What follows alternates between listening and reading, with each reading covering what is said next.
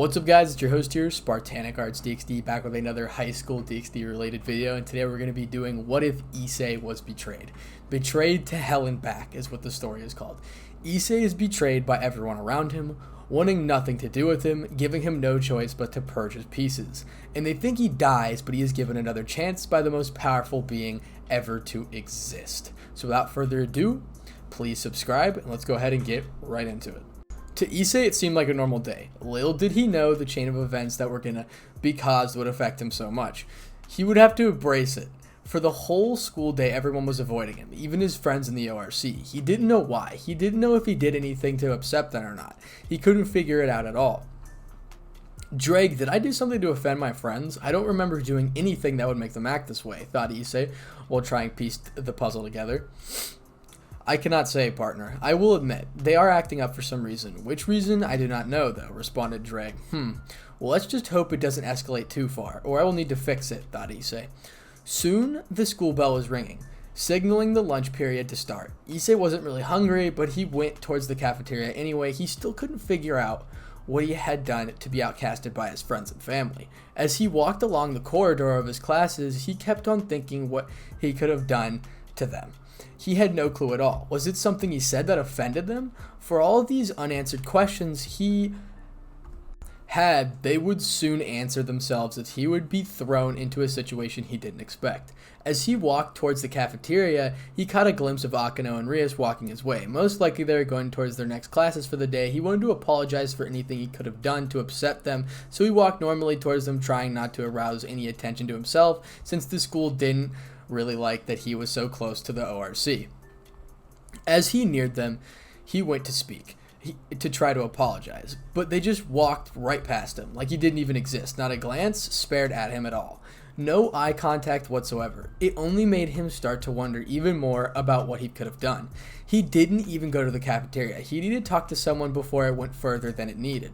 He soon found himself behind the door to the chemistry room. He was here to talk to his sensei Azazel to see if he possibly knew anything, so he knocked on the door. Soon after 5 minutes, the door was opened for him, but something was off as well with Azazel.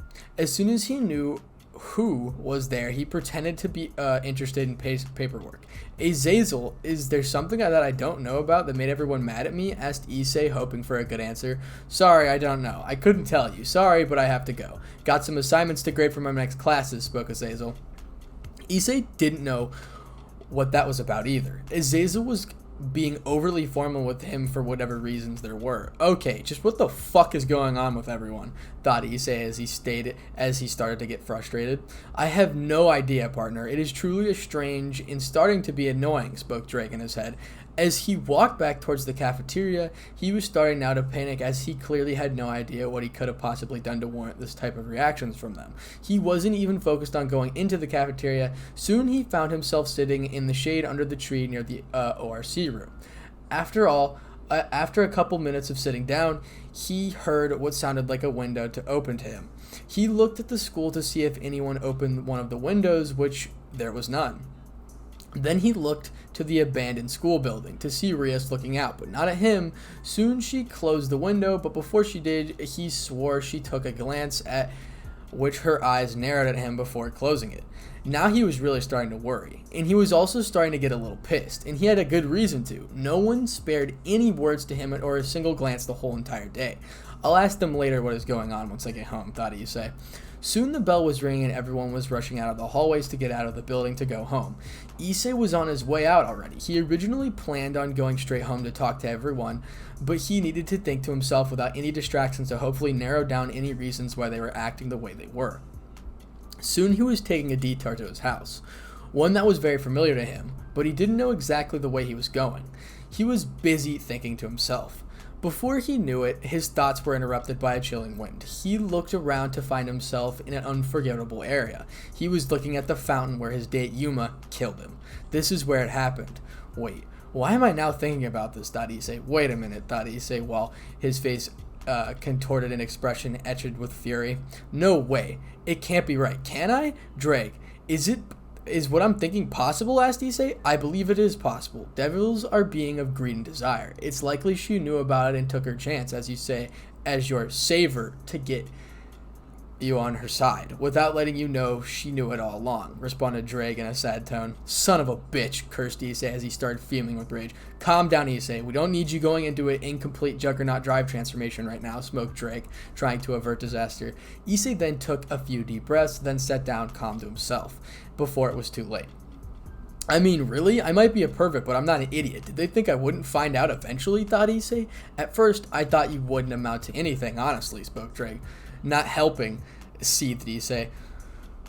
Let me finish what I was saying. Like I said, at first, I didn't think you would really get that far, but as time went on, you drastically changed my views. In such a short time, you defeated Riser Phoenix, a person that was clearly out of your league, but you overcame the odds if you had to use some unorthodox methods. Then you successfully held your own against Volley, a cater of the class of the fallen, or Kokaville, a catered class of the fallen that survived the Great War. Not many people can say they went toe-to-toe with him and was able to do fairly well. Not to mention you also forced Volley to retreat at the peace conference, as well as absorbing the dividing gem into the boosted gear. I'm fairly certain you will prove to the others that you're a hurricane of power that is not to be trifled with, explained Drake.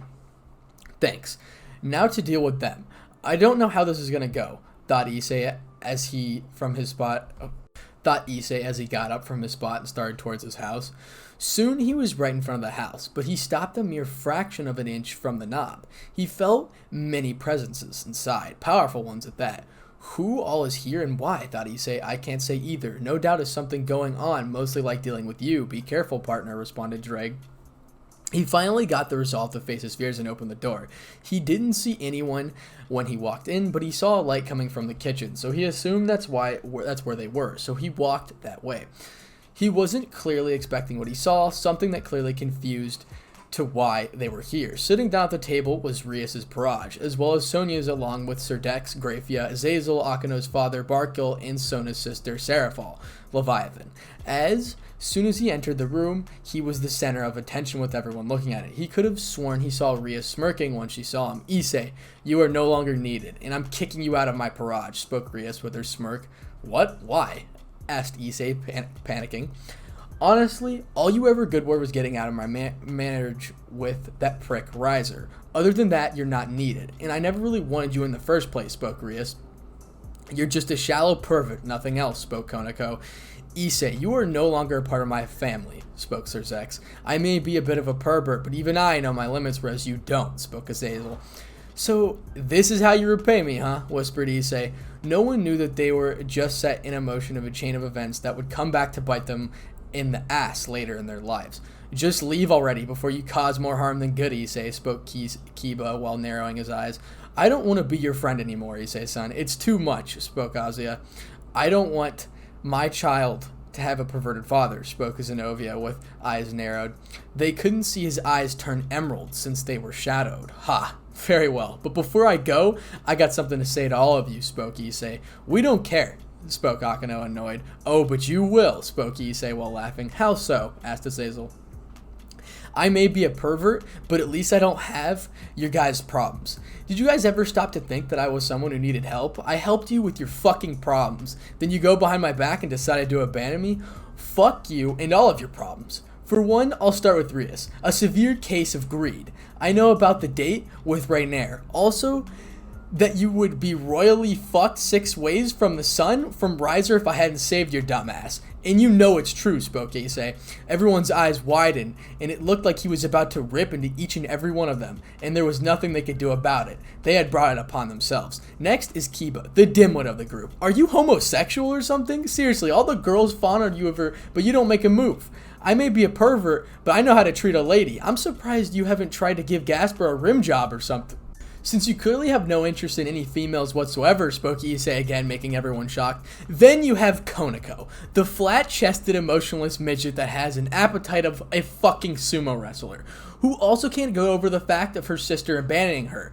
It's called family for a reason, spoke Issei while fuming with rage. Everyone was starting to get scared as power was rising by the moment. The pressure started to build. Then you, Akino. Who's one step closer to going full-blooded homicidal yandere with an SM fantasies? You say I have problems? Check again, spoke Issei. Don't even get me started on Azia. She has to copy everything you guys do to try to gain some attention. And you call me shallow, mocked Issei? Zenobia Genovia, all she fucking cares about is trying to have my kid, literally to the point of bringing condoms inside the classroom, spoke Issei. Irina isn't here right now since she's my childhood friend. I know she wouldn't be like this, spat Issei.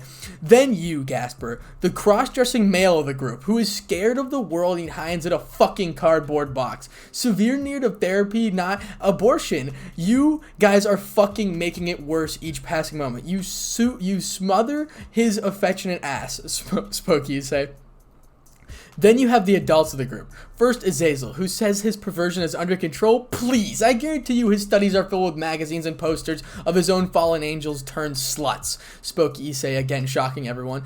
Then you have Sir Zex, the ciscon of the ages, who's too stuck up since the mouth to notice that his wife is probably sneaking out at night getting railed by a couple of black dudes with elephant-sized dicks, while thinking the heavens for the best gangbang in ages.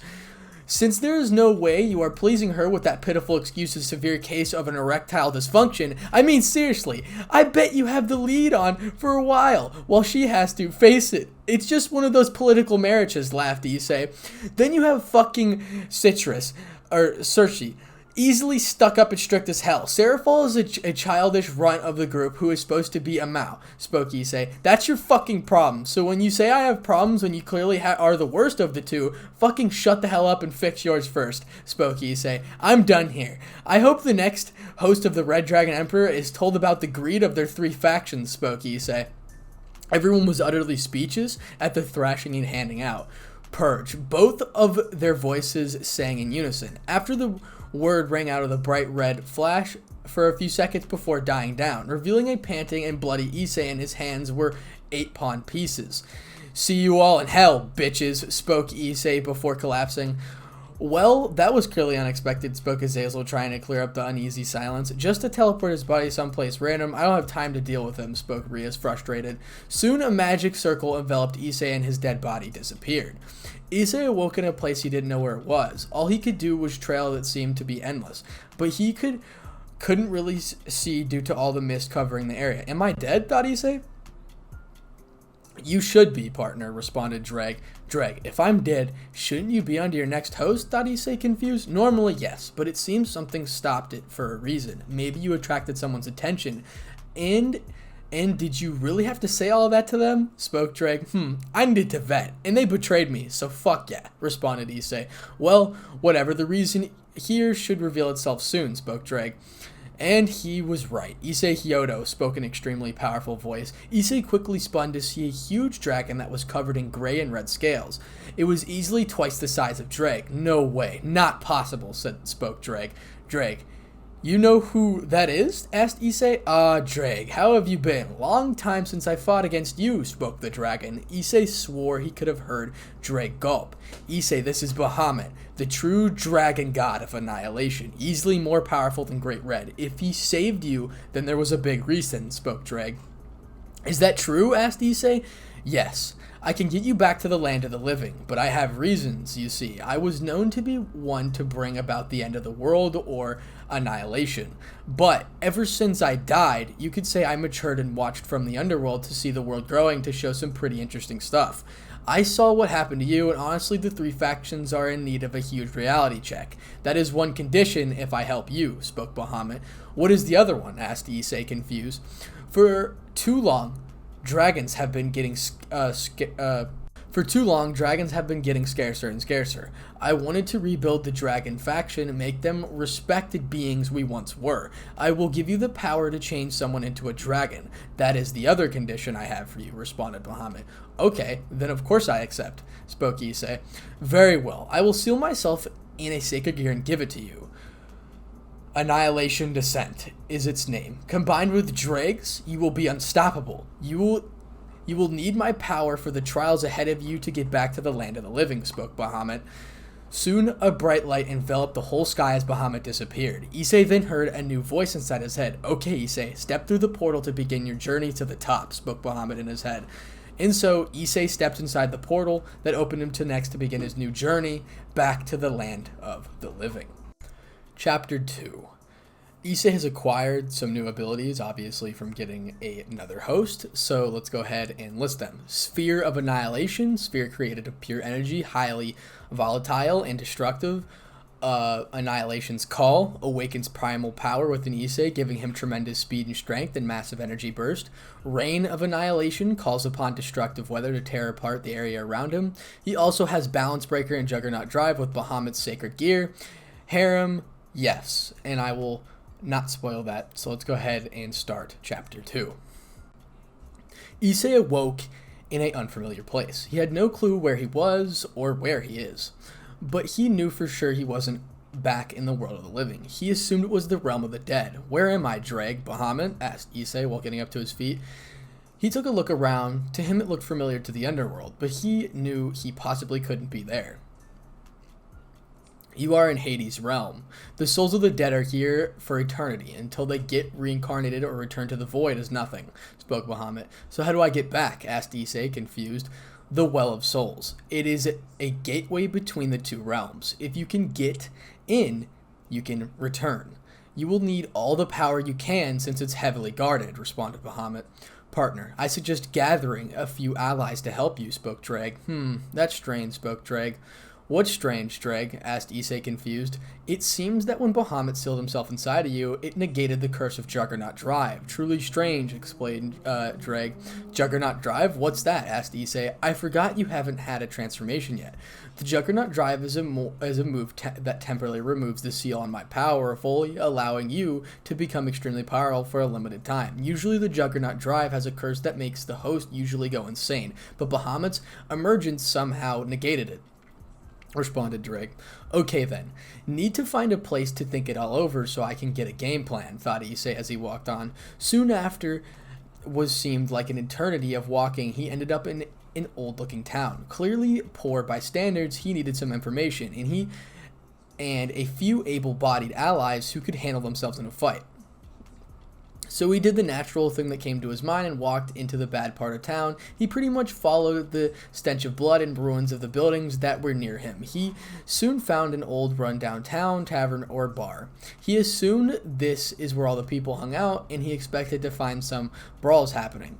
He soon opened the door to find that inside. It was packed. Mostly at every table there it was filled, and he could tell there was a lot of strong people in here, some more so than others. But as soon as he stepped inside, people turned to him. He could tell that he wasn't welcomed at all. So he just smirked and went to the counter where the bartender was serving a customer. "Be wary of a fight breaking out. It's obvious you're not welcome here. Be prepared to show them what you can do, partner," spoke Dreg. "They are ants compared to you now. Your new abilities and strength far outclass even the mouths, Issei. If it comes to it, destroy the bar to prove a point," spoke Bahamut while chuckling. "Son, I suggest you state your business here, then hit the road. You may not like the result if you stay too long," spoke the bartender. "I doubt if anyone here could be of use to me anyways. I just need a drink before I go," scoffed Issei. That's when he heard a few footsteps coming toward him and three voices behind him which sounded familiar. "Please, he's already overstayed his welcome. This isn't a place for a brat," spoke a male. "Don't seek. I think you had too much to drink, but I agree this ain't the place for brats or kids," spoke a girl who was astoundingly familiar to Issei. Issei felt like his heart stopped. He stopped breathing altogether. He needed to get out of there fast or else the bar would be blown to smithereens. The bartender caught sight of the expression Issei had.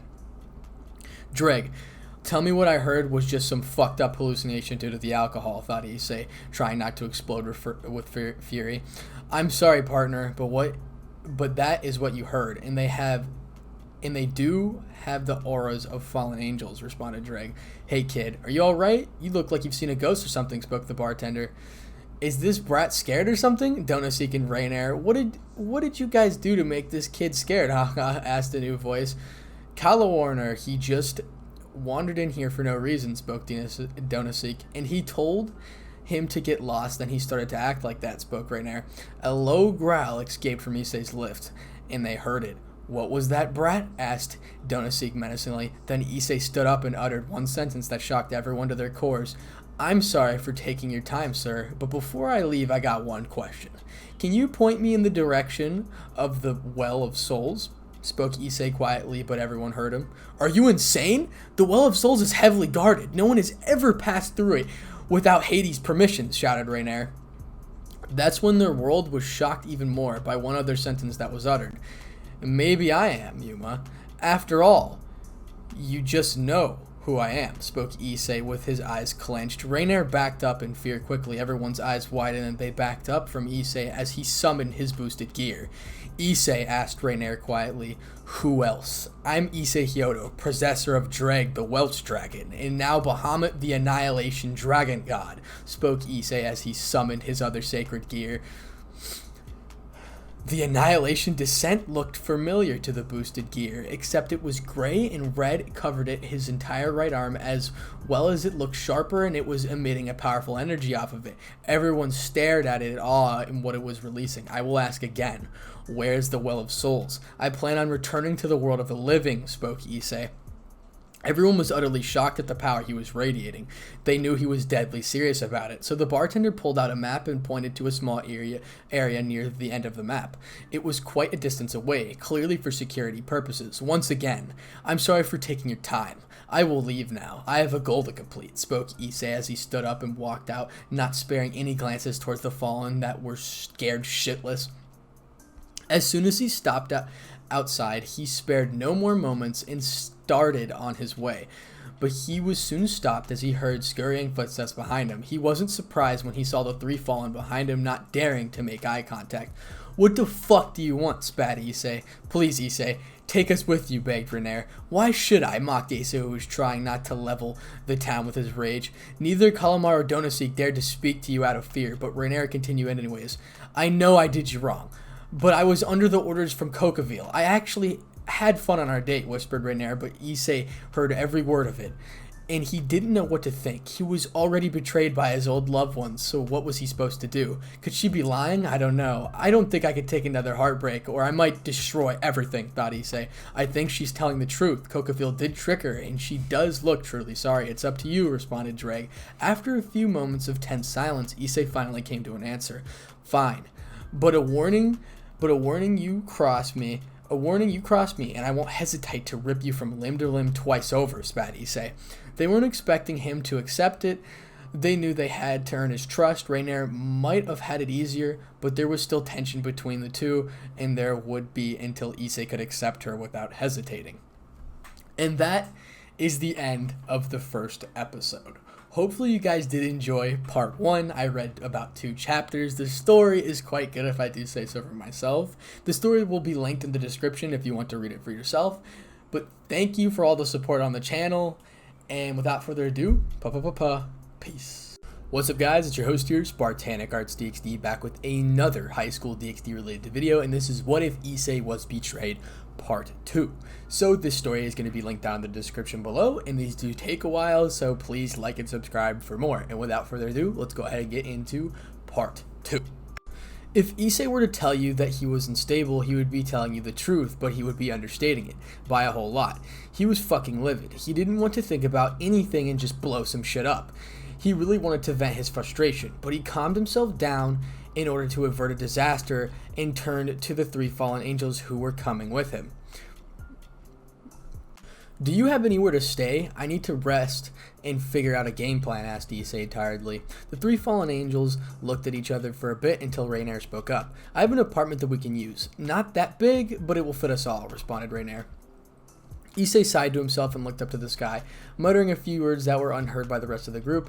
He contemplated in just leaving them here and heading straight for the well, but he decided against it since he would need all the allies he could gather for what he had planned. It will work for now, spoke Issei tiredly. Soon he was following the 3 fallen angels on the sidewalk as they arrived at a 3-apartment complex. Broken windows, clearly run down, but it worked for now. Before he knew it, they were sitting around the table with them all looking at him unexpectedly. They definitely had a lot of questions he needed to answer. Okay, I know you guys must have a lot of questions for me, so ask away, spoke Issei. What happened to you? I thought you were close to the devils. How did you die and why didn't they save you? Asked Rainier. Well, let's put it this way. I was only useful to them for a little bit. And that was to get that bitch of a devil out of her forced marriage. Then About the time the peace conference happened, they decided it was time to get rid of me like I was yesterday's trash. Long story short, I ripped into each and every one of them about their own problems, then I purged all my evil pieces, explained Issei. Then how do you still have Drake? If you died, shouldn't he have passed to the next host? Asked Koala, confused. Well, yes, normally, but I guess Bahamut brought me to a purgatory state to give me a choice. Keep Drake and gain the second sacred gear to help him go back to the land of the living, of course at a cost, or just stay dead, spoke Issei. Everyone's eyes widen at his story. That's why he was the way he was. He was abandoned by everyone and he thought were his friends and family. Now he didn't know who he could trust and if they would just betray him like his old friends and family. Rainier was truly sad and she made up her mind to help him. What cost did you have to pay? Asked Donaseek, confused. Bahamut had 2 conditions. But now that I think about it, one was just for fun. Since he knew I would get back at them, he wants to give me 3 factions a huge reality. He wants to give the 3 factions a huge reality check, and oh boy, I will. Then the other was to rebuild the dragon faction, spoke Issei. Everyone astonished at his goal to rebuild the whole entire dragon faction was nearly impossible, since normally someone couldn't be turned into dragons like devils or fallen, or even angels had a reincarnation system. But the dragons didn't, and they were slowly dying out. How are you going to rebuild the dragon faction? Asked Rainier. Bahamut said he gave me the power to turn people into dragons, so I guess when the time comes, I'll figure it out, responded Issei. What are you going to do about the 3 factions? Asked Kalawir. I have a bone to pick with the devils, and Azazel as well, so it won't be an easy punishment at all. As for heaven, a simple meeting may suffice. If I may resort to some more drastic measures, spoke Issei. Man, I hate to be unlucky. I hate to be the unlucky people who are going to feel your wrath. Even Azazel is going to be scared shitless when he sees you again, muttered Donaseek.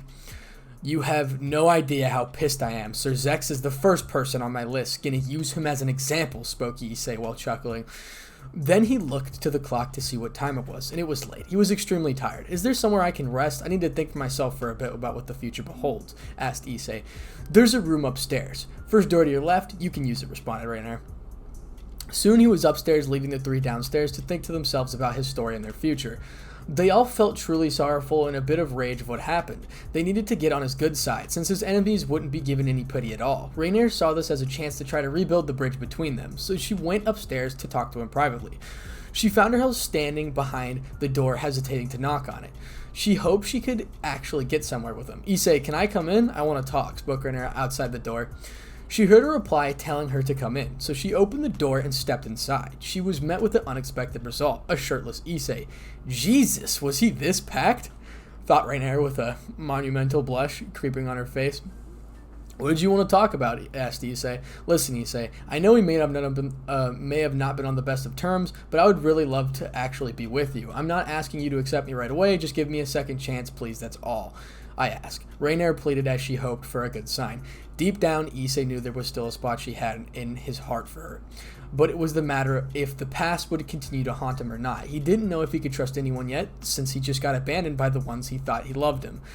She heard him sigh to himself, most likely thinking about it. That's when he closed his eyes. It seemed like he stopped as she waited for his answer. She was holding in a breath that seemed like it went on for eternity. When she opened them again, they weren't filled with rage, just calmness. They were actually softened. She saw a small smile come across his face for a brief second.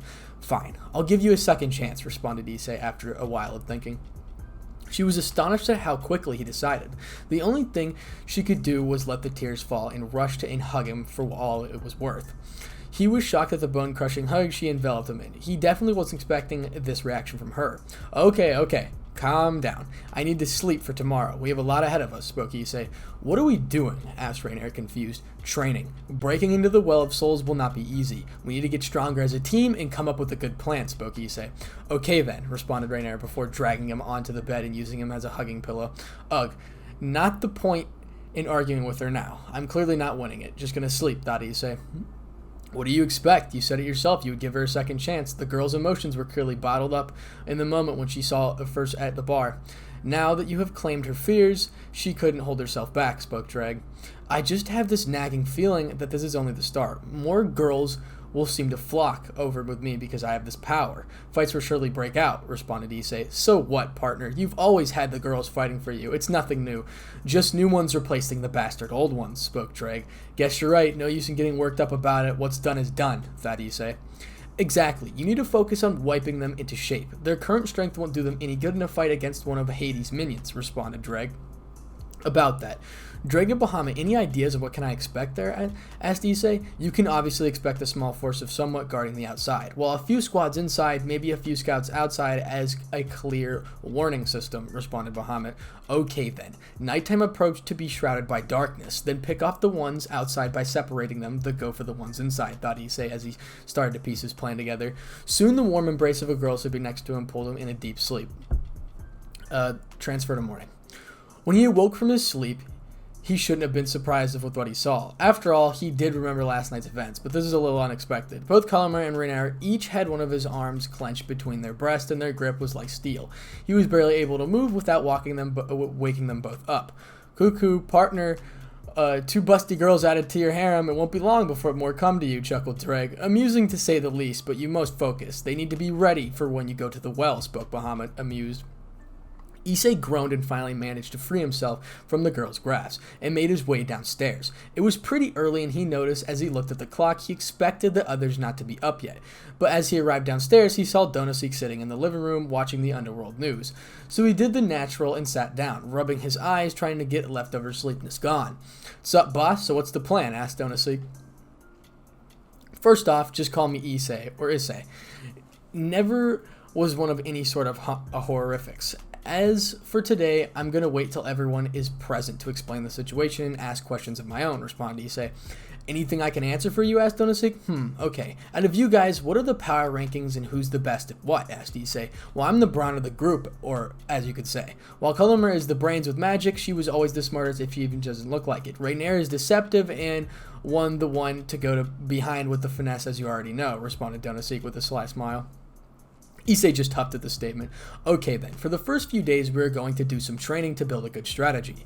Getting through the well's defense won't be easy. You guys need to be stronger if we're going to make it," spoke Issei. "Very well, I can take that easily," responded Donosik with a grin. "Also, wasn't there a 4th member of your group? I forgot her name though," Issei asked, confused. "Oh, Millet. Let's just say that Calamari and Reynard had a falling out with her. She decided to go her own way. Haven't seen or heard from her in quite a while," Donosik replied. "Great. Now we just have to wait for the others," spoke Issei. "What about us?" asked Reynard as she came down the stairs with Calamari. "To explain the situation," spoke Issei. "What is the situation?" asked Calamari. "The well is heavily guarded as we thought. Based on what my dragons discussed last night, we will have quite the resistance when we strike. So for the next few days, we are going to train as a team so we won't get killed the moment we get spotted," explained Issei. "Where will we train?" asked Donosik, confused. "When I first came here, I saw a good area that was deserted near a mountain. We will be undisturbed there. I'm going to push each and every one to break through their limits." "Bring it," challenged Donosik with a grin. "Fine by me," Calamari said. "Let's go," Reynard screeched happily. Scene break, and as we go to the mountains, so we're transferring to the mountains. Soon the 4 of them found themselves standing in the mountains far away anyone who would disturb them. "Okay, first things first. I'm going to test everyone to see where you are. You're first up," Donosik spoke Issei. "Okay, what do you want me to do?" Donosik asked, not knowing what to do. Before anyone else could guess what Issei was thinking, they all heard the boosted gear call out command that both intrigued them and confused. "Blade!" shouted the dragon booster as the familiar red light brightened up the whole entire area. When it died down, they were surprised and a little frightened by what they saw. A holy sword. "Is that Calamari?" asked breathlessly.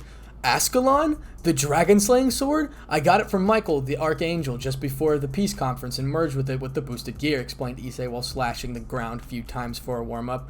"Okay, Donosik, what I want you to do is throw a lead spear at me. If I can slice through it with this sword, it needs work then," spoke Issei. "It would be my pleasure," responded Donosik with a grin. Before anyone else could see what's going on, Issei switched into his stance as he waited for the spear to come. In a second, Donosik threw his light spear as hard as he could towards Issei. Reynard and Calamari thought he threw it a little too hard, but as they watched Issei, they noticed that he was calm and collected as he soon caught the slight of the spear coming towards him. Issei dashed forwards and did a downward slash, efficiently slicing it in 2 halves. Everyone stared into the 2 halves of the spear. It started to dissolve. "See, that spear wasn't very well made. You need to put more into it. Magic itself has its limits in splitaniums, but there has always been ways to get around those without major consequences. Think of it this way. Devil magic is unstable, while holy magic is stable. Devil magic is naturally unstable. since most of them are destructive and powerful, while holy magic is more of a supportive. But don't get me wrong, holy magic can be extremely powerful if you know how to use it properly, explained Issei. Now I'm not an expert on magic, so don't think like that. I can't use advanced techniques, but I know the basic stuff. And magic fundamentally works. There are a multitude of ways to increase your magical potential. One way is your reserves. The stronger your body, the more it can handle before your body breaks down on the inside. With more holy magic, you are pretty much using your imagination to create a spear. The more stable it is, the stronger it is, explained Issei. Call Warner, since you're the magic person of the group, making a light sword should be easy for you, right? Issei asked Call Warner. She looked at him for a moment while contemplating the idea. Okay, I guess I can try, Call Warner replied with a shrug. She then closed her eyes and began to focus on the others watched her in anticipation. Soon a bright white light started to form in her hands. It started to grow in size. Soon after the light died down, she held it in her hands, a small light sword. Very good. With more practice, you can get used to it and make a better one. A sword will come in handy if you get into a tight situation and can't throw a spear, spoke Issei. Okay then, I will continue to practice with my sword, replied Kala Warner. Rainier, you are the deceptive type. The one to go behind someone's back with a finesse and deal a finishing blow, explained Issei. As soon as the three heard this, both Kala Warner and Donosik smirked while Rainier looked down. Don't worry, I won't hold it against you, but I will push you harder as a little payback, spoke Issei with a grin. They all smiled at the statement. Rainier gave a challenging grin back at him. So what do you want me to do? Asked Rainier, confused. For you to be a good fighter with your skill set, you need quick reflexes and good speed. You need to be able to make a split-second decisions and act on them as fast as you made for them. For now, you're going to come at me and try to punch me. Land 5 successful strikes and we will take it up a notch. I won't be going easy though, explained Issei. Drake, 5 boosts and put them in my reflexes, Issei said in his head. Right on, responded Driggs. Everyone was waiting for Rainier to move to an attack. As they saw Issei get in his stance, they prepared for a good spar. That's when they heard the dragon booster. Boost, boost, boost, boost. Everyone's eyes widened as they heard the boosted gear call out. They knew he was taking this seriously, so they had to be on guard and take it seriously as well. Before anyone knew it, Rainier had unfurled her wings and dashed towards Issei with quick speed. But Issei could see her movements clearly as she threw a right hook, trying to connect with his jaw.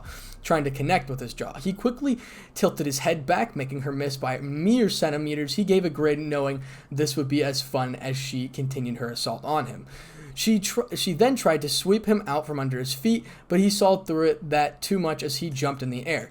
He saw Rainier narrow her eyes and lunged at him another time and actually managed to land an uppercut to his jaw. All of them widened their eyes as soon as they saw him fly back in the air from the blow she delivered. Issei, are you alright? Rainier screeched as she realized she might have punched with a little too much force in it. Yeah, I'm fine. That was a good punch, Rainier. Someone without my strength would have been definitely knocked out easily, Issei said after getting up from the ground. I will say this, you're doing better than I expected. You're already using your speed to your advantages, but try to mix it up a little with strikes and more often, or the enemy will be able to predict what he will do to you, Issei commented as he got into his stance again.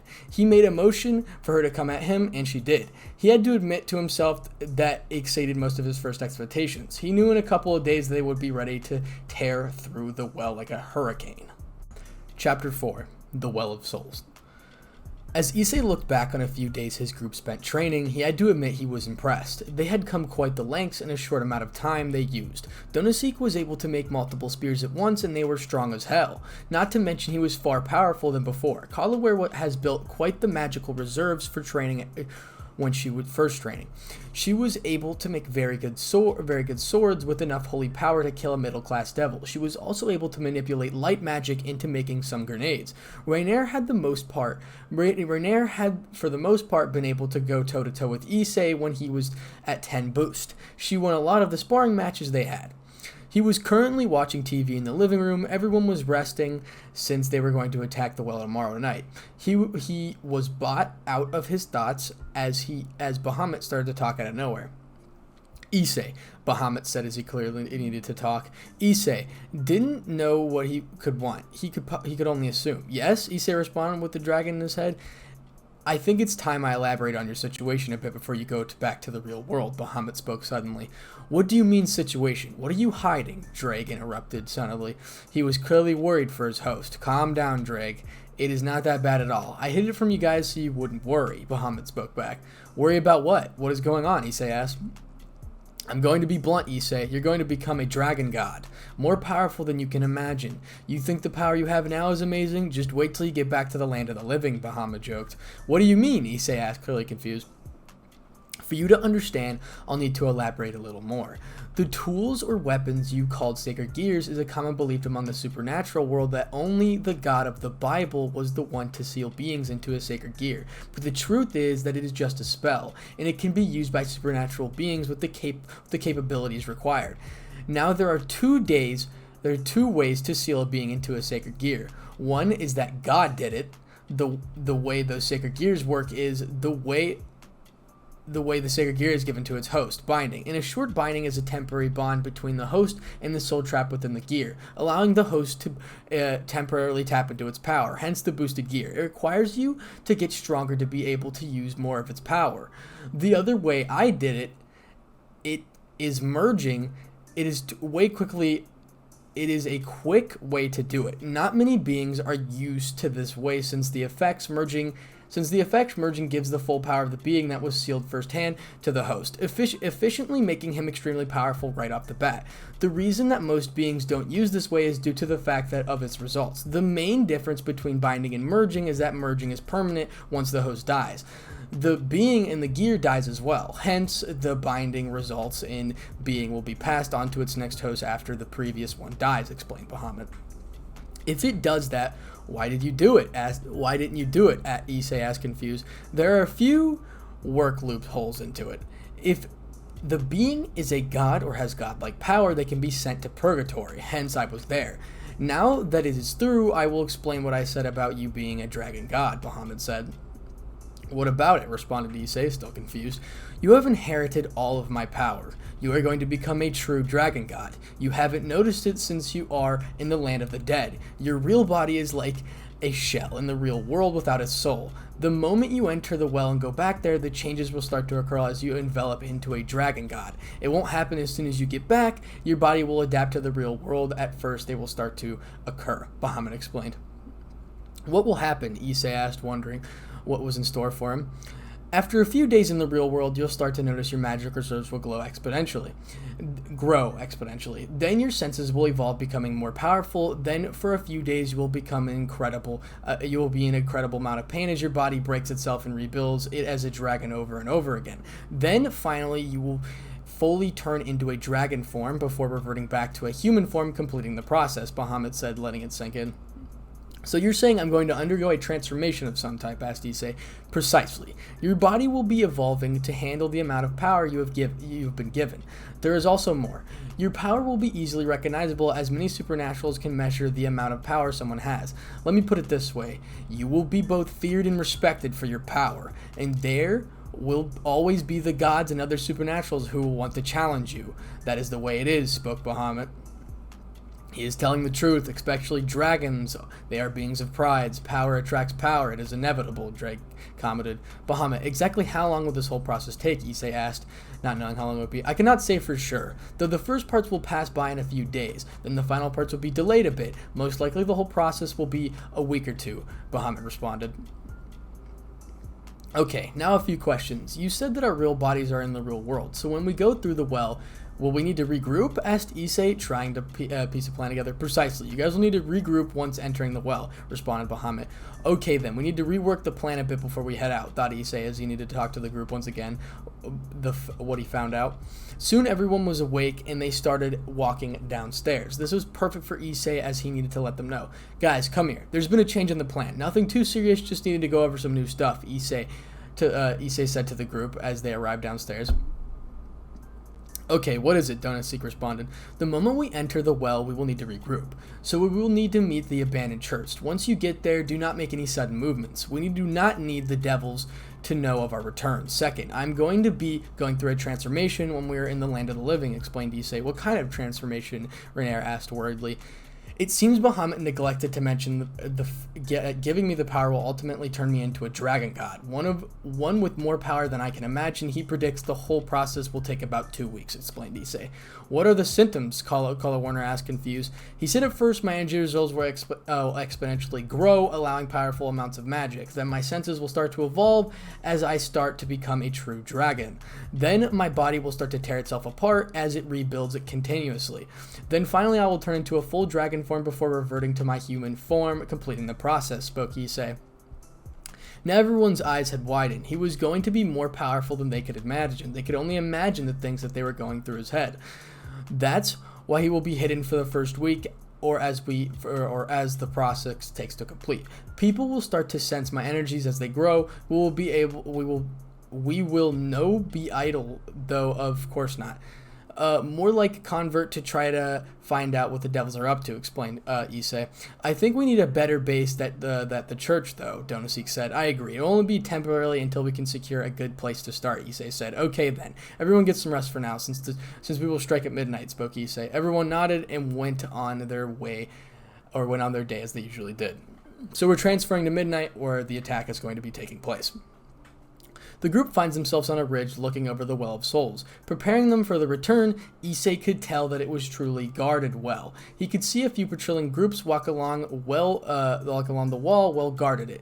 He could tell that he was in the right spot due to the blue light rose up into the sky from the ground. Truly a wonder to behold, he thought. Okay, you guys know the plan. Call a Warner. You distract them with a couple of light grenades in the distance and separate them. Renair, you strike fast and hard, effectively taking them out. Then we regroup and head on inside and push forward, taking out anyone in our path, Issei said. They all gave a nod and went to work. Call a Warner threw 3 light grenades off to the east side of the mountain, causing a lot of commotion among the guards, making them scatter like it was nothing. Call a Warner then nodded to Renair, who formed 2 light daggers and radiated a lot of holy power, and they were sharp as hell. She dashed away quicker than even Issei could spot. He was impressed at the speed and reflexes she gained with her training. She quickly appeared behind several guards, slicing each of their throats, thus cutting the jugular vein, causing them to gasp out for breath as they quickly died from blood loss. She disappeared once again after fishing the rest off with the scattered guards. It was a massacre. It definitely looked like a beast had raged on outside. No one was left. They regrouped and made their way towards the main entrance. They stopped right behind it. Alright guys, this is it. No holding back in there. It's kill or be killed, spoke Issei. They all nodded, righted their weapons, and signaling for Issei to kick the door open. And he did. But they were met with something they didn't anticipate. Even Issei's eyes widened in shock. A Cerberus there were along 3 squads of guards. Shit, just my luck. A fucking Cerberus, Issei thought. It cannot match you, Issei. No need to worry, Drake commented. Issei, it is time for you to use some of my power. You need to make a mark on the world so Hades realizes he can't come for you. Show them the power of annihilation, Bahamut shouted in pride. Okay then, thought Issei with a grin. Okay guys, you take care of the guards and I'll take care of the Cerberus, Issei said to his group. Got it, responded the 3 men before going on to the guards. Issei turned to the 3-headed guard dog and smiled. Well, Mutt, I hope you said your goodbyes, because you're going to die here tonight, shouted Issei. That's when a faint glow of gray mixed with red started to cover his entire right arm. Armadagon's descent, shouted Issei as he summoned his second sacred gear. He saw Cerberus rear its head back as if it was going to charge at him. Issei smirked at this. So how do I use this, Bahamut? Issei asked, confused as he stared at his arm. The first ability should be easy enough to use, Sphere of Annihilation, to use it. Concentrate the energy around you and compress it into a sphere. Then throw it at the dog to kill it, Bahamut instructed. So Issei closed his eyes and concentrated hard on the center of his palm. He felt a tremendous pressure building on it. Everyone else could feel it too, based on the looks of fear on the guards, and awe with his group. He opened his eye to see a spear of pure energy about the size of a softball in his hand. It looked similar to Cerzek's Ruin the Instinct, but it was mixed with gray and red with pure black lightning crackling off of it. Its power outclassed the power of Cerzek's Ruin the Extinct. Even Issei could feel its volatile power. That is, pure energy formed into a destructive ball. Extremely powerful. Easily enough to annihilate that dog, Bahamut spoke impressed. So that is the power of the dragon god. I've heard stories of the insane power they hold in their hands. Truly a nightmare to witness at first hand, muttered Dreg. Take this, you mutt, shouted Issei as he chucked it at the Cerberus. The sphere flew at the Cerberus. It didn't have a chance at all. As soon as it hit the Cerberus, the sphere expanded by 10 feet, completely covering the Cerberus in the sphere of annihilation. Then there were roars of agony from inside the sphere as it started to crackle with even more lightning. Soon after a few minutes, it started to dissolve, leaving nothing left of the Cerberus, not even a single ash. It was completely annihilated. Jesus fucking Christ, what the hell was that? Issei shouted at Donosik. Bahamut called it the Sphere of Annihilation. Fitting name, I guess, Issei responded as his own shock was gone. He looked around to find most of the guards dead or unconscious, while some had ran for their lives seeing Issei's new power.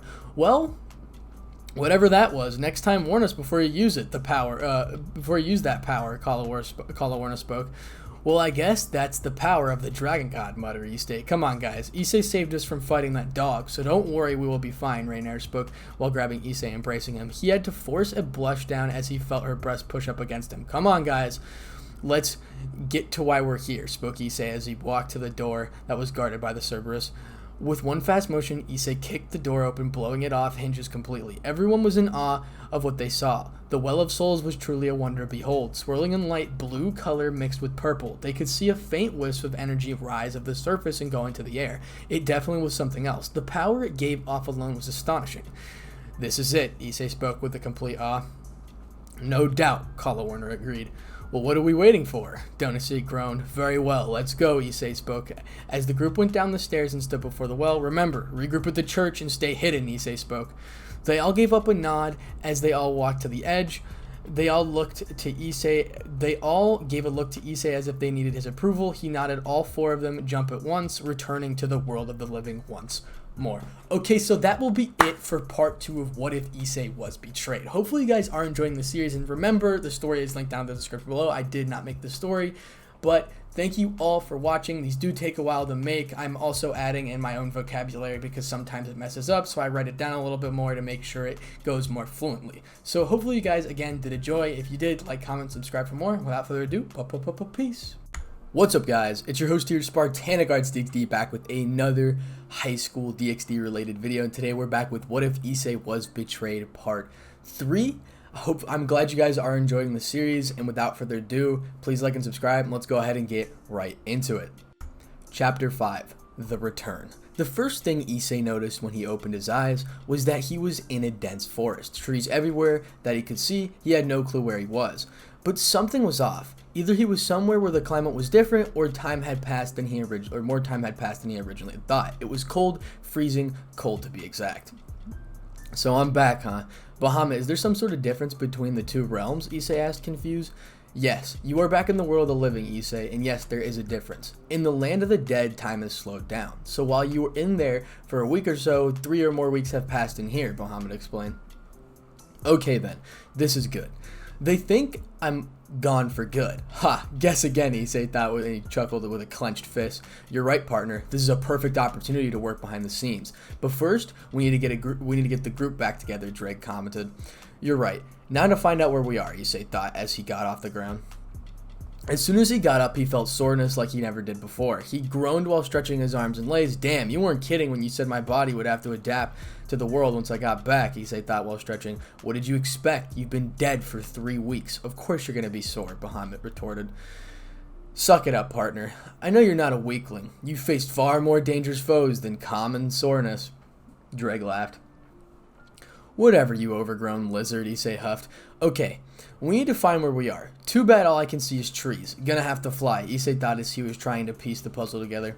Looks like there's no choice but to fly up and survey out your surroundings, Drake commented. Issei released his wings and was surprised at what he looked like. The skin was blood red, while trimming and appendages were a sleek gray. He decided to flap his wings a bit to get used to them since he was always used to devil wings instead of dragon ones. He was in awe of what his wings looked like. Grinning to himself, he crouched on the ground and flew straight up into the air. Back to go to the abandoned church. Scene break.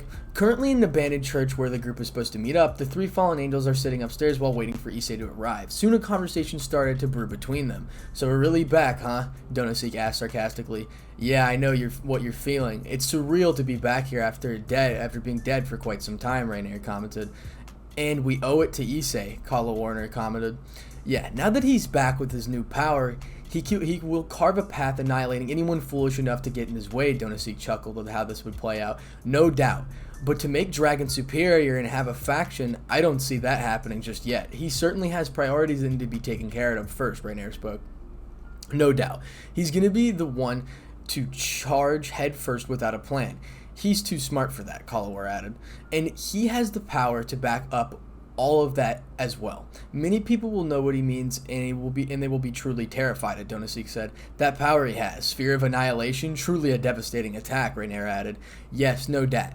The energy was godlike, Collowar spoke. So what do we do now? Donosik asked. Well, first we wait for him to get back. Wherever he is, he will be here soon. We have to stay hidden too. If we were found without him here, we would be dead, Rainier replied. They all agreed on that, and so they waited for Issei to meet them in the church. Scene break. As Issei flew up, he couldn't see anything at all. Just trees as far as he could see. He assumed he was in a big forest with all the green he saw. He couldn't see any landmarks or anything that could point him in the right direction. He came up with a risky idea if he went wrong could spell trouble before he got anything done. So he flew to a clearing he saw and sat down and started to meditate. As he started to leak his aura, he simultaneously searched for anyone that would happen to be in the area. He found quite a number of them, and they were quite a lot in the distance. So he got up quickly and flew to the area where he sensed the presences. He needed to leave the area quickly since he released quite the amount of his power. Anyone in the area would sense it would come to investigate. He did not need anyone to know that he was alive with his new group. Eventually, after about 15 minutes of flying, he came across a shrine on a hill with some workers attending it. The shrine looked familiar to him. It was the one that Akuna used as a house before moving into the hyoudou residence. Looks like they rebuilt it. So I was near Ko, but still off in the distance. Well, time to head to the church, Issei thought as he tucked his wings and suppressed his aura. He snuck around the edge of the shrine to avoid any attention that he didn't need right now, and proceeded to walk on the sidewalk, trying not to act suspicious to arouse any unwanted attention as he started towards the abandoned church. He started thinking more and more about his plan. He needed allies, powerful ones that can hold their own against someone like Azazel or Sir Zex if needed. That's when he thought of the perfect first addition to his new group. Taima, the Chaos Karma Dragon King. Partner, are you sure you want to go for her first? You may not like it, since you're my host. Drake commented. Why does she hate you? Issei asked. I may have promised her children before I got sealed away, so naturally she will hate you since you're my host, Drake explained. Well, whatever. She can hate me if she wants. I'll make her submit, Issei thought with a grin. Like a true dragon, Bahamut laughed. Just don't complain when she's pouncing on you and trying to fuck your brains out, Drake snorted. You don't think I know that? I've dealt with that since the bastard devils try to seduce me. I expect Rainier and Collowar to make a move on me eventually, Issei retorted. For now, let's just focus on getting the plan in motion, Bahamut commented. Taimite lives in a familiar forest, so I will need you to find a way without causing too much suspicion, but we need to go to the church, Issei thought. So he started walking towards the church while thinking of what to do along the way. Soon after walking a while, he came to a stop and he found himself on a familiar street, the one where his old house was. He quickly suppressed his aura more to avoid detection as he walked slowly, trying not to attract attention. So his old house came into view. He sneered as he looked at it, obvious to him that they were still in there. He had to fight the urge to burn everyone and everything in it to the ground. That is until Drake stepped in to place at his host. Partner, calm down. You need to focus. You don't want to make a bad move this early in the game. Don't worry. They will get to what's coming to them tenfold, Drake said, trying to calm Issei down. Drake is right, Issei. I may be the dragon that only knew annihilation when I was young, but I'm not an idiot. You will get your vengeance soon enough, and everyone will know who you are and why you aren't to be taken lightly, Bahamut added. A growl escaped from Issei's lips as he took one last look at his old house, and with a passion stronger than ever, he made a promise that they would pay. He would make sure for what they did. So he decided not to go against his judgment and walked away and started back towards the church. He arrived at the base of the hill where the church resided. He cautiously looked to the surroundings to see if anybody was nearby. Once he found out nobody was there, he continued on his way. He stopped before the church just to take another look. He couldn't feel anyone in the area, so either they abandoned him, which if they did, he would slaughter them. They might not haven't arrived yet. or they are suppressing the aura to avoid detection. He slowly crept on the entrance, listening for any signs of movement within the church. Still no signs yet. He took a deep breath before slightly opening the door. He stepped in silently, trying to get a place of view on the place. Anyone here? Issei asked cautiously. That's when he felt it. The holy energy spike. He quickly dodged a light spirit thrown at him. He didn't feel any killing intent, so it seemed like it was a joke, like someone was playing with him. Come on out, guys, Issei huffed. You got us, Issei. Nice reflexes, Donosik said as he stepped out of the shadows. He wasn't surprised that Donosik would play around like that. What surprised him was the bone-crushing hug he was enveloped by Rainier and Collarwarner.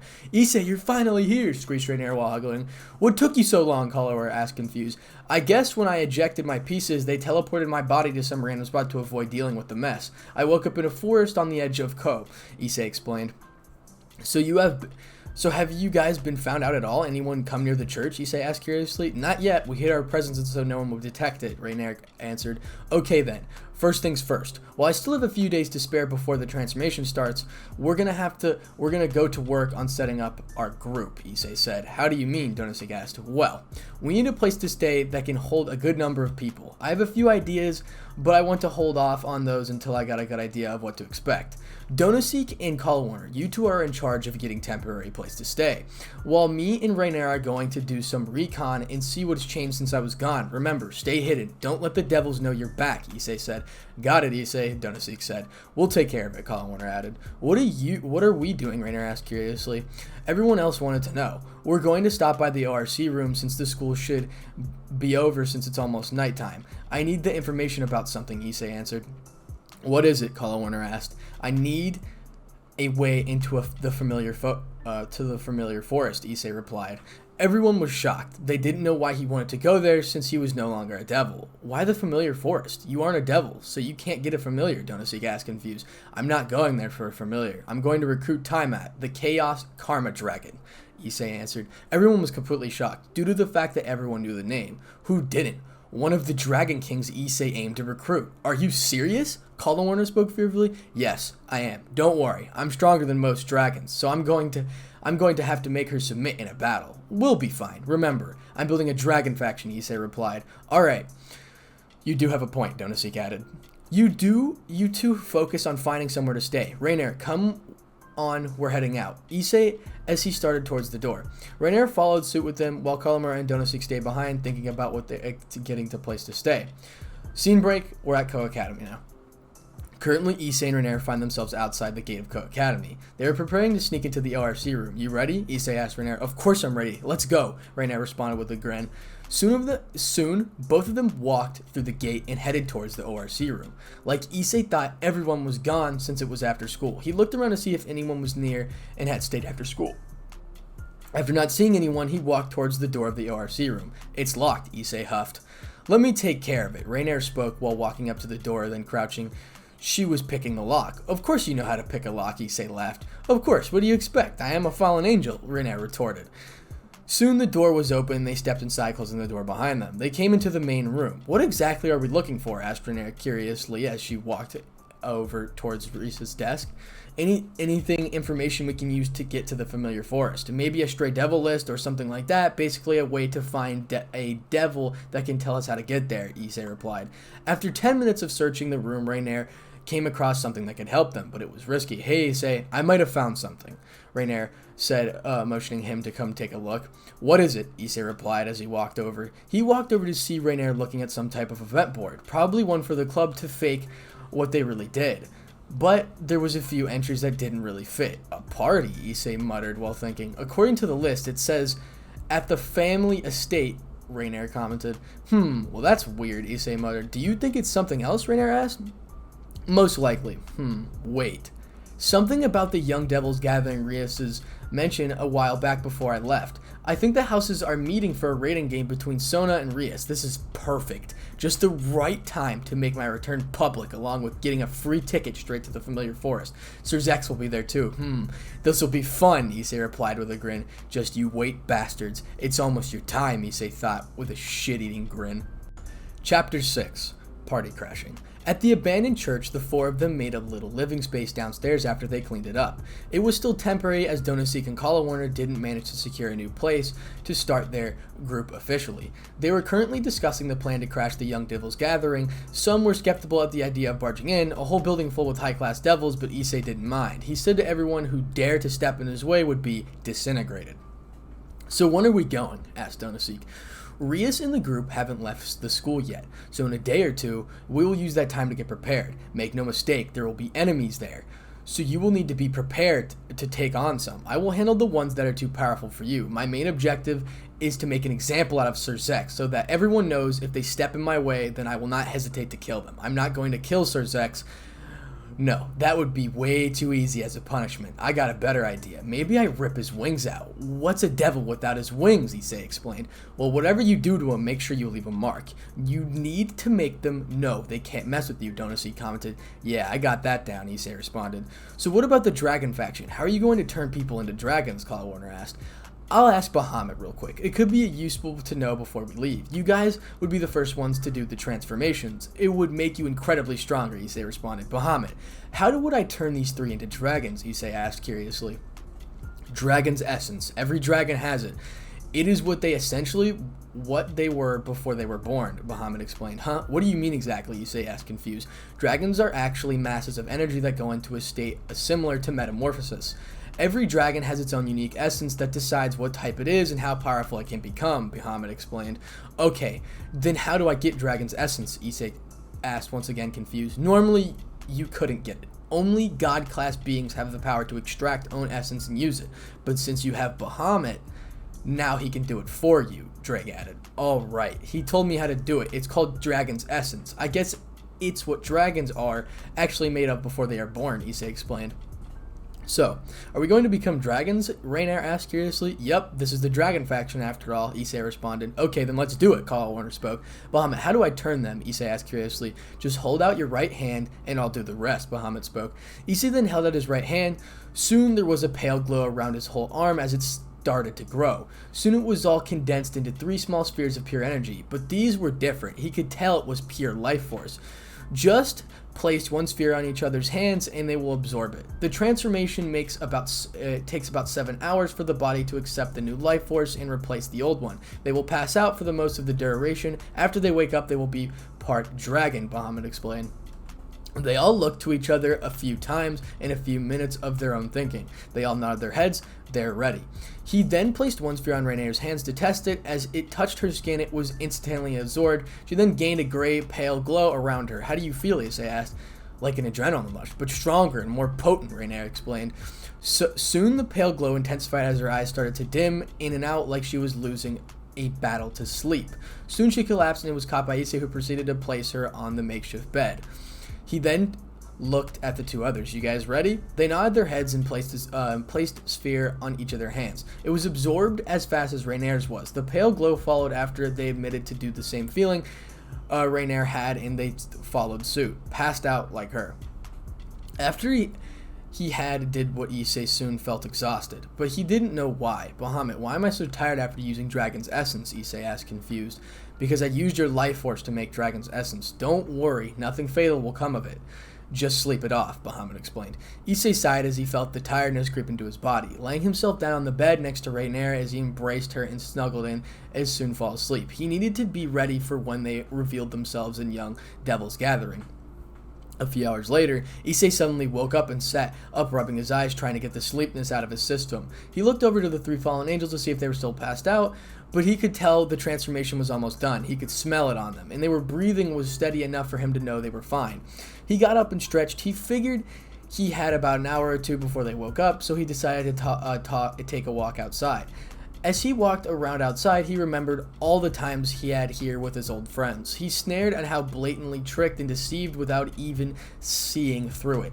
He started asking himself if he regretted the way he went out. Without a doubt, he didn't only made his resolve stronger than before to make sure that they paid for what they did. As he walked along the sidewalk, he passed the Co-Academy gates. He failed to notice 2 girls looking at him with an extreme shock, specifically Kanase and Morihama. They looked at each other with astonished looks. The school was already over for the day, but he was gone for a month. A conversation started brew between them. "Is that Hyoudou?" Marana asked as her friend next to her. "I think so, but he looks different, but I can't put my finger on it," Kanase responded. They didn't even know what to think. So they did the natural and went after him since their kendo practice was already over and they were on their way home. So they chased after him. "Hey, Hyoudou!" Marana shouted to get his attention. That spooked Issei. He went, "What the fuck?" Issei thought cautiously. Oh shit. He was deciding to hail tail as fast as he could turn around and to see who it was that called his name. He slowly turned around to see the two kendo girls walking towards him. He cursed inwards and they were the ones to find him first. "Yes?" Issei asked curiously. Where the hell have you been? 4 weeks you disappeared, now you just suddenly pop up? Did you and the ORC have an argument or something? They're acting like you didn't even exist," Kanase asked. Issei just scoffed at that. "Yeah, something like that," Issei responded, uninterested. "Well, what do you expect? You should have known they didn't really like you. You are a pervert obsessive one of that," Kanase responded back. That ticked him off big time. "Listen, don't judge me because I happen to enjoy the female body. Don't talk like you even know me. I'm not a crazy ass pervert like you think I am. I happen to already have 2 girlfriends with me that actually care for me, unlike that backstabbing band of baffords you call the ORC," Issei shouted in fury. Both of them were shocked at the belief. They didn't know what to say. It was evident they were crossing the lines. So if you have nothing else to say, I have to go take care of some errands," Issei spoke before leaving. The two just stood there and mouth agape, thinking about what they did. That's when they both noticed something odd about Issei. "Did you see his eyes?" Kanase asked. "Yeah, they were like a reptilians," Marama responded. They both didn't know what it meant, but nonetheless, they witnessed it, and they actually would know what it all meant, why he was It was all meant why he was the way he was sooner than later. Issei was beyond furious. He could barely contain it anymore. He quickly teleported to the deserted area to vent out his frustration. He needed to get a cool head on his shoulders when the group went to the underworld. He looked over to see a mountain. He then roared as loud as he could, shouting all of his fury and wrathful cry of anger. All around him, the ground started to shake as a huge earthquake started to form from the epicenter. A crater started to form underneath him as the pressure increased all the while. Soon he released all of his pent-up rage in one huge fear of annihilation, throwing it out the mountain quickly as he could. He watched it hit the massive rock as it started to shake and crumble until there was nothing left. After it was all over, he was breathing in and out deeply. He realized he made quite a show of power, and soon the supernatural world would be here to investigate. Soon he quickly left the area, teleporting back to church. He sighed to himself as he walked inside. Walking downstairs to see where everyone else was resting, he arrived to see soon Rainier starting to awaken from her sleep. She sat down slowly and started rubbing her eyes and stretching. "How are you feeling?" Issei asked. "Super sore. Like most of my joints and sockets have been dislocated and put back in again and again," Rainier responded while stretching. "What's the matter with you? I can tell something happened by your expression," Rainier asked curiously. "I met some of my old schoolmates while I was walking around an hour or 2 ago. They don't really like me, so I kind of got frustrated about them. The stuff they said," Issei explained after sighing. "What did they say about you?" Rainier asked. "Well, before I was turned into a devil, they didn't like me because of the peeking I did on them. But I had my reasons. And now that after a month of disappearing, they think they know me so well. It was just annoying the way they were judging me," Issei explained. "Well, whatever they said about you, it's not true. You definitely changed. You're not the same Issei Hyoudou anymore. You're reborn anew," Rainier said sincerely. Issei did something unexpected after that. He felt something stirring in his gut and he launched forward, bringing Rainier in a tight embrace. He didn't know what caused the sudden action, but he wasn't complaining. It surely shocked Rainier, but she didn't mind and she quickly embraced him back.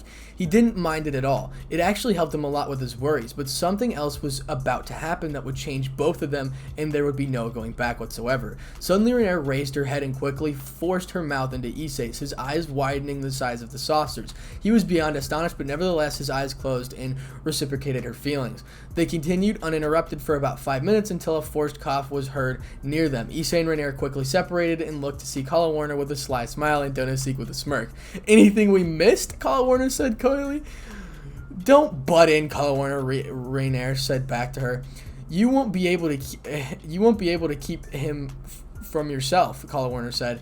That's when she walked up to Issei while swaying her hips proactively and kissed Issei with ferocity. Of course, Issei was shocked once again before wrapping his arms around her back. She quickly pulled away and looked at Rainier with a smug smile. Oh boy, here we go, Issei thought as he knew it was going to be a fight. Cuckoo, partner, what did I tell you? The 2 new girls in your harem, Drake chuckled at the scene before him. Dragon's blood for you, boy, Bahamut chuckled. Okay, enough. We need to be ready for tomorrow. We will deal with this later. Today is a free day. Get some rest for tomorrow. By the way, how do you two feel? Issei asked Colin Warner and Donaseek. Sore as fuck, Donaseek replied dryly. Sore too, but I feel like my senses have been made stronger for the most part, Colin Warner added. Okay, you guys should have a partial dragon form now. It's basically like changing between your fallen forms, Issei said. The 3 of them looked at each other real quick. Soon as them gained crimson scales and razor-sharp claws and dragon wings that replaced their fallen wings. Cool, Rainier shouted before reverting back to normal. Awesome, Donaseek muttered while looking at his claws. Pretty cool, Kalawar added. Soon everyone did their own thing before the rest of the day as they prepared for the plan tomorrow. Fast forward to morning.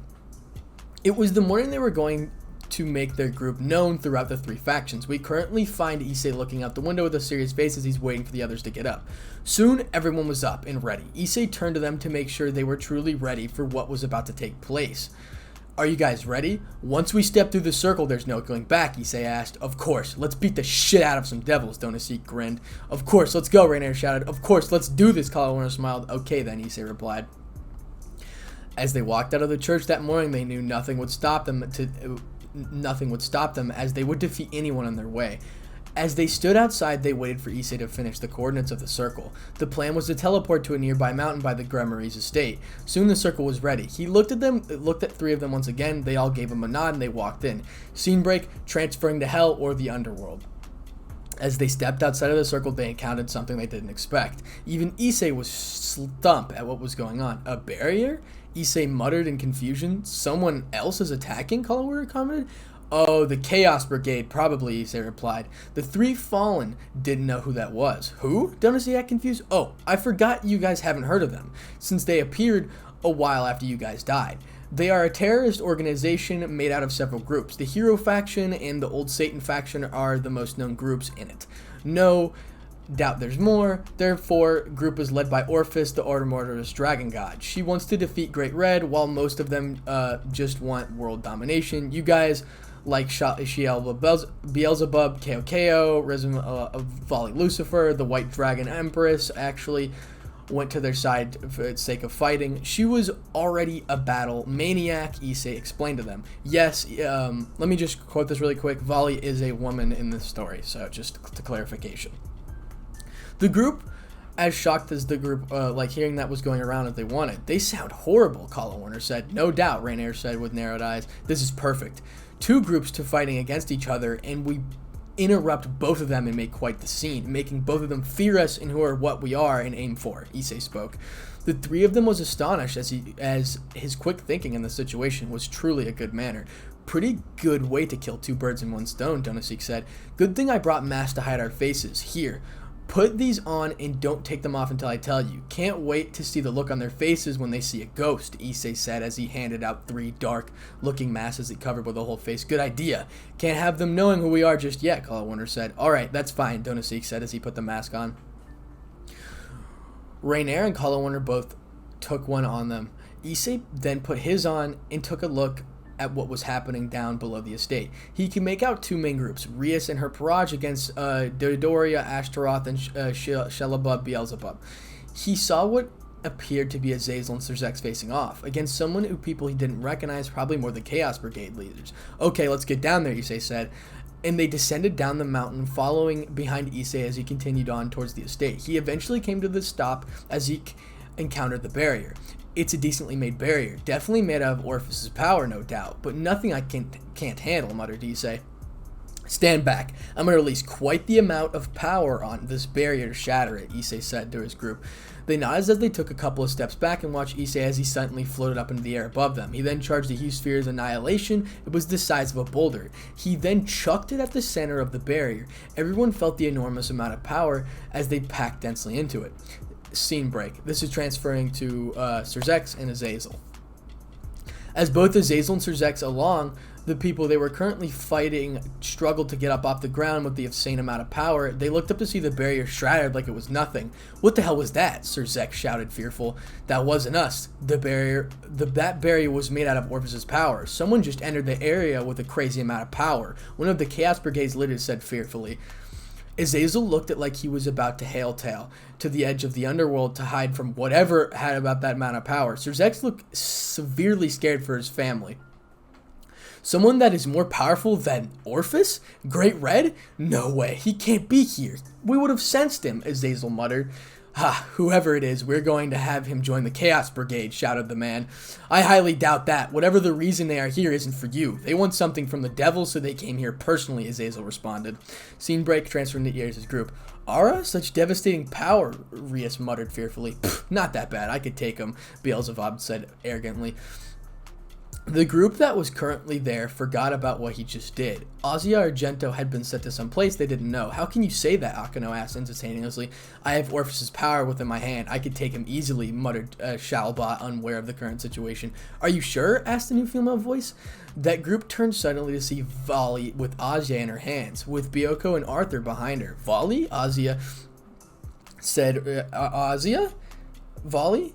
Azia, Ria said softly. We found her in the dimensional gap, but that power spike brought us here. Vali said before dropping Azia in Akeno's arm. Now, Shelba, are you certain that you can take on someone like that? Vali asked, narrowing his eyes. Of course, shouted Shelba. She just sighed, but something piqued her interest about this power spike. It was familiar. That was Albion's wings manifested on its own. Vali, do not antagonize that person with that power, Albion said aloud.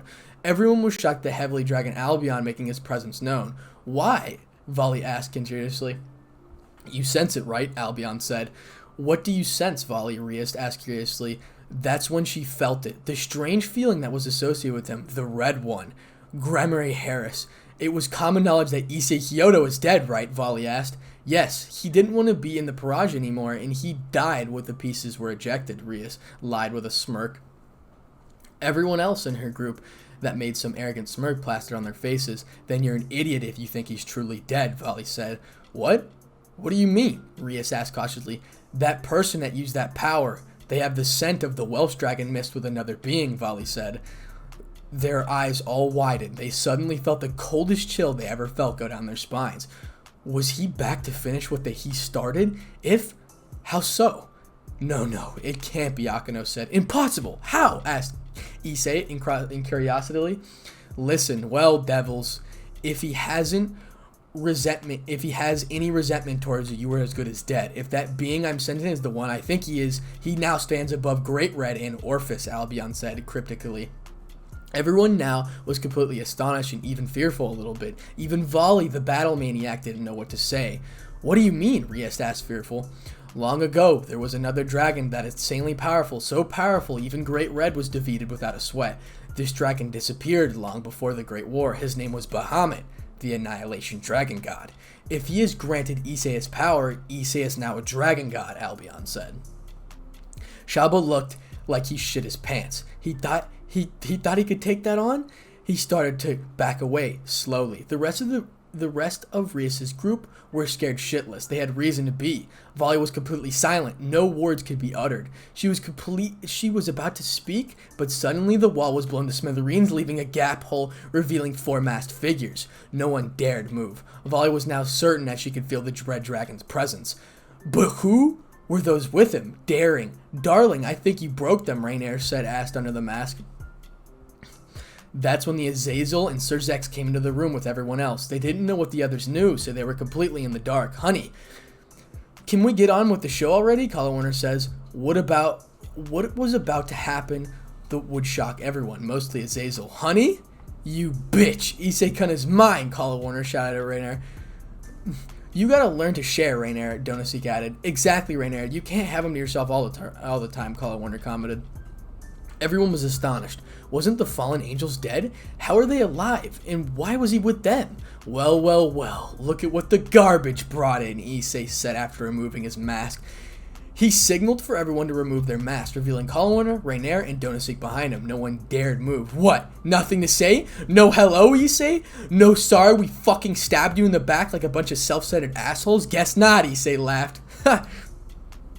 What do you want? Sir Zex asked while gritting his teeth. What do I want? Issei muttered. Time for the show, boys and girls, Issei shouted. They had no idea what he meant by that. One, I'm here to teach you a lesson, Sir Zex, personally. You're an example of what happens if you get in my way, Issei said. Sir Zex and Azazel just bawled out laughing. They truly didn't know anything. Oh, and how are you supposed to do that? You can't defeat me. I'm a devil king, said Sir Zex said arrogantly. Azazel just looked amused at the fallen angels. Everyone else just started to slowly back up, one from the one-sided fight. Before anyone knew it, Issei had his right fist in Sir Zex's gut, piercing his whole stomach. He looked up to Issei with wide eyes. How? Sir Zex asked fearful. Albion had it right, Issei said. That sealed the deal. There was no going back. They knew they wouldn't pay tenfold. What do you mean? Azazel said. Bahamut was all Issei said. Azazel's eyes widened along with Sir Zex. Everyone that had a high position knew of the Annihilation Dragon God, who was the only purpose was to destroy. Impossible. You are lying, Azazel said. Want me to prove it? Mocked Issei. Before everyone else could say anything, the armors of the descent manifested on his right arm. Bahamut then spoke to everyone in the room with the voice that commanded power. You believe him now? You have all angered my host beyond belief. It is time for your punishment. The three factions are no longer at the top of the list. I have been hereby state that the dragons will rise once again to the top. He will be one to bring dragons back to the rightful status. The three fallen have already been turned into dragons. The dragon faction will be reborn anew, Bahamut said aloud, commanding everyone in the near area to listen to commanding presence. Everyone was completely shocked beyond belief. He was back for good, and he had a goal that would be the near of the end of the three factions. They just hoped it would be over soon. Now it's back to business, Sir Zex. Your wings or your life? Asked Issei. No one said a word or dared to try to attack him. Sir Zex just looked like he was seeing the personification of death itself. What? Sir Zex asked fearfully. Fine, you don't want to cooperate? Then your wings will be ripped out one by one until they are all gone, shouted Issei. The gruesome scene that played out before them made them piss themselves as Issei brutally pulled Sir Zex's wings out and leaving nothing left but a broken man on the floor, bloody. Now, on to the next piece of business. He looked at Rias, who started to flee, but he was faster. He appeared right in front of her. Don't think you're gonna get anywhere, you bitch, snarled Issei. Now open a magic circle to the familiar forest, or else, shouted Issei. Everyone still didn't make any movements. They didn't know what to do. She quickly stumbled back as she prepared the circle. Everyone else was truly frightened. Soon the circle was complete as it lit up with the coordinates. He walked towards it and the group followed. He looked to the others in the room with a cold glare, warning anyone to get in his way as they would pay the ultimate price. Before he fully stepped into the circle, he looked at Azazel, whose sweat dropped firstly. You're next, Azazel, Issei said before his group teleported to their destination, leaving a whole shaken-up family of devils. And that is Chapter 6, Party Crashing. This story is absolutely amazing. I'm so happy Issei just took it to him immediately. So, again, thank you for all the support. I really do appreciate it. We've gained so many subscribers, and What If Naruto Was in HighSchool DxD will be coming out very soon, but it takes a little time because I actually haven't pre-recorded this, and I have for this. But thank you for all the support. Without further ado, subscribe, like, and comment for more. Peace. What's up, guys? It's your host here, DxD, back with another HighSchool DxD related video. And today, folks, we're back with What If Issei Was Betrayed Part 4. And thank you so much for all the support this series is getting. I'm literally going to hit 9,000 subscribers today. It truly is a blessing. So this will be the special, or next video will be the special. So without further ado, let's go ahead and get right into it. Chapter 7, New Recruit. As the trio entered the familiar forest, they were met with what they were expecting. A forest with familiars as far as their eyes could see. Now they just need to find out where the Chaos Karma Dragon resided. They were quickly ripped away and abruptly from their thoughts when a new voice spoke above them. Who are you and why are you here? It was a male voice. The three of them turned around to see the man in a white tank top with a yellow double-strap backpack on his back. He had a hat with red hair poking out of his front as well. This was the Zerator, the familiar master. We have no quarrel with you, master. We are only here to recruit the Chaos Karma Dragon Tiamat. Issei spoke aloud. Zatoju got a shocked expression real fast. In his mind, he didn't think anyone would be foolish enough to recruit the Dragon King Tiamat. Most of the people who tried before to get her as a familiar were turned to ash if they couldn't handle their own against her in a fight. Who are you going to be so foolish enough to dare trying to recruit the Dragon King? Zetsu asked, cautiously. That is for me to know and for you to find out. Just point me in the right direction where she resides. I don't want to have to force it out of you, Issei said. And he raised his energy a little bit to prove his point. Seeing the sweat drop on the familiar master's head made Issei smirk. The tactic of intimidation could work on wonders on the right people. Very well. Just try to keep the destruction to a minimum. You'll find her in a cave at the edge of the forest in that direction, Zetsu said while pointing. Thank you. We will be quick to leave, Issei said respectfully. And so the three of them walked off in the direction they were told to go. Soon a conversation started to brew between them. When the fight starts, which it will be because dragons are the race of pride, she will not easily submit to me. You three better stay on the sidelines since there will be a lot of power being thrown around. A dragon versus a dragon king versus a dragon god will cause a lot of damage to the nearby areas, Issei spoke. Right, Donasek replied. What about our living arrangements? Once we get her on our side, I doubt she will like the idea of living in an abandoned church that well, Warner added. You're right, Warner. She will not like it very well, Rainier added. You guys are right. So that's why I'm going to ask someone to help us out, Issei spoke. What do you have in mind? Rainier asked, confused. You could say she's a friend. Well, maybe not, but I believe she will help us, Issei replied vaguely. She? Rainier asked. She was a little jealous since so many girls were about to enter their lives. Yes, she. There obviously will be a harem, Rainier. You'll need to learn how to share Ray like Warner said, Issei replied. Ugh, fine, Rainier huffed. So the three continued on to the direction towards their goal. A transfer scene, and we're going to the underworld. Far away from where the group currently was, the underworld was in chaos. News traveled fast of Issei's return in the Council of Elders that included the three great Satans. Due to Serzek's injuries and the heads of the remaining 33 clans were having a meeting about what they could do.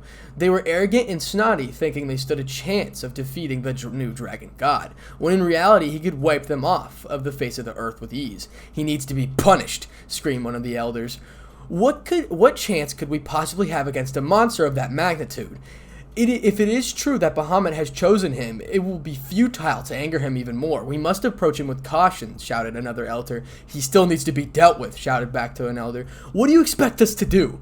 His power is far outclassed. Serzek's Lucifer was taken down with ease, another elder argued. Silence, shouted a new voice. It was female. This turned out to be none other than Seraphal Leviathan. She was very upset at the news of Issei's return. What you all say is true. Though we must do something to counter him as best we can, the three factions are at the time at a peace for the better. The Chaos Brigade has appeared, and we must unite under these conditions to be able to stand a chance. Azazel has locked the Grigar down. Michael and the Seraphars are waiting for Issei to confront them, Seraphal argued. So, still his power, it tops even Great Red, argued another elder. Ever heard of the saying, the enemy of my enemy is my friend, Seraphal said with a grin. Scene break, we're in the Grigor. The Grigor was in the chaos as well. Just as Seraphal had said, Azazel had completely locked down with the guards at every point. No one in or out. Azazel thought he was safe, but he didn't know Issei would plow through all of them like they were cannon fodder. As Azazel sat down in his office, two bodyguards at the door. He thought he was safe from Issei's wrath, but oh boy, he was wrong. Suddenly the door burst open with the Guerrero soldier coming in with a folder, most like all the information they could gather about Issei's new abilities. Azazel, sir, here's the information you requested, the soldier said.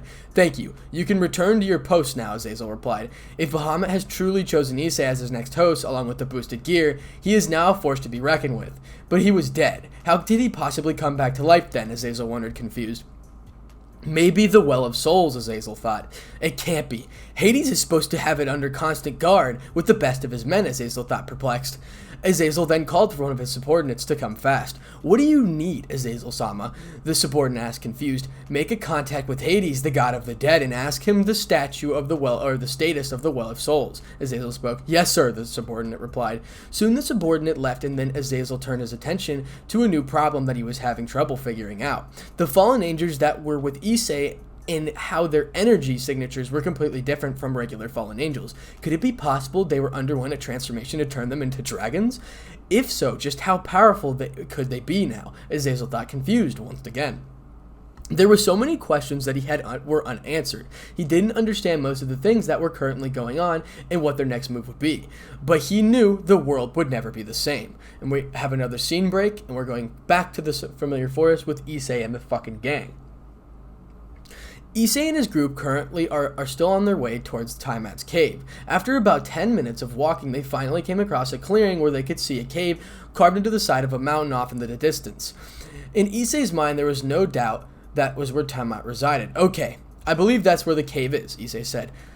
Fits the description the familiar master gave us, and it looks big enough to hold a dragon call, Warner added, not to mention the lack of familiars in the area. Survival of the fittest, show them who's alpha, Donaseek said. True, most of them got scared and hid, Rainier added.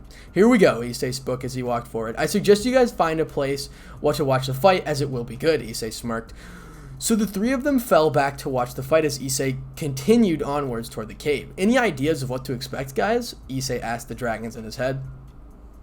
Even if you are a dragon god, Issei, she is still a dragon king. It will be a real fight. Since you used the sphere of annihilation on the barrier made from Orpheus's power, you will need to recharge your energy for a bit before you can release another one. Energy is not a constant thing in the world. It has and will always be a factor in a fight. Even you still won't be able to be completely outclassed, Bahamut explained. He is right, partner. Energy is a huge factor in a fight. For now, you should be able to get by with the balance breaker, Drake added. Okay then, Issei thought. In time, after your transformation into a real dragon god ends, you will be able to handle more without serious repercussions, Bahamut explained.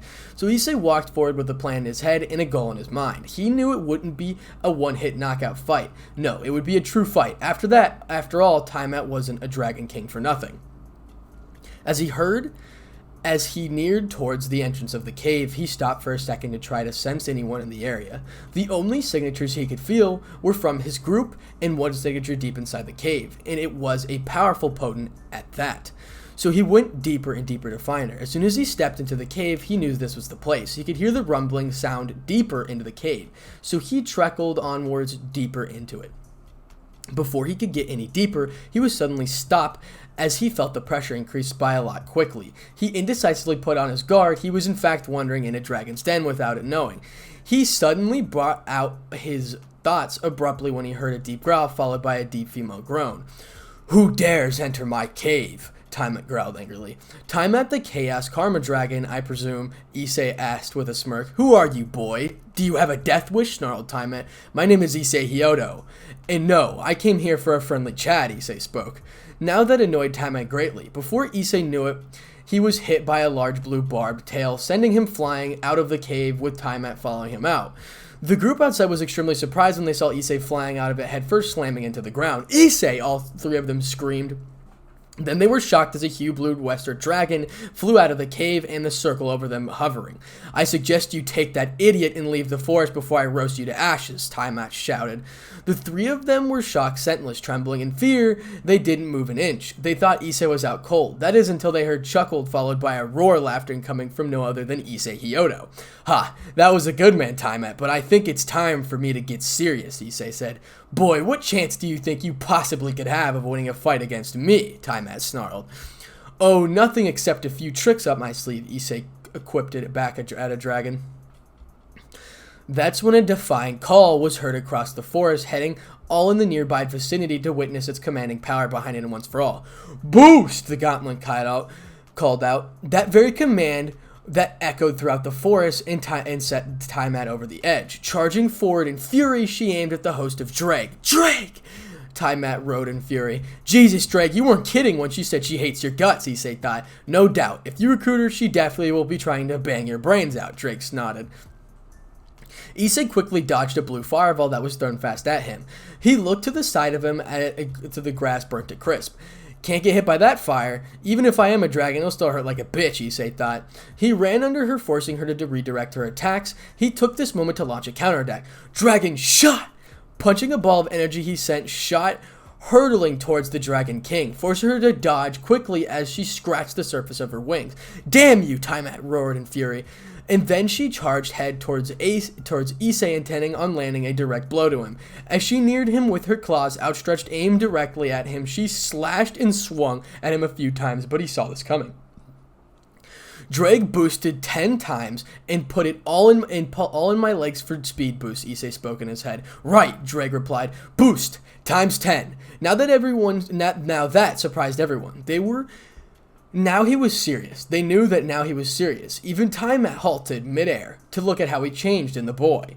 She was shocked when he released his wings, so that was his group, due to the fact that he had never seen his wings before. But Time-At was focused on something else about the wings, the colors of it. Even if she was the Dragon King, she knew the colors were important. Every dragon had heard the myths of revolving around the Annihilation Dragon called daring gray and blood red wings, which was Issei's wings were exactly like. She gulped as she got a very bad feeling. Boost times 5. Yep, a very bad feeling indeed. She had a bad feeling of dread coming on. She knew what it was, but didn't want to dare say its name, for no one had more power than the monster of a dragon, and those 2 words uttered by Issei would send her feelings overboard. Balance break, Issei spoke clear as the water for the whole world to hear. Welch dragon, balance breaker, chanted the gauntlet. As a bright crimson light filled the forest, blinding everyone around it, it began to condense into a sphere of energy swirling around Issei, glowing with power that everyone could tell this was a huge power-up. Time-At quickly regretted antagonizing this beast of a dragon. As the light died down with Issei was in his scale mail, but it was different. Not the design of the pressure he was giving off was higher than normal, and his power was increased too. Dragon shot! Time-At barely missed that shot that was fired. Banking right and defying was the only way she did. As she watched the shot go towards the mountain where her cave was, she feared the worst. As the shot neared the mountain, it continued forward, showing no signs of stopping or dissipating. Once it struck the mountain, the result was astonishing. One dragon shock took half the mountain out, and it was Time-At's cave. She shuddered as she saw the explosion take half the mountain with it. She thought this would be her last day, but something happened that started to change her views. She was confused when Issei dropped out of Balance Breaker. Time-At, I do not wish to fight you. There was a reason I came to seek you out, Issei asked suddenly. Time-At didn't think this would happen. She didn't understand what exactly he wanted, but she could tell something was truthful. But what he was saying was truthful, so she halted her guard. Continue, Time-At said cautiously. I'm sure you noticed that besides Drake and the boosted gear, I have something else, something ancient and powerful. You're a dragon after all, Issei spoke. That's when Time-At's eyes widened. She didn't dare say his name. If it was true, this boy had him. He could annihilate anyone in his path. Just what did he want? That's what was running through her mind all at once. She dared to speak it, though. Bahamut? She spoke, but it was a whisper laced with grace terror. Her fears were correct when she saw him grin. I can see your worries. You don't have to fear me. In fact, I want you to join me, Issei was said with a smile. Explain, Time-At said, shocked. You were correct when you thought Bahamut. You see, a little while ago I was betrayed by most of the 3 factions that I thought were my friends and loved ones. Long story short, I ended up purging my evil pieces and then I died. But Bahamut gave me a second chance, but it came at a cost. To put the dragons back on top and teach the 3 factions a lesson. Essentially, I'm creating a dragon faction. That's why I want you on my side. I'm going to be gathering more dragons from around the world, Issei explained. Time-At was silent for a good bit, most likely thinking it over. It was better to get on his good side. Very well.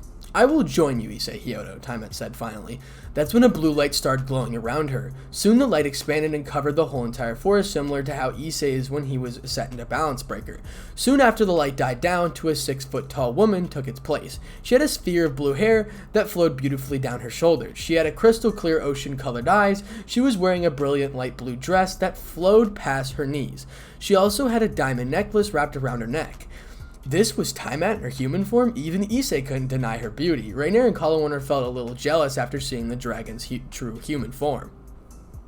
As Issei stared at her a bit, he felt the endless wave of emotions that he didn't understand. He saw Time-At smirking as she noticed him eyeing her like a piece of candy. Like what you see? Time-At teased him. Bahamut, Dreg, what did I feel just now? Issei asked the dragon in his head. You just had a battle with a powerful opponent. Now she is on your side. Your dragon instincts are telling you to make her yours and your mate.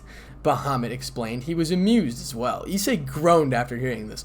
What he says is true. It continues to happen as it will worsen until it was resolved by the only way you can. That is the dragon blood in you calling out. Think of it like a heat phase, Drake added. Issei shook his head and decided to cross that bridge when that time came. After all, they were more pressing matters to deal with. Okay guys, you know what to do now, Issei said to his group. Yes, replied Donosik. Fallen turned dragons, huh? Taimet amused. Okay, Taimet. Go with them to our temporary living quarters. I'm going to talk to a friend to help us out with a new place to stay. We did just get back from the afterlife. We took the Well of Souls and returned like a week ago, Issei explained. She nodded her head, and the four of them disappeared in a magic circle, headed back towards the church, leaving Issei to himself. He then focused on finding the right energy signature he was looking for, and he found it. He quickly made a magic circle and stepped through it. As he stepped out, he saw a big white mansion in a clearing of a forest, clearly off the map so no one would bother the residents. Issei started to walk towards the door and finally rung the doorbell after reaching it. The person who opened it was beyond shocked, clearly astonished by his appearance. Issei smirked and spoke. Volley, we need to talk, Issei said. Chapter 8. A new location and a message. The moment she saw him, and her eyes were wide into saucers as she looked at her rival. She was clearly not expecting him to show up at all. But here was a mere foot in front of her door. She had no idea what to expect. She could feel his power growling by the moment. She didn't know why. She didn't know why too. To her, she could feel the magic power in him build slowly but surely. She was composed herself and spoke. Hyoudou, why are you here? Volley asked, confused. She was also trembling inside like nothing she ever felt before, due to the fact he could obliterate everyone in her mansion if he wanted to. But something told her that he wasn't here for that. Volley, we need to talk, Issei responded casually. That surprised her. She didn't feel any lies or malice in his words, so she assumed he was here on friendly business, so she sighed and stepped inside and urged him to come in. He walked in normally and took a look around the mansion. He hadn't really had the chance to see it before. He looked around to see Kuroka, Leifei, Byoko, and Arthur looking at him suspiciously. He understood why they were on edge. No doubt the news of what happened traveled fast. It was only natural that they were a bit scared of him, of the defense, the moment he entered the room. He sighed and spoke to them. He needed to calm them down before he would explain what he was here for and what it would mean for them. You guys don't have to worry. I'm not here to harm you. Quite the opposite, actually, Issei spoke aloud. Once they heard that, they settled down a little bit, but their nerves were still on edge. They were also confused on the last part he said. Even Volley raised his eyebrows. She then spoke. Okay, what do you want? Volley asked. Issei sighed and sat down on the couch. He was standing by.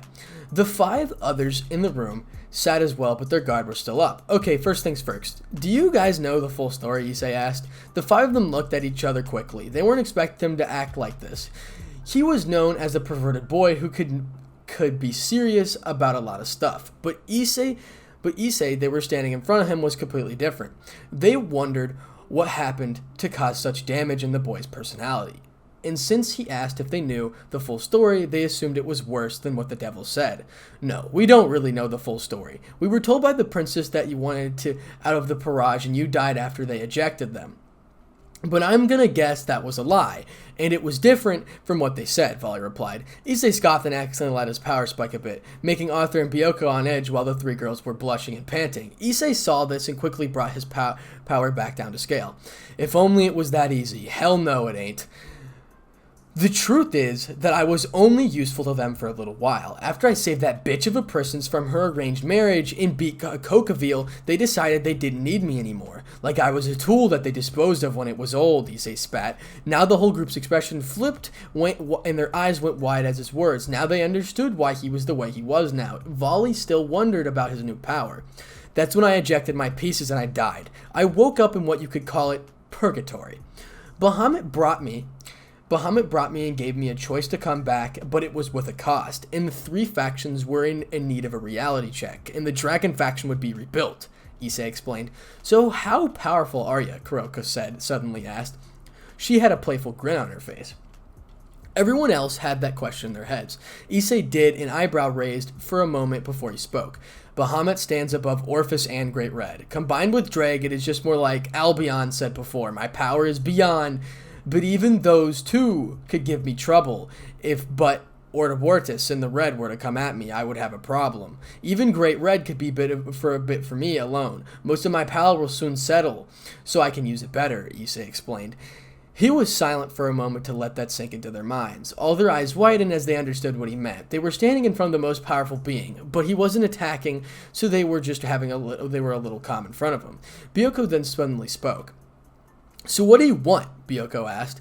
He had a little edge in his tone. Issei sighed and stood up and looked at each one of them in their eyes. For the next sentence he uttered would open the door for them, but they would have to accept it on their own. He couldn't force them, and he wouldn't. As their eyes met each other, he felt a nervousness behind each locked gaze they had. I came here for a proposition for you guys. It's your choice to accept it or not, Issei explained. Their eyebrows raised as they wondered what he was going to offer. Issei turned to Volley and spoke. What I have to offer is, you guys become part of my group. In exchange, you let us move in. You see, I'm running out of time, and I need a solution before it happens, Issei spoke. What do you mean? And who all is with you? Volley asked curiously. Everyone else was wondering that too. Was something else going on behind the scenes that they didn't know? If so, what was it and why? Volley's question also sparked some thinking between the group as well. If she accepted his offer, who would be moving in with them? For they didn't know and would have to wait for it to be revealed. Currently, I have time at the Dragon King and 3 fallen angels with me, Rainier, Call, Warner, and Donosik. About it. Well, let's just say my body is currently undergoing an evolution, Issei spoke. That's putting it lightly, partner. Drake suddenly spoke aloud. The whole group was surprised that the Welsh Dragon's voice rang out of the green light that appeared on Issei's hand. Dreg, Issei muttered. The Welsh Dragon, Byoko muttered. Makes me hot, Naya Kuroka purred with a slight blush while rubbing her legs. Red one, Albion spoke aloud, letting them know his presence. Volley turned around to see her divine dividing wings release. She was confused, but in her mind was something else entirely. What did it mean by the evolution, and why did Drake say that he was putting it lightly? For all 3 of these questions, she would never have them answered. What's evolution? What is this evolution you're going through? Volley asked. The rest of them wanted to know that too. Issei was about to speak before a blood-red light appeared in his right hand, illuminating the room with quite an amount of pressure. Bahamut spoke with each word packed with power. Issei is going through a special kind of evolution. His body is adapting to his no power, literally. He is going through, you could say, stage 2 of the 4 stages of his evolution. At first, his energy reserves needed to increase, which they did, as you can tell. Next, as his senses will evolve, become exponentially more powerful. Then his body will literally rip itself apart as it rebuilds every part of his body into that of a dragon. Finally, he will go into a full dragon form before reverting back to his human form. Bahamut spoke, each word laced with power that flowed through the room as he spoke aloud. They were not expecting Bahamut to speak, and when they felt shivers like nothing they ever felt before crawled down their spines as each word flowed out of him. So that's the evolution you're going through, Volley muttered. Yes, now you see the situation. I need a place to stay, and you were the first person that came to mind. You see, I have a feeling it won't be easy just to rise to the top. I need allies, people who can hold their own against a tough foe, Issei spoke. The whole group was silent about this before anyone spoke up. Volley was clearly surprised at what she was told. She had no idea what she was going to do right now. She was truly saddened by the new information her group had received firsthand by Issei. Everyone else felt the same as well. Even anger was rising in the girls, especially Kuroka. She always thought Sharon wouldn't have the heart for betraying and leaving someone alone. So what do you guys say? Want to work together and rise to the top? Issei asked with a grin. Hook, line, and a sinker. Instantly, all of their heads nodded. They knew it would be different. All right, we accept your offer, Volley replied. Great. Okay, I will go grab my group, and we'll be back here shortly, Issei spoke before standing up. Okay then, we will see you when you come back. Volley waved bye as they walked out of the mansion. As he left, a conversation started to brew among the 5 of them at the mansion. To think that he went through all of that and he's still going headstrong. I can see why Bahamut chose him. To have such a strong will after a harsh revelation, Byoko spoke up. No doubt. I didn't think my sister Sharon had it in her to be that cruel, Kuroka added seriously. She didn't even use her trademark, Naya, at the end. And he is completely serious about his goals as well. You could see the fire and determination in his eyes. I can tell he won't stop until it's done, Volley added. No doubt. At first when I saw him I didn't really think much of him, but I could tell he would do anything for his friends and family, even going to hell and back. Now that he had a goal and a reason that will keep reminding him until the day he finishes what he needs to do, Byoko added. I wonder about his group, though. Time at Astral Dragon King and 3 Fallen Angels, Arthur added. We will see them when they get here, Lifo spoke up.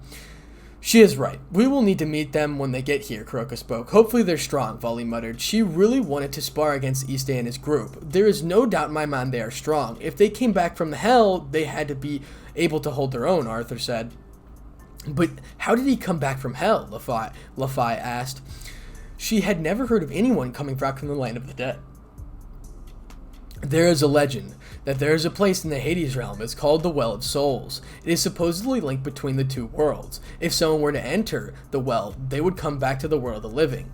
If he did go through that, then his group is strong. Rumor is that it is guarded by some of Hades' strongest minions, Arthur spoke. I have heard of that legend as well. Azazel had a ton of his books. And it was one of them, Volley mused. As the group continued to talk about Issei and his new group, they wondered how it would end up, but they knew there was no going back. Scene break, now we're back to Issei's location. As Issei teleported back to Ko, he arrived right in front of the church. He felt 4 energy signatures from inside the church. He didn't know why. He could sense the energies around. He could feel it as well of each pulse of power emanating from them. That's your senses starting to evolve. Usually, it is energy detection that increases first, then your normal sensors after it. Hearing, sight, and the others. Bahamut spoke in his mind, answering the question. Bahamut, about my evolution. The final part where you said I will go through a full dragon form and revert back to human. Will it happen as soon as I wake up from my slumber? Issei asked, confused. No, it won't happen right after you awake from your slumber. Once your body is changed from the 3rd stage, it will take a couple of hours required energy to build up, then the transformation can start, Bahamut answered him. With that, Issei nodded and walked towards the church's doors. As he opened it up, he was met with 4 curiously looks. So, this is where you guys stay? Charmin spoke. She was laughing out loud. So did you get a better place? Warner asked. Yes, I did, Issei replied happily. He was happy to get out of the church. Where? Time had asked curiously. Everyone else was wondering the same. My rival, Volley Lucifer, happens to have a mansion that we can use. Her group will join ours, Issei replied. Did you say Lucifer? Time asked seriously. Lucifer? As in Lucifer? Donasik asked astonished. Yes, Lucifer. Or Lucifer, my bad. She is the granddaughter of the super devil Revai Lavin Lucifer, and the host of the Vanishing Dragon, Issei replied. To think someone with the bloodline would have Albion. Wait, that means she is half-breed, Rainier asked curiously. Yes, she is. And you know how the devils are about purebloods. Hence she didn't get along with her grandfather, Issei replied. They all nodded. Everyone in the supernatural world knew how stuck up and stubborn the devils were about the heritage and purebloods. So let's go already. I want to get out of this dump, Donasik spoke. Everyone else wanted to get out as well. Issei smiled and nodded and started to make a transport circus. Soon the 5 of them jumped in it, leaving the church forever. As they appeared in front of the mansion, they were astonished at the size of the building they would be staying in. You weren't kidding when you said she had a big mansion, Donasik muttered. What do you expect? She is a Lucifer. Tiamat spoke. That's when the door opened, revealing Volley and her group, who were looking at the people Issei brought. So this is them, Volley asked. Yes, Tiamat the Chaos Karma Dragon King, Rainier, Kalawarna, and Donasik, Issei replied. There was something bothering Volley. The 3 fallen angels had an unmistakable scent of dragon. Are they part dragon? Volley asked, confused. Yes, I turned them into a dragon, Issei replied. How? Kuroka asked curiously. No one had any idea how he did it, not even Volley. That's when Bahamut spoke. It is called Dragon's Essence. You could say it is the life force of a dragon. I drew it out of my new host to turn them into dragons, Bahamut explained. Once everyone heard his voice, they flinched. Even Tiamat didn't expect the Annihilation Dragon God would speak to them, but she was wrong. But she still felt the power that etched into the voice coming out of his right hand. Everyone else could feel it as well. Alright, you guys settle in. I have some business to attend to, Issei spoke. What business? Rainier asked. The whole group was wondering the exact same thing as they all looked at Issei for an answer. I'm gonna pay a visit to Azazel and teach him a lesson, Issei spoke with hatred in his voice. Now that surprised everyone. He was already focusing and sending the 3 factions a message. Azazel would be the one who would deliver it if they didn't know. What are you gonna do? Volley asked curiously. She still liked Azazel a lot, since he was pretty much a second father to her. Don't worry, I'm not gonna kill him. Just giving him a warning shot, Issei said vaguely. Okay then, hurry up and come back, since the moment you enter the garage, they will know who you are and what you are there for. No doubt it will spread like a wildfire, Vali spoke. Issei nodded and teleported away. He found himself standing in front of an old rundown town. It was definitely the garage headquarters, even if it didn't look like it. So he walked up to the door, but was stopped by a guard above him on his post. "Halt right there! This is a private property. Turn around and you will not be harmed," he said. That made Issei scoff, and he summoned a small spear of annihilation and threw it at the door, blowing it up in front of the building. Issei walked in and calmly spoke. "I have no quarrel with you people. I am only here for your boss Azazel, who made a very bad decision, and now he must pay," Issei spoke. But they weren't moving. That's when a few career classes tried to attack him. Issei saw this coming, quickly dodged and punched each one of them in the gut, incapacitating them. After the display, no one dared move. Issei walked forwards where Azazel was. No one dared to try to stop him. The moment he arrived to the door in his office, he kicked it open, revealing a very shocked and troubled Azazel. "You know, you could have avoided this if you just told me what the others were planning. But no, you had to leave me in the dark wondering what was going on, only to be thrown out by the people I thought cared about me. Now your time has come, Azazel," Issei spoke powerfully. "Issei, please! I'm sorry," Azazel pleaded. "I don't give two shits about your excuses," Issei spoke. He then grabbed him by the neck and lifted him in the air. "Drag 20 times boost and put it in my legs," Issei spoke. It told the dragon in his head. "Roger that," Jake replied. Azazel was now beyond fear. He was completely terrified of Issei's new power. He was going to experience it firsthand and what would happen to the others who deceived him. Boost times 20. As soon as the defying call was echoed throughout the room, Azazel knew it was no use. There was no way to stop him. He would do what he wanted. It wouldn't take shit anymore from anyone. He feared for his life, but little did he know Issei wasn't going to kill him. That's when a 20-fold powered kick was sent right into Azazel's balls. As Issei dropped him, Azazel fell into the floor with agony. He never felt that much pain before. Issei snared down at the fallen man, having no regrets, and he walked out of the office, leaving the Gregor in a complete chaos. Issei thought about what he would do to it, what it'd do about heaven. He didn't really have any beef with them, but they still needed to be dealt with. He looked up into the sky, wondering what the future held for him and his new group. Chapter 9. Enemies Gathering and Testing Limits. Part 1. The Gregor was currently in utter chaos, and after the aftermath of Issei's attack, Azazel laid unconscious on the bed from the pain from Issei's kick to the groin. He had been like that for 2 days. Shemahazi and Barkil had currently been watching him for signs of him waking up. They start to have a conversation on what they were going to do about the new threat arising. "How is he?" Barkil asked. "He is doing better than I expected. He should wake up soon. That hyoudou did a real number on him," Shamal replied. "Yeah, he did," Barkil muttered sadly. That's when both of them were interrupted as a mattress circle appeared behind them. It was blue and had Leviathan crest. Coming out of it was Seraphal and her sister's Purge, along with Sir Zex, who had managed to heal enough to where he could stand. He had brought Grafia and his sister's Purge. They were all about Issei's attack on the Gregor and came over as soon as they could. They honestly expected the building to be gone and all of the fallen to be vaporized, but what they saw was the opposite, which made them wonder what his plans were. "How is he?" Seraphal asked as he walked up to the bed and looked at the leader of the fallen angels. "Currently unconscious. We suspect he will wake up soon," Shemazi spoke up. This changes things now. Issei has grown. He isn't afraid to do what it takes, and we're his main targets," Sir Zex muttered while thinking. "I think we need to hold another meeting between the three factions and about him," Seraphal spoke up. Everyone in the room agreed on that. They needed a plan before it was too late. "Brother, what could we do possibly about him? You saw how powerful he was when the Chaos Brigade attacked," Rhea spoke up. Everyone was at a loss for words. They knew she was right. They all saddened as they realized they had barely any hope to defeat him and his new group that was growing every day. But that didn't stop them from trying. "We may have a chance. If we can't take out the leader, we can take out his forces. If we band together, we may be able to diminish his power somewhat," Seraphal spoke up. Everyone's eyes widened as they witnessed Seraphal start to take a charge. Simal spoke up after that. Once Azazel wakes up, I will inform him of the meeting that needs to take place. Until then, I suggest we stay under the radar and not make any more mistakes that will anger hyoudou," Shimon spoke up. "Yes, that is what needs to be done," Seraphal mused. She didn't want to have a run-in with hyoudou right now. That was the last thing she needed. Seraphol, we need to hold another meeting between the elders. We need to get all of our assets accounted for. We may have a war on our hands, Zek spoke up. Yes, you're absolutely right, Seraphol replied. After they all dispersed back to their respective duties and prepared for the inevitable war that was coming their way. Scene break, now we're currently back with Issei's group. Currently everyone with Issei in a separate dimension that Issei made so they can spar and go all out without destroying everything around them.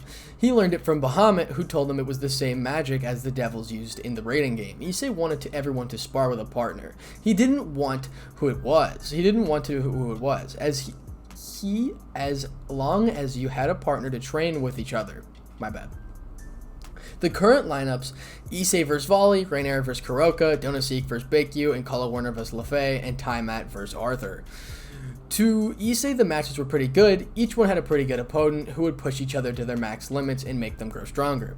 Everyone now stood on the sidelines as they watched Issei and Volley start their match. I'll give you a handicap. I won't use any of Bahamut's abilities against you unless you want to, Issei said with a smirk. No, I'll be fine. I think I can stand up somewhat, Volley replied back with her smirk. Very well, Issei replied back. Everyone was in awe how they were going all out. They stepped back for a good measure as the fight was going to be intense. Volley quickly started off by dashing towards Issei, who was standing still. She feinted a kick and went for a right uppercut, which managed to connect. Issei was surprised at her base speed, as was at Issei's base speed as well. How do you like that one? Volley taunted. Very good. Speed is impressive, but I think it's time to really get started, Issei replied back. Volley nodded and summoned her Divine Dividing Gear. Her blue wings came out as quickly as she nodded. Issei grinned at seeing the Vanishing Dragon's sacred gear. He returned gesture and summoned his boosted gear. Everyone knew it was really starting now. Boost times 5. Everyone's eyes widened once again as they felt the power of Issei. It was obvious he wasn't kidding when he said he was about the most powerful being. They wondered what his plan was, since he went straight for 5 boosts and not 1. It was obvious in their minds he was going to start to get serious about the fight. They suddenly ripped from their thoughts as Issei vanished. They all watched around them to see where he'd gone. He then reappeared in front of Volley, who was shocked at his speed. Before she could do anything, he disappeared again. The time he appeared behind her and did a sweep right off of her feet. He disappeared again, but this time he heard something above. Boost times 3. Everyone watched as he increased his power even more. They saw a small sphere of crimson energy from his palm. Dragon shot, he spoke aloud, punched the sphere of energy. The dragon shot came hurtling towards down Volley, who barely had enough time to register what was coming her way. She quickly rolled out of the way, just barely avoiding the blast as she launched the debris everywhere. Volley got up and prepared to counter an assault about that Issei was probably about to launch. Albion, is there a way anyway to possibly match his power? Volley asked her dragon. Volley, when I told you that there was a dragon extremely powerful, I wasn't kidding around. As it stands, we're outrageously outclassed. You may be able to show him down a bit, but there is no chance of winning this battle. There is some stuff you might be able to try even the odds a bit, but you are a Lucifer. Your blood is that of someone who has the potential to be a devil. You can claim a huge amount of demonic power. It is your birthright. Other than that, divide and use Balance Breaker and any other abilities of mine to help, Albion spoke in her head. Volley cursed as she realized how powerful Issei really was now. She knew it would be a tough fight, but she didn't think that she would get her ass handed to her. With the options slowly vanishing, she quickly decided to do what to do. Vanishing Dragon, Balance Breaker. A bright white flash covered the whole area as Volley darned her Balance Breaker. Issei grinned as she saw the white armor covered his rival. He started once again on his attacks. Issei vanished once again, but Volley anticipated him using his speed again. She quickly set an elbow her and successfully struck him in the gut, sending him skidding in the back. Then proceeded to use one of her abilities, Divide. Issei felt a part of his energy fade away as it went to Volley. He cursed as he forgot about Divine Dividing Gear. He knew that he couldn't be hit by her. She would have half of his power and make it hers. He decided to do what it was time and up it a notch. I'm surprised, Volley, you're able to match my speed. I really am. But I'm not done yet, Issei shouted. I expected nothing less from you, my rival, Volley recorded with a smirk. Welch Dragon, Balance Breaker. After he shouted that, the crimson energy started to form around him and formed a sphere. They couldn't see what was inside of it. Volley was shocked that she already seen Issei's Balance Breaker, but this was different. It was more powerful than she last saw. Everyone realized that as well. They wondered how much power he intended to release. Soon the energy sphere started to condense and soon it faded away, revealing his Balance Breaker, but it was different. Not the power of what the look it wasn't what they seen. The crimson had suddenly changed to a blood red, and the outline was a sharp gray with a crimson glow surrounding the armor. This was his new balance breaker. Even Issei was surprised as he looked at his balance breaker. Drake, Bahamut, what happened to my balance breaker? Issei asked his dragons. It is something to do with Bahamut's influence, Drake replied. This is the result of you getting my power. It has merged with Drake somewhat. What was effect was your balance breaker and Juggernaut Drive. Both of them were imbued with my power, effectively making them extremely powerful, Bahamut explained. I'll call it Welt's Annihilation Dragon Balance Breaker, Issei thought. A fitting name for a powerful balance breaker, Drake mused. Volley grinned and took a stance. Issei was surprised she still wanted to fight, but nevertheless, he mentioned for her to come. She dashed once again, but stopped a few feet in front of Issei. He was surprised at her sudden stop. He wondered what she was planning. He quickly put his guard up as she felt her energy rise. Half dimension! Issei was not expecting this at all. He quickly felt his emitted power being drained. He needed to do something quickly before it was too late. Boost times 15. Everyone was shocked as they saw him boost once again. They knew he was slowly being stripped of his power, but they didn't know he could give her more. But they didn't know why he boosted. Boost times 15 again. They started to back up as they felt energy rise even more, but Volley continued to press. But something was not right about it. Explosion! That command sent everything into chaos, instantly shattering the half dimension and blowing apart Volley and Issei's armor. The match was officially over, Issei as the winner. Well, that was a good try there, Volley. You had me cornered for a good bit, Issei said. Should have expected you to win, Volley muttered. She then walked up to Issei. Issei wondered what she was planning. This is your reward for winning, she said. Then she smashed her lips forcibly against his and heated in a makeout session. Everyone smirked at seeing Volley do it. Issei was surprised at the first, but nevertheless reciprocated the kiss. Volley pulled away with a smirk. Issei had on his grin on his face. He spoke up. Okay, Rainier and Kuroka, you're up, he spoke aloud. Rainier had a scowl on. It seemed that she didn't like the idea of sharing Issei, but she couldn't complain that there were more than 5 people in the harem, and would only grow as he attracted more people to his group. She stepped along with Kuroka, who was smiling. She knew that she was at a disadvantage since Rainier had the ability to use light, but that didn't stop her from trying. You ready? Kuroka grinned. Bring it, Rainier replied. Kuroka quickly dashed towards Rainier with a cocked back fist coated with senjutsu energy. It seemed like she was going to hit her target, but as she closed in on Rainier, she was quickly blocked by her crossed light daggers that Rainier had formed. Once her fist connected with daggers, Kuroka quickly backed up after feeling the power that those light weapons that were able to severely damage devils. She needed to avoid being hit by those. She needed a plan. Should have expected to run into an obstacle, she muttered lowly, but it was enough for everyone to hear it. Everyone's eyes widened as her power started to rise. She was quickly in her Neshoku form, which added even more power. They wondered what she was going to try. She quickly fired off several energy blasts towards Rainier, who dashed backwards and dodged a couple of them, but one hit her leg. Shit, Rainier muttered. She was kneeling on the ground, catching her breath. Rainier had enough. She stood up and released her wings. Everyone was surprised at her wings. Instead of 1 pair, she had 3 pairs, totaling 6 wings on her back. Issei was proud at seeing how far she had grown. She quickly dashed forwards and formed her light daggers once again, but this time she threw them at Kuroka, who dodged them easily, but didn't see the spear coming her way in time. It was too late once she did notice. The only thing that she could do, use her senjutsu from a protective layer around her to help cushion the blow from the hit. The sphere hit directly in her protective layer, pushing her backwards as her sphere started to dissipate. She quickly dispelled the energy around her as she avoided a fairly dangerous sphere and aimed for her. She dashed once again with her fist charged with energy, but stopped shortly before Rainier. Kuroka then proceeded to smash her fist on the ground, causing quite a bit of amount of debris and dust. Rainier couldn't see, neither could Kuroka, but she used senjutsu to find Rainier and tackle her on the ground, holding a fist cocked back with a ton of energy. She spoke up. Do you yield? Kuroka spoke up. Rainier was shocked at how she was beaten. She had no choice but to comply. Yes, she said weakly. Kuroka then stood up with Rainier up and helped Rainier up, and both of them walked back to the side, finishing their match and then waiting for the next one. And that is the end of chapter 9. This will be where I would stop. I read 3 chapters this time, so I don't know how long this is going to be. It's probably 40 minutes plus. But thank you guys again for all the support. I really do appreciate it. Like, it's truly a blessing seeing all the subscriber growth and views, and it makes me, like, fucking, I don't know. It's just awesome. So, again, thank you for all the support. This story is down in the description below. I did not make it. I will try to finish it, though. So, hopefully you guys, again, did enjoy the video. If you did, Like, subscribe, and comment for more. And without further ado, Spartanic out. Peace. What's up, guys? It's your host here, Spartanic DxD, back with another high school DxD related video, and this is What If Issei Was Betrayed Part 5. Thank you so much for all the support on this series. I hit 9,000 subscribers. It truly is a blessing. I did do the special, but I might do another one just because I really love this series myself as well. So without further ado, let's go ahead and get right into it, and don't forget to comment, like, and subscribe for more. Let's go. Chapter 10, Enemies Gathering and Testing Limits Part 2. It was now LaFay versus Kalawarner. As the two of them walked up to the center, they both prepared to start. Kalawarner knew she was a magician, but didn't know how much power she wielded, so she did the natural and prepped herself for anything. Issei was watching intently. He knew they could handle each other pretty well, but he wanted to see them break free from their limited power and push forwards like everyone else had before. When push comes to shove is when it would really matter.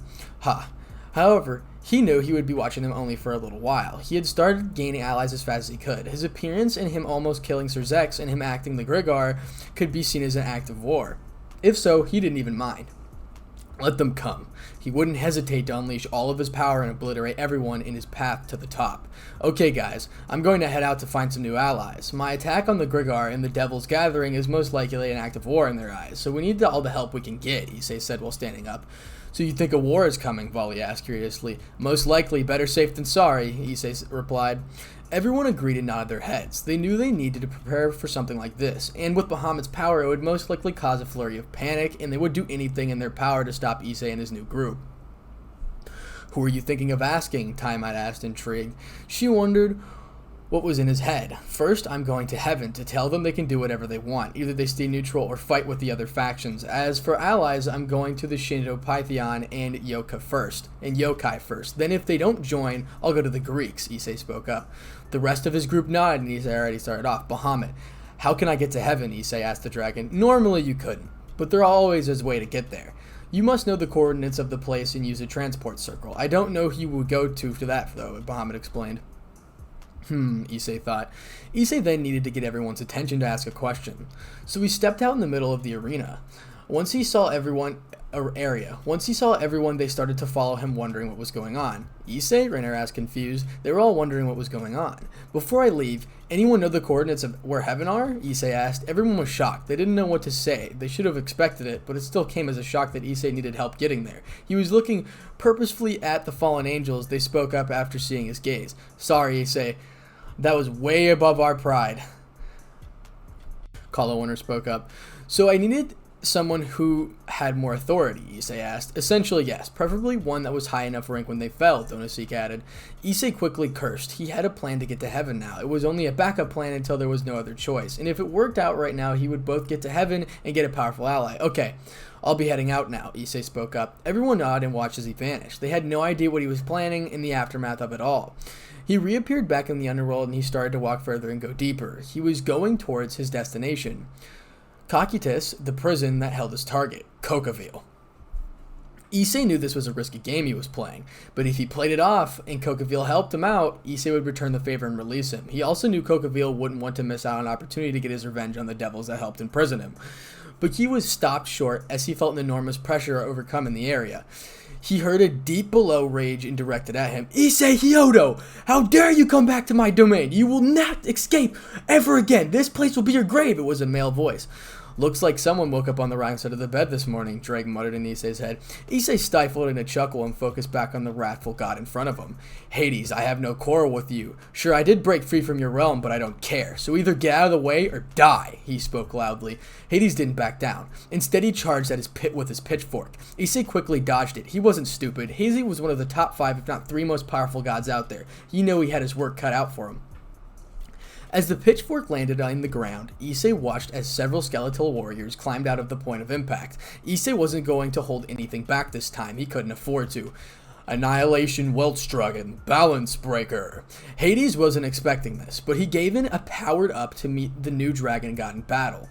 Issei watched as all the darkness started to get absorbed by Hades. He looked to the god of the dead to see in a new state. His eyes were pitch black and his robe had darkness rolling off of it. Issei could hear the cries of the souls literally screaming for help. Very well, Issei hyoudou. If it is a battle you desire, a battle you will get, Hades shouted with a powerful voice. Boost times 15. Issei boosted in response and charged with blinding speed towards the god. Hades quickly vanished in a burst of speed and kicked Issei in the back, knocking him out of the air and plummeting to the ground. Hades was waiting for him to turn with a counterattack. He knew the boy wasn't done yet.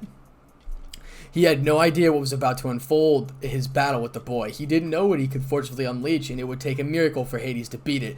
Boost times 30. Issei kicked it up a notch and stood out of the crater he made off the fall. Hades watched as he rose in the air. He could tell something was different about the boy. It looked like Issei was in a trance of sorts. He was completely silent and was eerie to Hades. He wondered what had caused the boy to be like this. He also wondered what was going on in the boy's mind. As Issei made Hades in the air, he didn't move, but suddenly he held his hand out in the front and started to summon a sphere of annihilation. Hades started to sweat at seeing the power of the boy was suddenly releasing. It was truly terrifying. Even with Bahamut, his power could have been handled with teamwork of some sort of the strongest gods, but with the boosted gear, it made it impossible to beat him. He could boost his power even higher and climb new heights and wouldn't stop either.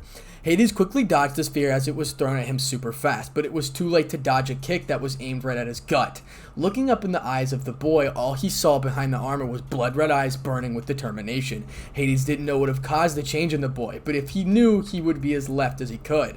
He would left as soon as he could. It was the fact when Issei was first knocked to the ground that he had a revelation. This was one of the most powerful gods, and if he failed here, it would mean the death of everyone else that had joined him, and he couldn't allow that to happen. He wouldn't. So he threw away all the rules and his limits and decided to break free from his shell. This was just the start, too. Hades was about to do the rest. He was about to unleash a power deep in the boy. Its nature was very embrittled. Hades quickly backed away and covered his pitchfork in dark energy that was around his body. He spoke up in a powerful voice. "Rise forth, my minions, and serve your eternal master," Hades chanted.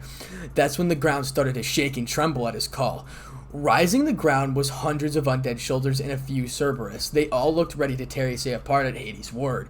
Issei wasn't phased though. He quickly summoned a ball of energy and punched it toward Hades. Dragon shot! Hades didn't notice it until it was too late. He was hit with it and sent flying away. Issei then turned his attention on the army that was summoned. Descending on the ground, he prepared for an onslaught of attacks at the monsters and undead. Boost times 50. With that boost, any undead in the near vicinity was instantly disintegrated. Issei was vicious as he tore through the whole army, slashing with powerful clawed strikes with the boosted gear's gauntlet. But more enemies kept coming and coming, and Issei was running low on steam. Explosion! He called out to give him a little breathing room, but it didn't last for long. Sadly, something was about to happen.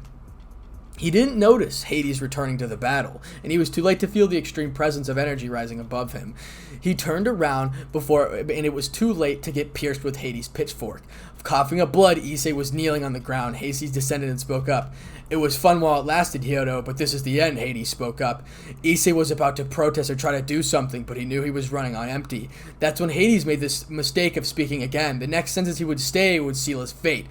"Oh, just so you know, all those people you gathered are going to die once I leave here to tell the 3 factions you have been disposed of, and I will personally drag those 3 fallen angels back to the realm of the dead," Hades spoke foolishly. Issei felt something deep boil inside of him. Like a supernova of anger was rising deep in his heart, and it couldn't be vanquished by anything. Hades heard him muttered something, but didn't catch it, so he asked him. "What did you say?" he asked cockily. "I'll fucking kill you," Issei shouted in fury. That's when it started. Issei felt his blood boil at the thought of everything he worked up going for waste. He wasn't going to die here. Not now. No, he wouldn't. That's when Hades noticed the blood-red glow surrounding Issei. Soon it erupted into a frenzy of power. Every undead minion and soldier was instantly vaporized by the power he was releasing. It just kept rising too. It was also coming off in bursts. With every step Issei took, the whole ground shook violently. Hades had unleashed a new ability in the boy that wasn't supposed to be used yet, due to the fact it was extremely unstable. This was called Juggernaut Drive, Armageddon's Call. This was called Armageddon's Call. Hades quickly backed up, seeing the massive amount of destruction he had released upon the area, and it was clear he was going to die here today. He tried to flee, but was met face to face with a bloodthirsty Issei. Hades was quickly punched in the gut, making his arch back up. Issei then proceeded to follow up with a powerful axe kick that sent God of the Dead hurtling towards the ground. Issei descended on the ground towards the fallen. Hades looked up to the boy as his balance breaker fell off, but he was still giving off immense energy of the power. He knew this was the end. Why? Hades asked weakly as he started as his executioner. Why? You ask me? You asked me that when you should have known already. You dare threaten my friends and family and not expect me to keep my promise of killing you? That's the problem with you gods and supernaturals. You think the universe revolves around you. Well, guess what? It doesn't. It is time for a change. Many more will fail before me. It is the beginning of a new era, he shouted.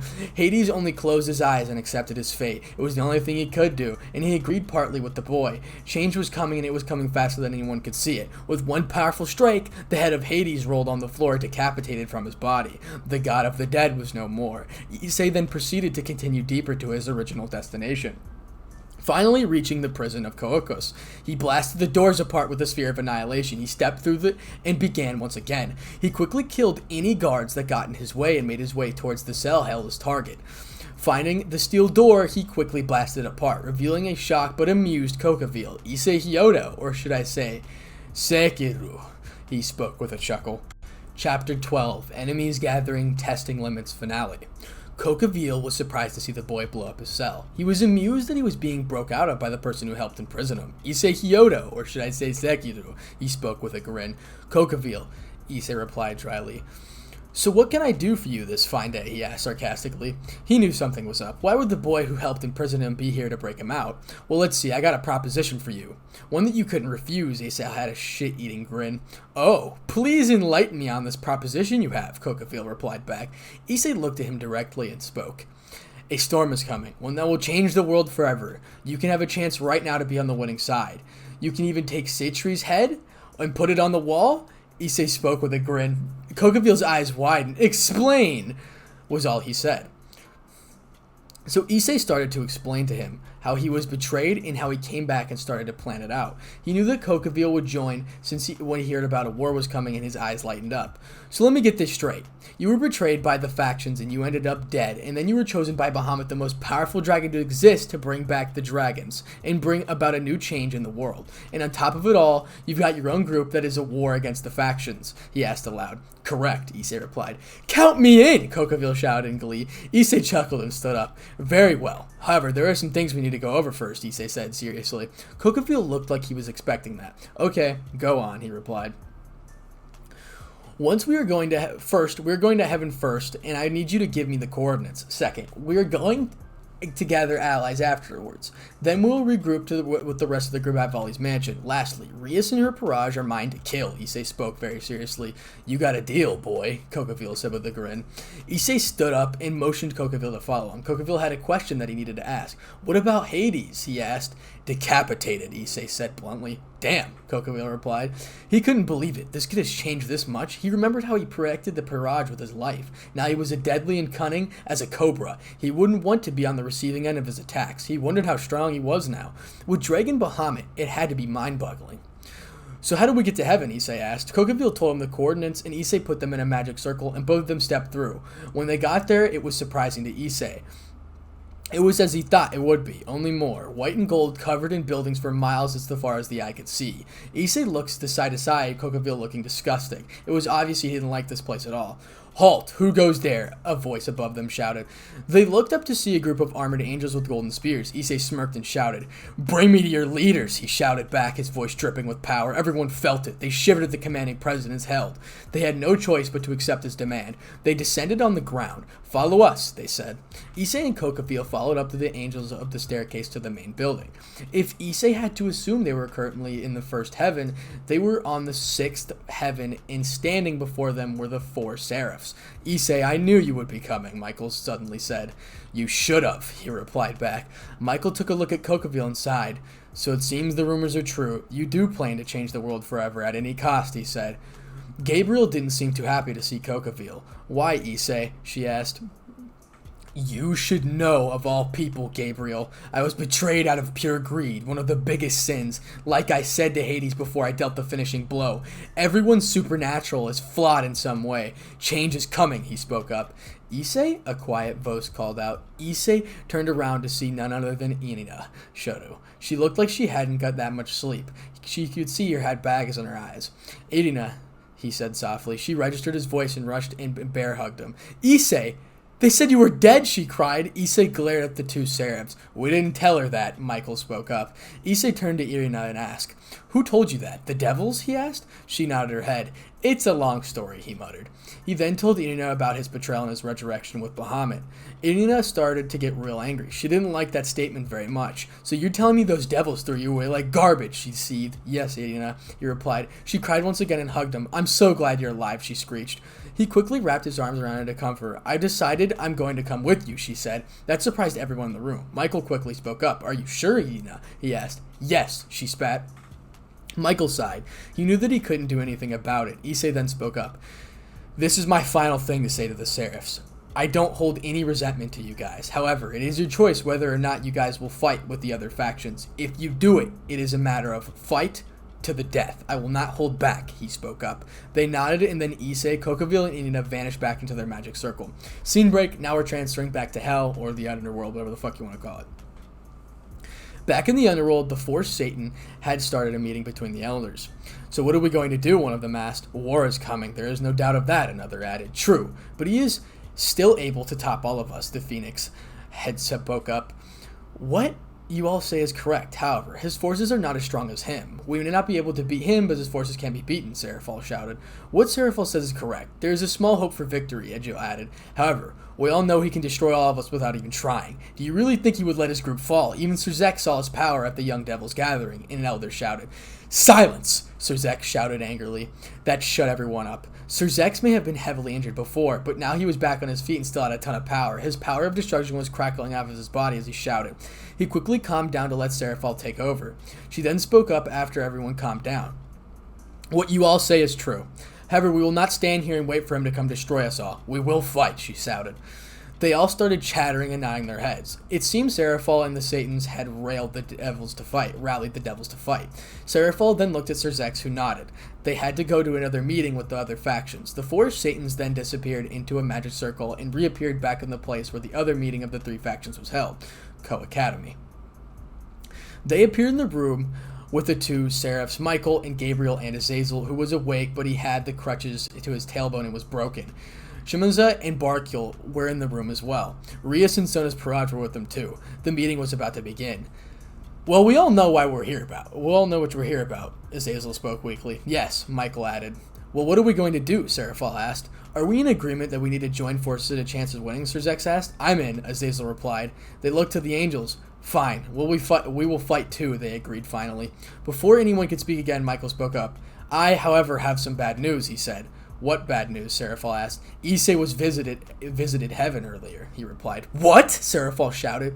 He had someone with him too, he said weakly. Who? Azazel asked. Michael was silent. Everyone wanted to know. Kokaville, he replied. The whole room was in chaos after that statement. How? Seraphal screeched. He probably broke him out, Sir Zex added. Most likely, Azazel muttered. What about Hades? Shouldn't he have been there guarding the area? Seraphal asked. The Cactus was a river of the underworld, so it did fall in Hades' domain. It seemed Hades has fallen in battle, Gabriel replied. Everyone was silent. It was even more that one of the most powerful gods was killed by Issei. It was dawned on them by how strong he really was. So he has a cadre of class fallen angels now on his side, Seraphal muttered. It looks like that way, Azazel added. Before anyone else could speak up, the whole room darkened. Everyone got anxious and prepared for an attack. They saw a purple mist with what looked like snakes in the middle curling around the two chalettes. The mist vanished, revealing Orpheus, the Ouroboros dragon god, and Ko. It seemed the Chaos Brigade decided to make an appearance. Orpheus, Seraphal muttered. Everyone was still on edge about the new arrivals. What do you guys want? Azazel asked curiously. We are here to help you, Ko spoke up. Everyone was shocked to their cores. Did they hear them right? Orpheus wanted to help them? I will offer a truce for right now, as that hyoudou boy is more of a problem for me at that moment, Orpheus spoke up. Very well. You have a deal, Orpheus, Seraphal agreed. So you will fight with us, Sir Zex asked. Yes, the Chaos Brigade will fight against him as a group, Orpheus replied. Good, Azazel muttered. Until then, Orpheus spoke up before leaving with Ko. Everyone was shocked at how that all turned out. It seemed they had a viable plan and the help of a dragon god to fight against Issei and his new group. They had a small glimpse of hope. They didn't know Issei was planning something, however, that would help him. Scene break, we're back with Issei, Kokaville, and Irina. The three of them just entered a magic circle that was destined for Kyoto. Issei planned on recruiting Yakuza with the Hyoudou gods. They were at the bottom of the hill, which the stairs upwards towards the shrine that housed Yakuza. Okay guys, listen up. We're here without warning. No sudden movements or fighting, Issei spoke. Irina nodded and Kokaville spoke up. Fine by me, he shrugged. Issei nodded and turned around and led them up the hill. When they got up the hill, the shrine was revealed, but they were in awe. Even Kokaville couldn't deny it. It was a true sight to see. Issei should have expected to see something like this. After all, Yakuza was a leader of the yokais. He quickly walked up to the two gigantic doors and knocked loudly. A few moments later, they opened, revealing a shrine maiden in a Kiyomo. How can I help you? She asked cautiously.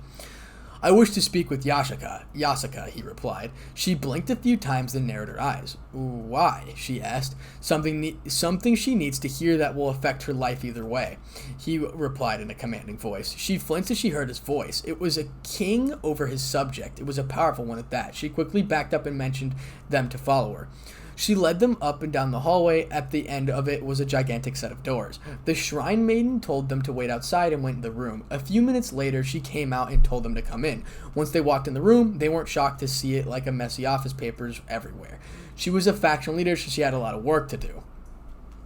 The moment Issei saw Yakuza, he felt his instincts kick in again. He groaned as he realized what Bahamut and Drake said about mating was right. She was incredibly beautiful. She had long golden hair that curled white tips at the end.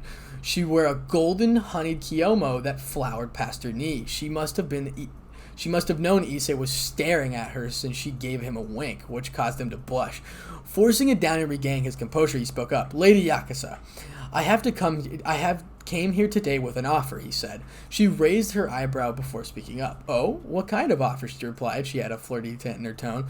Issei then got deadly serious. There's a war coming between my group and the three factions. We would like you to join us, he spoke up. That caught her off guard pretty fast.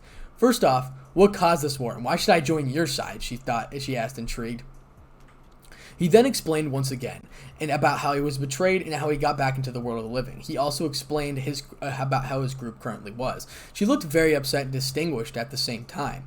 She never heard that kind of behavior from the Devils and Fallen before. She knew they had their moments, but this was just shocking to say the least.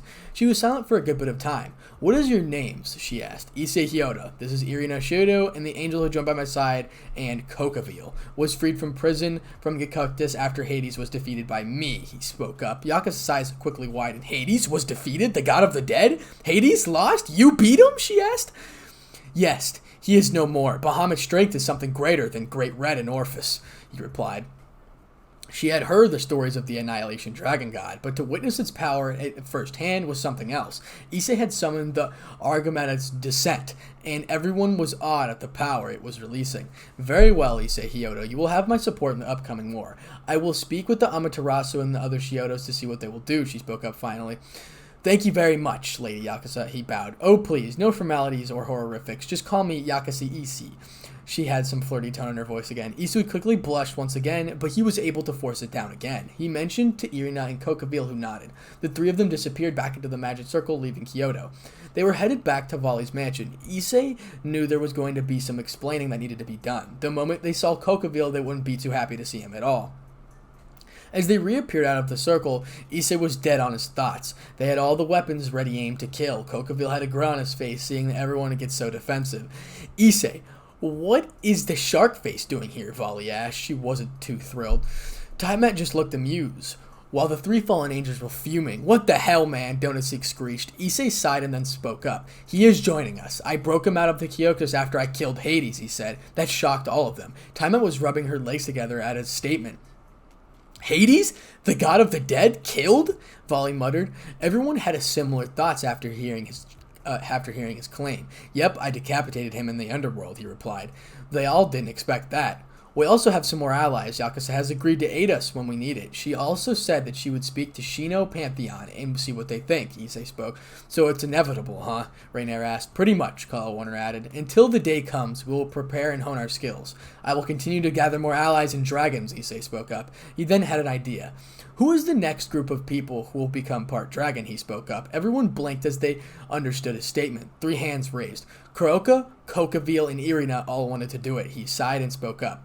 When I do this, you will pass out from the pain of your bones reconstructing, and once you wake up, you will be part dragon. You will have more energies and reserves and some more abilities than you normally had. Are you guys ready? He spoke up. They all nodded. He then formed 3 spears of dragon essence and put it in their hands and watched as they glowed white as the essence was absorbed. He watched as they all dropped to the ground unconscious. He turned to Taimat. "Hey Taimat, come here," he spoke up. He had a job for him to do. "Yes, Issei?" She asked. "I need you to do a job for me," he spoke up. She was surprised. "What?" she asked curiously. "Since you can hide your energy quite well and take on different forms, I want you to snoop around Code Academy and see what the devils are planning. I'm sure Sona and Rias have information on it. I need you to find out what they know," he spoke. She thought about it for a second, then nodded. "Okay, I will do it," she nodded. He gave her a smile and hugged her, which surprised her and made her blush. "Thank you," he whispered. He got a kiss on the cheek in response. His mouth was open and gaping at her. "Close your mouth or you'll catch flies," she teased him. He quickly composed himself and walked back to the group. He heard her vanish into the magic circle and went to go on to work in her end. As he was walking back, he started to feel sore, but this was different. It wasn't just his energy, his whole body flared in pain. That's when he heard a crack. He quickly fell on his knees and screamed as he started to feel more bones crackling. Everyone rushed over to see him already on the ground unconscious. This 3rd stage of his evolution had begun. Chapter 13, Sneaking Around, Part 1. None of them knew what to do. They knew what it was, and they knew what it meant, though. He was going to be out cold for at least 2 weeks. The only thing they could do was let it go through its course and wait for him to wake up. They wondered what it would do to his mentality, and how far it would change him. Everyone was worried about him. Rainier knew he had a drastic change when she met him in the realm of the dead. She knew it instantly. He wasn't perverted the boy she went on a date with before. He was lack for terms. Bitter and vengeful in his betrayal, and he would do anything to right the wrongs that had been committing that day, even if it meant going against everything he knew and accepting a new truth of his reality. Boy, was it a really big reality check. To go from a pawn in a purge to holding responsibility for creating a dragon faction was one hell of a switch for anyone to accept. She knew it had built walls around the pain that was embedded deep within him, but slowly over the time they started to crumble with everyone he added to his new life. The one thing in her mind that was a fact, if that was going to go to waste or not. If everything was going to take another 180-degree turn in a few weeks or not, she knew that she had woke up. He had another few days before the final stage began, and that was what made her wonder about his mental state. She also knew that if he experienced a heartbreak once again, it would be disastrous. That was putting it lightly. He would obliterate the people who caused it without any remorse whatsoever. Rainier was brought out of her thoughts as Kuroka spoke up. "What do we do?" she asked aloud. Volley looked around to see the others spoke up. If what we know is true, that his body is currently undergoing a change, all we can do is let the nature take its course and wait until he wakes up, she said. Surprisingly, Kokaville decided to speak. "I agree with the brat. What we're dealing with is a power incomprehensible to any of us here, and if we try to do something foolish like forcefully trying to make him wake up, could cause a backlash that will release a ton of destructive power," he said. Everyone just blinked. Volley turned to glare at him for calling her a brat, but she agreed what he said was true. If something they did to try to help him went wrong, it could have unforeseen consequences. Rainier and Donosik exchanged glances with each other. Before one of them could speak up, Colin Warner beat it to it. "Let's get him inside and settled in the room. We'll take turns watching over him. We don't know what to expect out of this," she said. Everyone instantly agreed and nodded with her. Volley and Kokaville took his arms while Rainier and Donosik took his legs. Kuroka and Colin Warner took hold of his midsection so that with all 6 of them he wouldn't be dropped. Soon he was sitting in a bed. Rainier had taken the first shift of watching over him. In the living room, conversation began to take place amongst the rest of the group. "Does anyone know exactly what kind of evolution hyoudou is undergoing?" Kokaville spoke up. Everyone turned to him confused. "Why? What does that anything to do with anything?" LeFay asked, confused. Kokaville sighed and rubbed his forehead. He felt a headache coming from everyone's arrogance about the situation. Evolutions have a very profound effect on a person or creature that undergoes it. Depending on his type he is dealing with, the effects could be drastic or not at all, he explained. Volley looked confused at his statement. "Where did you learn all of this? You were never this smart at the Grug," she chuckled. Colville glared at her before sighing. "I may be a warmonger, but I am not a complete idiot," he replied dryly. Volley looked serious for a moment.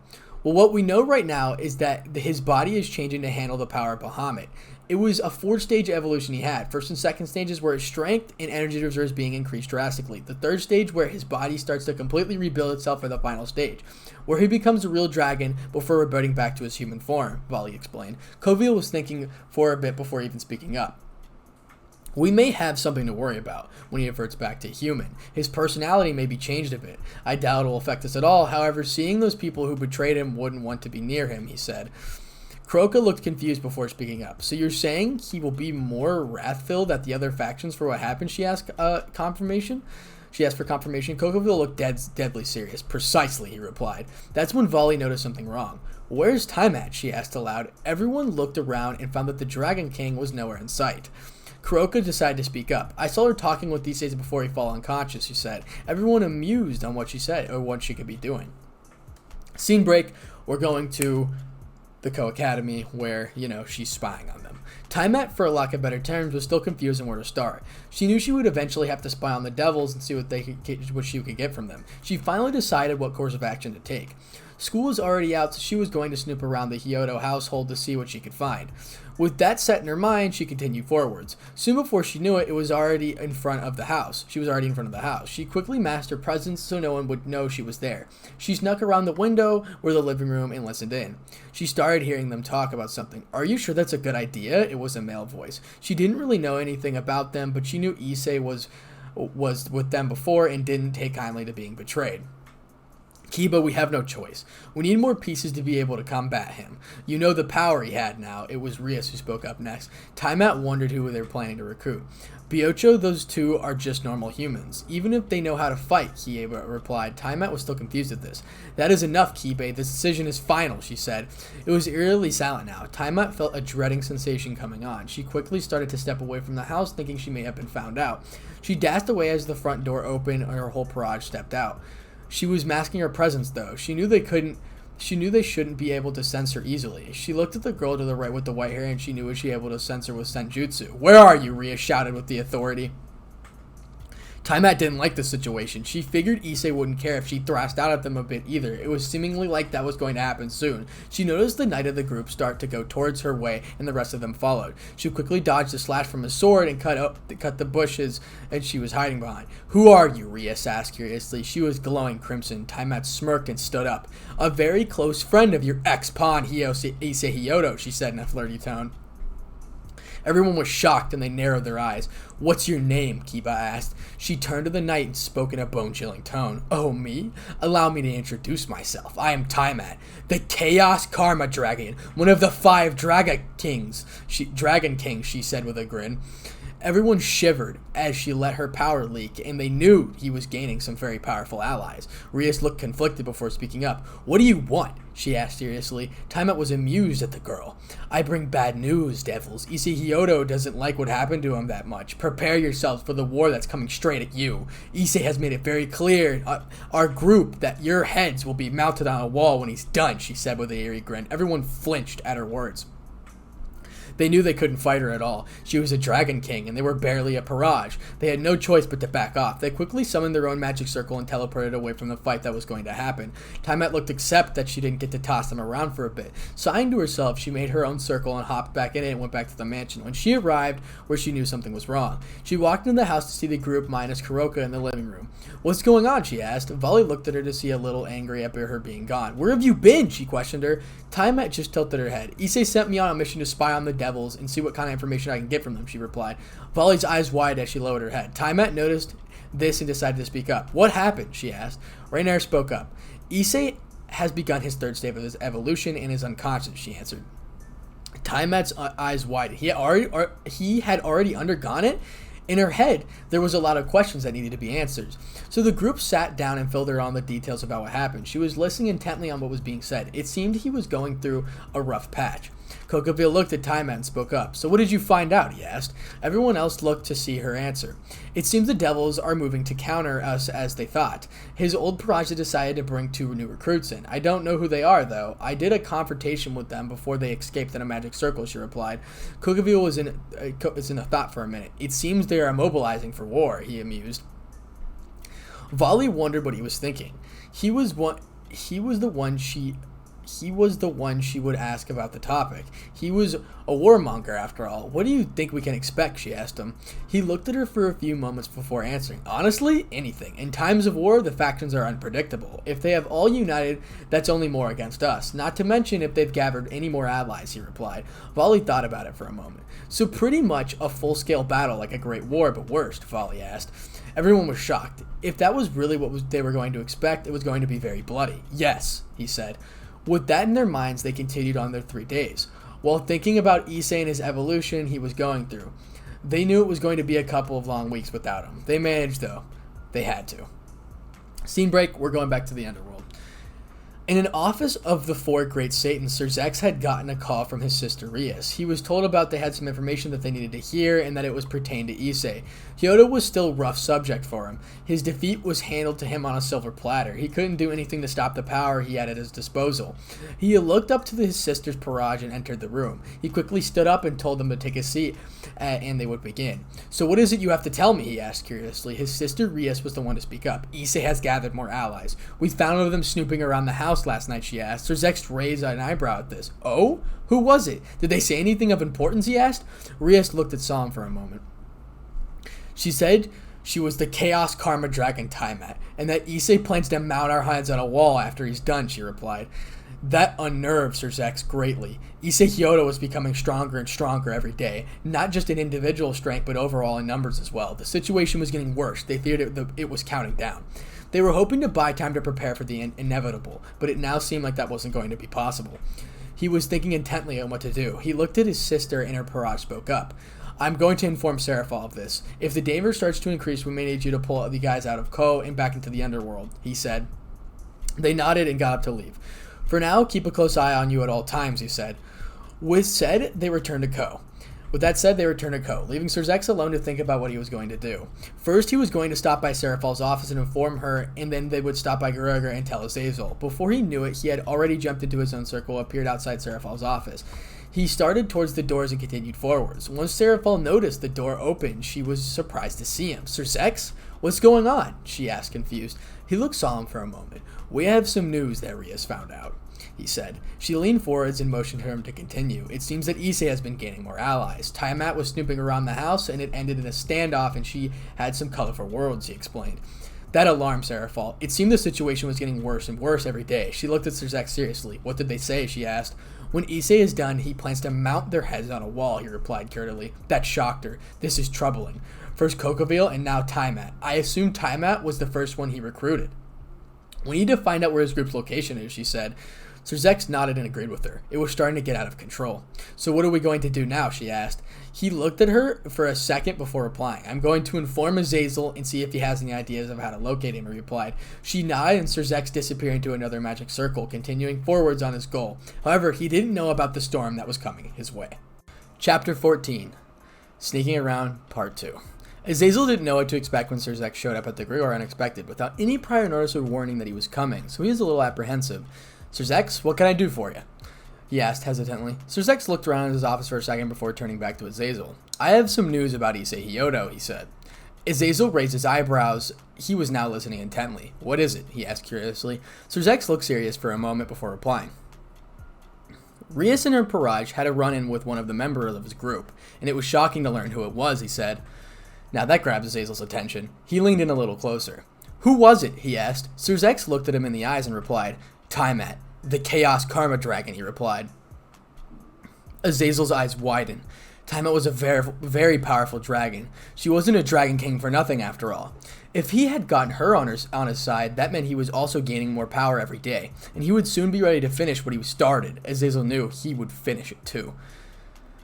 Azazel was thinking hard for quite a bit. He knew something needed to be done, and they needed more information. He had an idea, but he didn't know how it would play out. So what do we do? He asked Sir Zex to see if he had anything on his mind. Rias and Sona are still in Ko, but if need be arises, they will fall back to the underworld. I think it's time to start tallying up our resources and start gathering allies as well, he replied. Who do you have in mind? He asked. Sir Zex knew who he wanted to go to first. The Norse faction, he answered. Azazel hummed and thought and nodded his head. That is most likely the best course at this moment. Odin will no doubt help us. With the Norse gods on our side as well, we stand a better chance at not being annihilated, he mused. Azazel needed to be Azazel needed to get his thought on something else. We need information about his group. Any ideas, he asked? Sir Zex looked at him for a minute. I don't. His group must be very close, so they would keep secrets from anyone other than the group itself, he amused. Azazel decided to say what he thought. What about a spy, he asked. Sir Zex looked and thought for a moment. It could work. They would feed information to their use. However, if they were to get caught, their life would be forfeit, he said. Sir Zex did make a good point. Azazel knew if the person he was thinking about would get caught, they wouldn't be treated nicely. However, he still had to try. He knew who he was going to send anyways, and if he could fit with them pretty well. It was Pumane. Well, I already have a person in mind to be our spy, he said suddenly. Sir Zex looked at him. Who is it? He asked curtly. Pumane, he replied. Sir Zex nodded to himself. He knew it would be easy for them to trust her. Okay, fine. When is she set to leave? He asked. Azazel sheepishly rubbed to the back of his head. She has already left. We think they may have grouped up with Volley. She's heading to their mansion, he said. Sir Zex nodded once again. Okay, just keep us in the loop of what goes on, he said. Azazel nodded and Sir Zex left in a magic circle. He was going to his next destination. Asgard, the home of the Norse gods. Scene break. We're going with Pumane. Pumane currently found herself walking through the woods on a trail that she knew would lead to Volley's mansion. Everyone had a good reason to believe that Issei had went to them pretty quickly. She was the holder of Albion and Divine Dividing, so it was only natural. She was also wondering what she would encounter when she got there. Would the group of bloodthirsty and vengeful that she didn't know? However, what she and everyone didn't know is that once she got there, her ideals and morals were just drastically challenged by what she would find. It would change her forever. Before she knew it, she was standing right in front of the massive white doors of Volley's mansion. She prepared herself for what she would receive from the inside of the mansion. With nerves of steel, she knocked on the door. She wasn't expecting the person to open the door. Cocaville. He wasn't expecting to see her at all. What do you want? He sneered. She raised her hands in a passive manner. I left the Gregor. I don't want to have anything to do with him, she lied. Cocaville's eyebrows raised. So you want to join us, huh? He asked. She nodded her head. He sighed and led into the mansion. Well, you have to talk to Issei, the boss, later, he said. She knew he meant Issei, but he said later. Did that mean he wasn't there or something was going on? What's she doing here? Surprised Volley asked. Cocaville looked to the female and replied, She's wanting to join us. It seems she left the Gregor, he shrugged. Volley sighed after hearing that. Well, Pimine, you'll have to wait for your answer, she said vaguely. Pimine was extremely confused. What's going on, she asked. Volley shrugged and replied, Issei has fallen into a coma, you could say, although it was self-induced, she confessed. Pimine was confused again. Why would he be in a coma, she thought. Before she could ask what she meant, she heard footsteps from upstairs. They were coming downstairs. Soon, Rainier, Kalawarn, and Kuroko all appeared. Rainier and Kalawarn were livid at seeing her. What is she doing here? They both screamed. Kuruka's face went blank. She was obviously on edge at seeing a new face. She didn't know who it was. It was obvious it was a fallen angel. I left the Gregor. Things are becoming too hectic. Azazel is paranoid and had started ordering the organization to prepare for war, she lied. Cocaville snorted. So you've come to side with the one that will win, huh? He mused. Cocaville snorted. It wouldn't be right if a few people weren't suspicious. Some of them were, but they didn't voice it. Rainier and Kalawarn were jealous, mostly, while Volley didn't really mind. Where's the rest of the guys? Pumane asked. She asked. Tiamat wasn't here. Arthur and LaFay are training right now, and Tiamat is watching Issei currently. Donosik, I don't know where he is, Volley replied. Pumane had another question. How long has he been out? She asked. Volley looked to everyone and shrugged. Probably around a week or two, she answered. Before Pumane could ask another question, Cocaville decided to speak up. So what are we going to do in the meantime until he wakes up, he asked. Volley looked at him, and he was utterly stupid. We train and wait until he wakes up so he can move forward, she replied. However, none of them knew what was going on with Issei at the moment, and how or when he would wake up very soon. He would also have news about something. They had no idea what it was about to come to pass. Scene break, we're in Issei's dream right now, so this is Issei's basically mindscape. Issei didn't know where he was. He had an idea. However, it was only a tiny one. He knew if it was true, was more the reason why he was here. All he could see was colors, clusters of red, blue, green, pink, and purple as far as the eye could see. It was endless. The idea he had in his mind was growing stronger by every moment. He looked around and saw nothing but stars. He knew where he was, the dimensional gap, home of the apocalypse dragon Great Red. Bahamut? Drag? He tried reaching the dragons. No answer. He decided to summon his sacred gear. Nothing. The boosted gear wouldn't form, neither did Annihilation's descent. Something was blocking his connection. He knew what it was instantly. Your dragons can't help you here, Issei, hyoudou, a powerful voice spoke. Issei turned around and was met with a gigantic red dragon with golden eyes. This was truly the apocalypse dragon of legend, Great Red in the flesh. Issei felt a pebble now compared to the dragon's side. He knew, however, he was here for a reason. Great Red, Issei replied. He tried to sound respectful. Great Red snorted. No need to be fearful, Issei. I only brought you here to answer some questions, he said vaguely. Why can't I contact my dragon? Issei asked. Great Red rolled his eyes and replied, I am the dragon of dreams. As you are asleep, you're now undergoing your own evolution. Dreams are in my domain. Bahamut may be the annihilation dragon god, but his domain is destruction. That's where he gets his full power from. Like with Orphis, her infinity. She gets power from just that concept. I am the dragon of dreams, and as such I gain my power from the dreams of everyone. We all have our own domains, Great Red explained. Issei blinked and looked around before speaking up. So what am I here for? He asked confused. Great Red looked at him in his eyes before replying. You, Issei Hyoudou, interest me. You were betrayed by everyone that you were cared for. You come back wanting nothing more than the right the wrongs of people of the world, carving a path that will no doubt change the future forever. What is it that drives you, Issei? Who is Issei Hyoudou? Who are you? That is what I want to know. I wanted to see the man behind it all, the man who vowed to change everything, the man that defeated Hades when he returned to the underworld, the man that caused a shockwave of turmoil among the factions. Who are you, Issei Hyoudou? Read aloud. Issei blinked. He knew what he was asking. I am just a normal person who wants nothing more to live his life without the heartbreak. I don't want what happened to me to happen to anyone. I will not stand for it, even if it takes 1,000 years. I will right the wrongs of this cruel world, he shouted in fury. It seems the Great Red got his answer. As he gave out a heartily laughed. He could feel the determination etched in his voice. Very well, Issei Hyoudou. You have proven your conviction to me. I just wanted to know if you would follow your plans to the end of the world and beyond, Great Red said. Issei blinked and decided to speak up. So what did you bring me here for then? He asked, confused. Great Red sighed, then replied. You are waging war, Issei. Tides have turned and the factions are mobilizing. I have seen glimpses of other dreams and I know what you will face.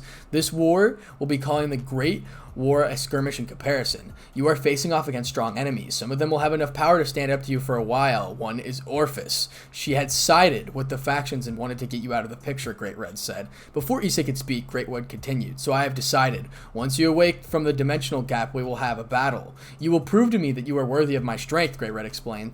Issei's eyes widened. He was going to fight the Apocalypse Dragon in order to get more strength, and another ally he was going to fight the second most powerful being to exist, and he knew Great Red wasn't going to hold back at all.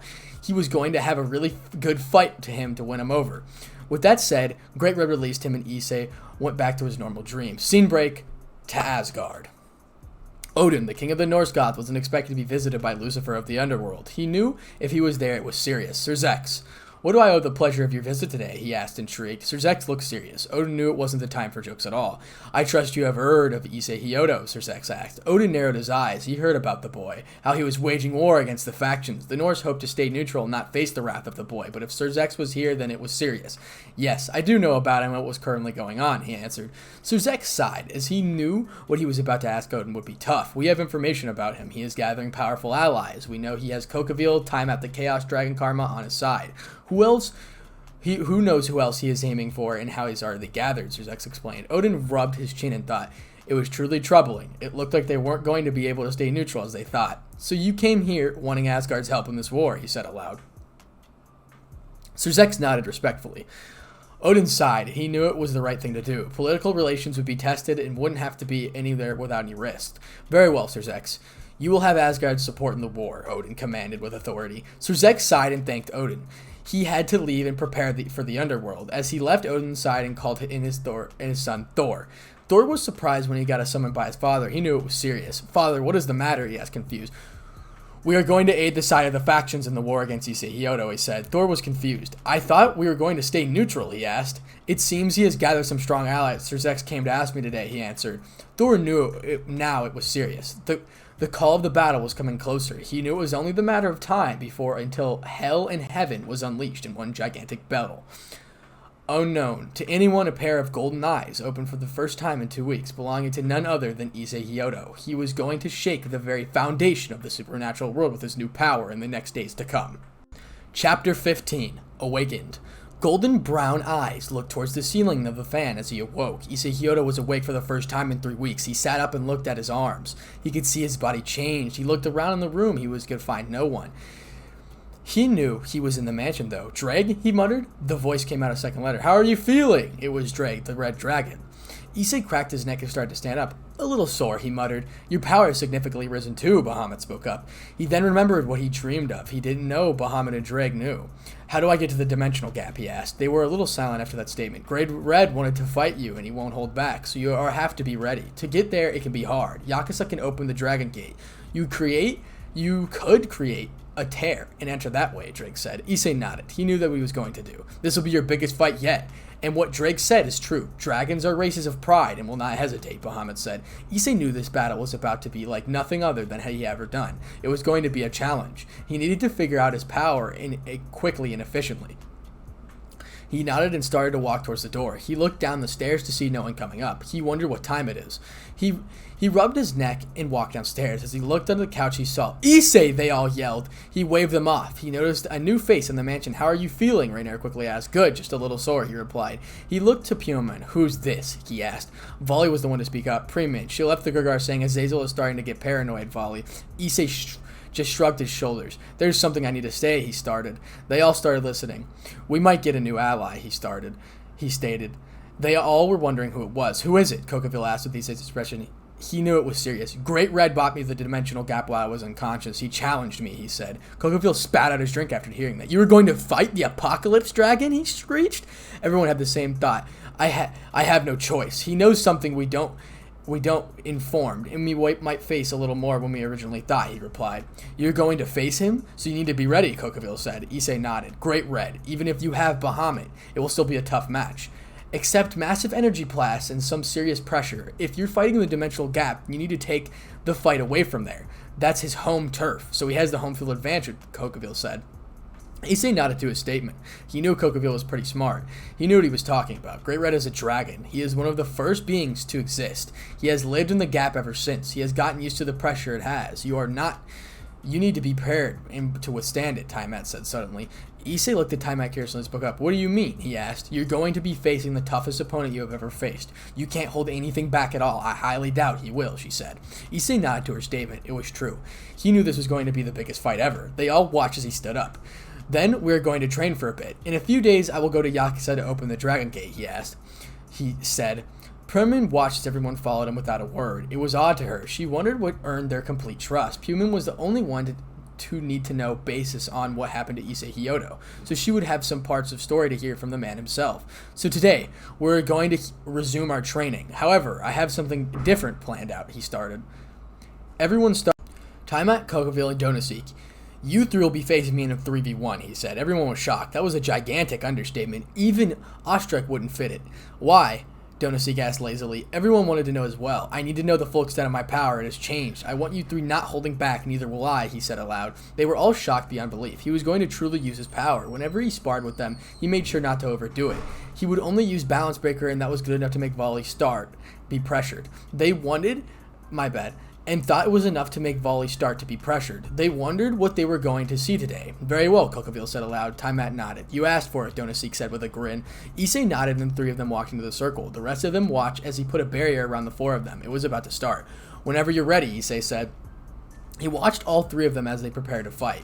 He knew in terms of power, Taimat was clear victor over the two, but Kokaville had the advantage of being a warmonger. He knew how to fight. He knew what is to expect as well. Donosik was in the same league as Kokaville. Being a few pairs of wings less didn't really matter. Issei knew Donosik was crafty and would take every opportunity to get him. Issei quickly avoided a light spear that was aimed right at his heart.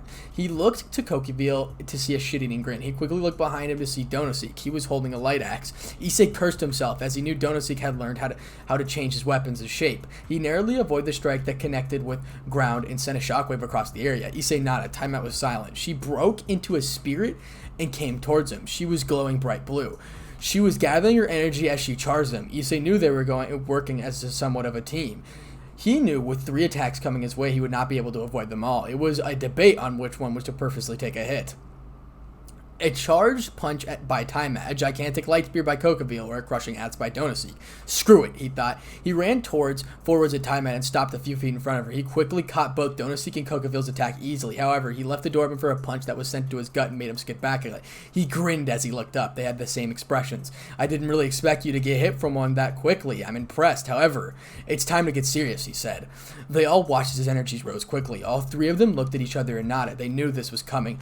Boost! They all watched in awe as he boosted gear activate. It was more powerful than what they have seen last. Firmin had no coherent thoughts. She didn't expect him to be this strong. She knew that there was more power to come as well. She continued to watch. Taimat suddenly charged at Issei. Kokaville and Donosik suddenly followed behind her. Issei watched their movements like a hawk. It was strange to him. He could see the power rise off them, but he could also see where it was being directed. Taimat's fist was coming closer as he watched it. With one hand quickly caught and spun her around and threw her at Kokaville, sending him flying back. Issei looked to Donosik, who summoned another axe. He was dual-wielding light axes. Issei groaned after seeing that. Donosik quickly charged at him. Issei charged for her as well to meet him. Before anyone knew it, Issei's fist met with the crossed axes Donosik blocked. Issei knew he had to get rid of one of the axes to get. He knew something that he could use. However, that short time that they met, it was enough for Taimat and Kokaville to get back up. Issei quickly backflipped to avoid a fireball sent at him. He quickly regained his bearings and decided it was once again time to step it up a bit. He quickly dashed forward in his opponents. Donosik was closest to him. Taimat and Kokaville had recently gotten up again and were more towards the back of the barrier. Donosik would be easiest to take out, but he knew the moment he went after him, Taimat and Kokaville would fight right behind him. He needed to separate them for a while so he could deal with each one individually. He needed to come up with a plan. He quickly jumped to avoid an entry blast from Taimat. It was strange. It was like he knew it was coming ahead of time. It was like for all the attacks he faced. He knew where they would land and how to avoid them and strike it back. He landed on the ground and looked at Donosik. Boost! Everyone watched as he charged at Donosik. They knew he was serious now. Pimen's eyes widened as she saw the power that was being used by him. They watched as Donosik narrowly avoided a fist aimed at him. However, he failed to notice Issei was already sending a roundhouse kick. That kick was deraimed actually at his collarbone. They watched as Donosik crumpled on the floor. Issei looked to Kokaville next. He knew Donosik would be down for a little bit. He bought some time to take on the others. He charged up once again, this time towards Kokaville. Boost! Kokaville charged as well. They both met with clash of fists. Taimat was suddenly charging up to help Kokaville. Issei was starting to get a little annoyed. Every time he went towards someone, another one came towards him. He should have expected it though, really. It was a 3v1 fight and he wanted to push himself. It was time once again to step it up. Welch Dragon, Annihilation, Balance Breaker. Those 5 words were enough to make everyone flinch. The power that was gathering around Issei was incredible. It started to swell around him as he donned his armor. Blade! Everyone was shocked. He was using Ascalon, the dragon-slaying sword? Issei was suddenly in a much higher advantage now. He was outmatched, sure, but he had the power of them with that blade. Taimat looked very cautiously at the blade. Kokaville wasn't any better at all. He knew the power of the dragon-slaying magic, very dangerous to them. If Issei was using it, they were truly starting to force him to pull out everything he had. Kokaville, you may already know this, but that blade will be the end if you don't dodge it. Dragon slayers aren't normally powerful enough to one hit. But combined with this new power, you'd be toast in one slice from that blade, Taimat said. She looked at Donosik to see him still down. He most likely wasn't going to be able to fight now, and if Issei powered up more, it would only add more to it. She looked to Kokaville and added that they both nodded at each other. They both charged at Issei. Taimat was glowing blue. She was releasing more power than before. Issei quickly dashed forwards and again with Ascalon aimed. Boost! They were starting to fear the barrier might break. Issei was exerting a lot of pressure as he started to power up even more. Taimat backed up as she felt his power increase. Kokaville did the same. It was starting to get interesting. Everyone charged him at the same time. Kokaville needed to watch out for the sword. As Ascalon came swinging, he quickly formed a light spear to block it. A screeching noise flew across the area as the blade and spear met. Everyone outside was watching in anticipation. Taimat saw this as her chance to charge Issei while occupied with Kokaville. Issei knew this was coming. Boost! As that sound rang out, Issei pulled his left leg back while still pressing against Kokaville's light spear. Kokaville looked at what he was doing and it was already too late.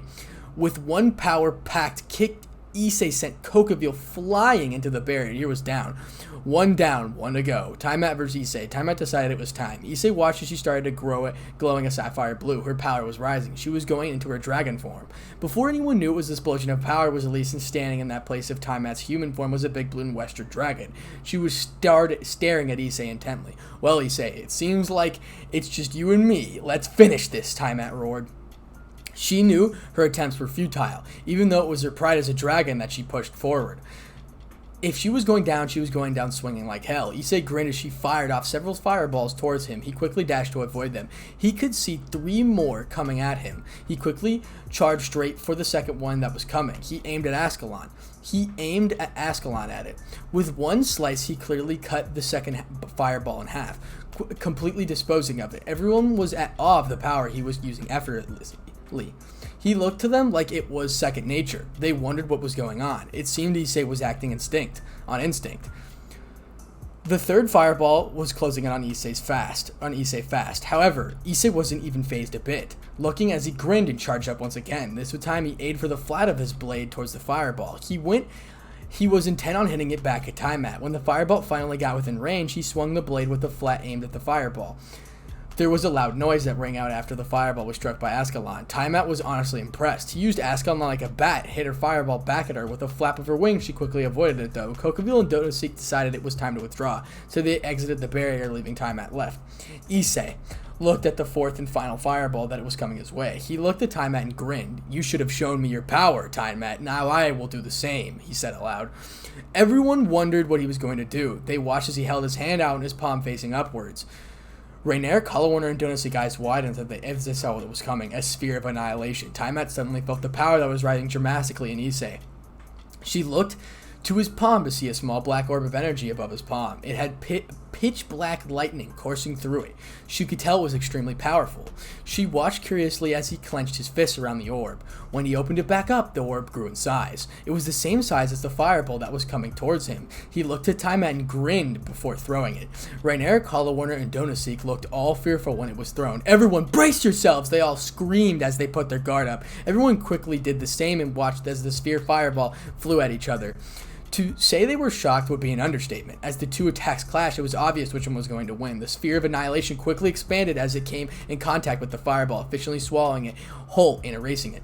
Time-At had no words. Her fireball were utterly obliterated without an effort. She knew Issei some good hits as well, so in her mind it was a good fight either way. "I must say, Time-At, that was something. I never expected you three to make me go balance breaker. I think I'm ready for red," he said aloud. Kokaville and Donoseek were a little roughed up, but they would heal real easily. Everyone looked to Issei as he powered down. Paimon was completely and utterly stupefied at the whole thing. She never expected at all to think that he was this powerful. She knew she needed to think. As the scale-mail armor fell on the ground, everyone looked at him a bit cautiously. He knew they had just seen some of the power being used to overpower 3 opponents. Issei took a look at the 3 of them again. Time-At was fine, Kokaville was able to stand, and Donoseek looked fine as well. "So what's next?" Folly asked. Issei looked up for a moment, thinking he knew it was almost time. "Tomorrow I will go to Yasuka and have her open the gate. After that we begin," he said. They didn't know what he meant by begin, but they knew one thing: something was coming, and it was coming very soon. That will be the 1-hour special. So hopefully you guys did enjoy this. Okay, we still have plenty of chapters to go. I'm on chapter 16 out of 27, so hopefully part 6 will come soon. But again, thank you for all the support. I hit 9,000 subscribers and we are on the road to 10K. That 45-minute special was actually the special, but I decided to make a 1-hour special. This took a lot out of me, so please like and subscribe for more. And without further ado, Spartanic out. Peace. What's up, guys? It's your host Spartanic DxD back with another What If Issei Was Betrayed Part 6 and another High School DxD related video. Thank you so much for the support that's been going on. I hit 10,000 subscribers. It truly is a blessing. Thanks for all the continued support. And without further ado, let's go ahead and roll right into it. Chapter 16, The Battle That Shook the World, Part 1. As Issei awoke, the first thing that came to his mind was the fight he was about to have with Great Red. He knew this fight would be the toughest one to date. He had no words as what it would entail as far as the eye could see. He needed to be pushed to win, obviously. He thought back to what Kokaville said about Great Red having the home field advantage. He was right. Great Red was one of the first beings that existed and took up his residence in the dimensional gap. So it would be expected of him to have gotten used to it. Issei knew it would be a tough fight when he stepped in there. He would have to take the fight from the gap. However, there was a question of how he would do that. The only way he could use was his power to rip and tear through the dimension. And if that would be a waste of power, that might be a waste of power. He was suddenly brought out of his thoughts as he felt a movement on his bed. He looked down to see Rainier, Colorwarner, Time-At, and Kuroka all sleeping in the same bed, naked. That's when he felt the same sensation he felt before the fight with Tiamat ended. His instincts were growing stronger every day. He remembered what Drake said about it, that it was similar to a heat phase, and it was growing stronger. Quickly shaking off those thoughts, he managed to weave his way out of the girls who had him in a death grip and proceeded to go down the stairs to prepare for the fight. As he walked downstairs, he noticed some lights on. He wondered who it could be at this hour, since after all, it was pretty early, so he was surprised to see Pyomin watching TV. Seeing no one else downstairs, he sat next to her, which made her jump a bit. She obviously was surprised to see him down here, and she was alone with him. "So you're a new member, huh?" he mumbled to himself. She didn't know what to say. She knew that she had to say something to avoid suspicion. However, what she didn't know is this conversation was about to change her whole world and everything she knew. Her morals and ideals were going to be thrown out the window with no hope of returning.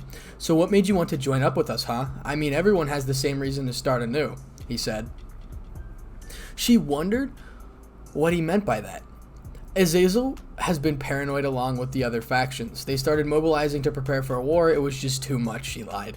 It was somewhat the truth, but somewhat a lie. She started staring curiously at him as he looked at her, and then he laughed. "Serves them right. After all what they did to me, they deserve what is coming," he said to himself. She heard it through, and it made her wonder what really happened. Sure, she heard from Azazel the gist of it, but she knew there was more to it. So with her here and now, she wanted to know the full truth badly. "Can I ask what happened?" she asked. He looked around for a second. He was about to speak up, but she continued. "Azazel did tell me what happened of it somewhat, but he really never gave me in any full detail and made the betrayal so tough on you," she said softly. She honestly had no idea why she was saying this. Maybe it was part of her starting up to put the pieces together. However, another part wondered, would she like the outcome of when she learned what truly happened? She listened to him sigh. She knew it was tough for him to talk about, but this, if he was hesitating, it meant that there was definitely more to it than she originally thought. "I'm sure you know of the purge I was in," he asked. She nodded. "Rias Gremories," she answered. She didn't miss the scowl when he heard her name. "Well, it started around my second year at Go Academy. I was a blatant pervert, I'll admit it," he started with a chuckle. She smiled a bit, but it seemed there was a piece of him that wasn't focused on his goals, more just relaxing and having fun. She listened to him as they continued. It was when I was asked on a date," he continued. She didn't fail to notice him cringing when he said the final word of his sentence. She wondered what was going on. "What happened on the date?" she asked quickly. He sighed and looked at her. "I died," he said. She gasped in her mouth on her hands. How has she never heard of this? Why didn't they think to mention that one of the reasons this whole situation was because of that? "What happened?" she asked. She feared the answer. After all, he was here now, so that only meant one thing: reincarnation. "I was reincarnated by her," he said. She nodded and urged him to continue. She understood how hard this was for him. "I was content living in her purge, actually. You see, I loved that woman. I fought time and time again on her behalf, nearly died twice in her name. I even sacrificed part of my body to beat the Phoenix in a duel to free her from that marriage," he spat. Tears were threatening to come out. Not from the Pumi's eyes, but Issei's too. He was relying on one of his most painful parts of his life and how it all came crashing down. He started to speak again. "It was after Cocaville was defeated that I was truly happy and content with living like that. That is, until it happened," he said. She looked up at him to see him staring at the wall. It was an empty stare. There was so much emotion in his voice as he continued. "It was a normal day for me. However, for the fact that I was being ignored by everyone. I had no idea what I had possibly done to make them avoid me like that. I wanted to do something so bad, to apologize for anything that I had possibly done, but every single time I tried, I wouldn't even get acknowledged," he continued. She listened sadly as his voice finally broke and she was starting to feel what he felt. "It wasn't until the end of the school day that I took another route home, and I accidentally stumbled upon the spot where I died on my date," he said. Something was itching her to find out who killed him, so she asked. "Who was it that killed you on that date?" she asked. He sighed and looked at her. She was confused, but he had a smile. "Rainier," he said. That made her angry. She wanted to strangle the girl. She was brought out of her thoughts when Issei's hand landed on her shoulder. "Don't be angry with her. You see, I forgave her a long time ago. In reality, I kind of realized what she was doing. Even if she was ordered to do it, I knew that there might be more than underneath the surface due to the fact that I started to think about the date more. That's when I came across the conclusion that she knew all about the date and wanted to pick up the scraps. She wanted to be my savior, so I'd follow her blindly without a question. It just pisses me off even more when I think about it at all to put the pieces together. After all I did for her, just throws me away. After all I did for her, she just throws me away," he explained. Pyomin was mortified at this story. She had no idea that so much happened to him in such a short amount of time. So after I was utterly betrayed by all of them, I ripped into each and every one of them and purged my pieces in front of them. Afterwards, I met Bahamut in Purgatory and accepted his offers, and I don't regret it one bit, he explained. He suddenly looked over at the clock. It was almost 10 o'clock. It was almost time for him to go to Yakuza's. He looked at her and smiled. She was instantly surprised when she was wrapped in a hug. Thank you. I needed someone to talk to. I needed to let it out, he said softly. Her eyes widened. She couldn't believe it. She numbly nodded as he stood up. It was time for his battle, and he needed to prepare himself. She watched as he walked out the front door. She couldn't believe what was said during their conversation. She had some serious thinking to do. As Issei walked outside the mansion, he turned his thoughts to the battle. He needed to come up with a strategy. Dreg, Bahamut, any ideas to help me end this fight? He asked the dragons. You will be pushed. There is no doubt in mind. However, you will need pure power. You will have to pure power over him. You will have pure power over him. It's the matter of merely unlocking it and using it. You have to find something that drives you forward and makes you evolve enough to break through your shell and gain a new reach of power. What that Fallen said about taking him out of the dimensional gap is true. Once you tear through it, you will be able to use your environmental to your advantage, Bahamut replied. Issei nodded and hummed in a thought. You could try to stall and continuously boost until you have enough power, until you overpower him. However, I don't think he'll be that stupid and not realize what you're doing. He was right. Great Red wouldn't give him that luxury. He might be able to slip a few boosts in every now and then, but it would be small. Great Red wouldn't let up. He knew that was that much. It was time. With barely any thoughts, he released his wings and took off towards Hyoudou. He arrived there shortly. It was about a 15-minute flight. He finally spotted the shrine sitting atop the hill. Quickly landing in front of it, he tucked his wings back in and walked to the front door. Swiftly knocking on it, he waited a few moments before it was opened. It was a shrine maiden. She looked confused when she saw him. Can I help you? She asked. I'm here to see Yakuza about something, he said. She blinked, but nevertheless, he let him inside. He quickly thanked her and proceeded to Yakuza's office. He stopped at the door and knocked a few times. There was no response. After a few moments, he heard a reply telling him to come in. He opened the door to see Yakuza and a new person. It was a woman. Issei could instantly tell she was powerful. She was a god, after all. It was like he hit a train. White and red dress, sleek black hair that flowed down her shoulders. The aura of sun was practically flowing off her. She had a mischievous look in her eyes as they both looked at each other. It was Amaterasu, the goddess of the sun. Issei was stunned by her beauty. Issei hyoudou, she quickly replied. He chuckled. It seemed they had already been told about him. Yes? Are you Amaterasu? He replied. She chuckled as well. It seems we have been working together in the future. Care to explain why you were waging war against the three factions? She asked quizzically. It seemed Yakuza didn't tell her about his betrayal. In a way, he respected her for that. In sort of the privacy matter, but nevertheless he began to tell a story, and this time he went into detail like he did before with Pyomane. Needless to say that both women were utterly horrified at his tale. Amaterasu actually had a tear threatening to spill. She never thought that someone could be so cruel to someone who did all that for them. Issei quickly found himself embraced by the goddess. I'm so sorry you went through all of that, she screeched. Issei blinked. He clearly wasn't expecting this to happen. However, he slowly lost himself in the embrace of the goddess. A few moments later, he pulled away and looked at Yakuza. Now, to why I'm here, he said. They both looked at him. I was wondering why you dropped in so suddenly, she replied quickly. He sighed and composed himself. He was about to ask her something very tough for her to do. Not that she couldn't do it, it was just a delicate subject, and he knew that. The Dragon Gate was a very useful tool after all. I need you to open the Dragon Gate, he said. Their eyes widened. What was he planning? Care to explain, she asked seriously. He looked at her dead in the eye and replied, I'm not sure if you know this, but I was recently unconscious due to an evolution I was undergoing. While I was asleep for that time, I was brought into the dimensional gap by Great Red himself. We had a very important conversation, he said. They once again widened their eyes and gasped. He's visited the Apocalypse Dragon? What did he want? Amaterasu asked quickly. He sighed and spoke up. I'm to have a fight with him. He has the intel that would be very useful for our cause. He said he would join us if I proved myself to him. That's why I need you to open it. Then I will step through it and teleport to him, he explained. Yakuza was silent for a few moments. Very well. Just so you know, it's a one-way trip, she said. He nodded and they all entered. A magic circle appeared outside the shrine. Yakuza stepped forward and glowed a bright gold. Suddenly, a large magic circle appeared above them. Soon they could see the dimensional gap through it. Issei looked around and knew it was time. Thank you. He then flew up right into it. He finally was in the dimensional gap. They were right. He could feel the pressure weighing him down on this place. He was suddenly brought out of his thoughts as the dragon he's fight suddenly flew through a portal. He was staring right at the massive beast. I didn't think I'd actually see you here. Ha! Great Red chuckled. Issei blinked. There was no going back now. So how are we going to do this, he asked. Great Red snorted. Then a dark red glow comed over him. Issei had to cover his eyes as it grew brighter. After a few moments it died down and Issei was looking at a new figure. It was Great Red in his human form. He had spiky crimson red hair with a sleek leather jacket that looked like it belonged to a biker. The jacket itself had blood red flames patterns that trailed down his arms. The pants matched the jacket. Issei stared at the golden eyes that looked back at him with a smirk. Time to prove your worth, Issei hyoudou, he said. Issei nodded and they both dashed for each other with blinding speeds. Issei grunted a bit as his fist met Great Red's elbow. He was fast and timed his blocks as well. Issei would need to do the same to be able to land a successful hit on him. Suddenly, Great Red vanished. Issei looked around hurriedly, but at last he was nowhere in sight. Suddenly, he lurched forward, gasping for air. He looked down to see Great Red delivered a sucker punch in his solar plex. He felt a searing pain in his side as he kicked across the gap.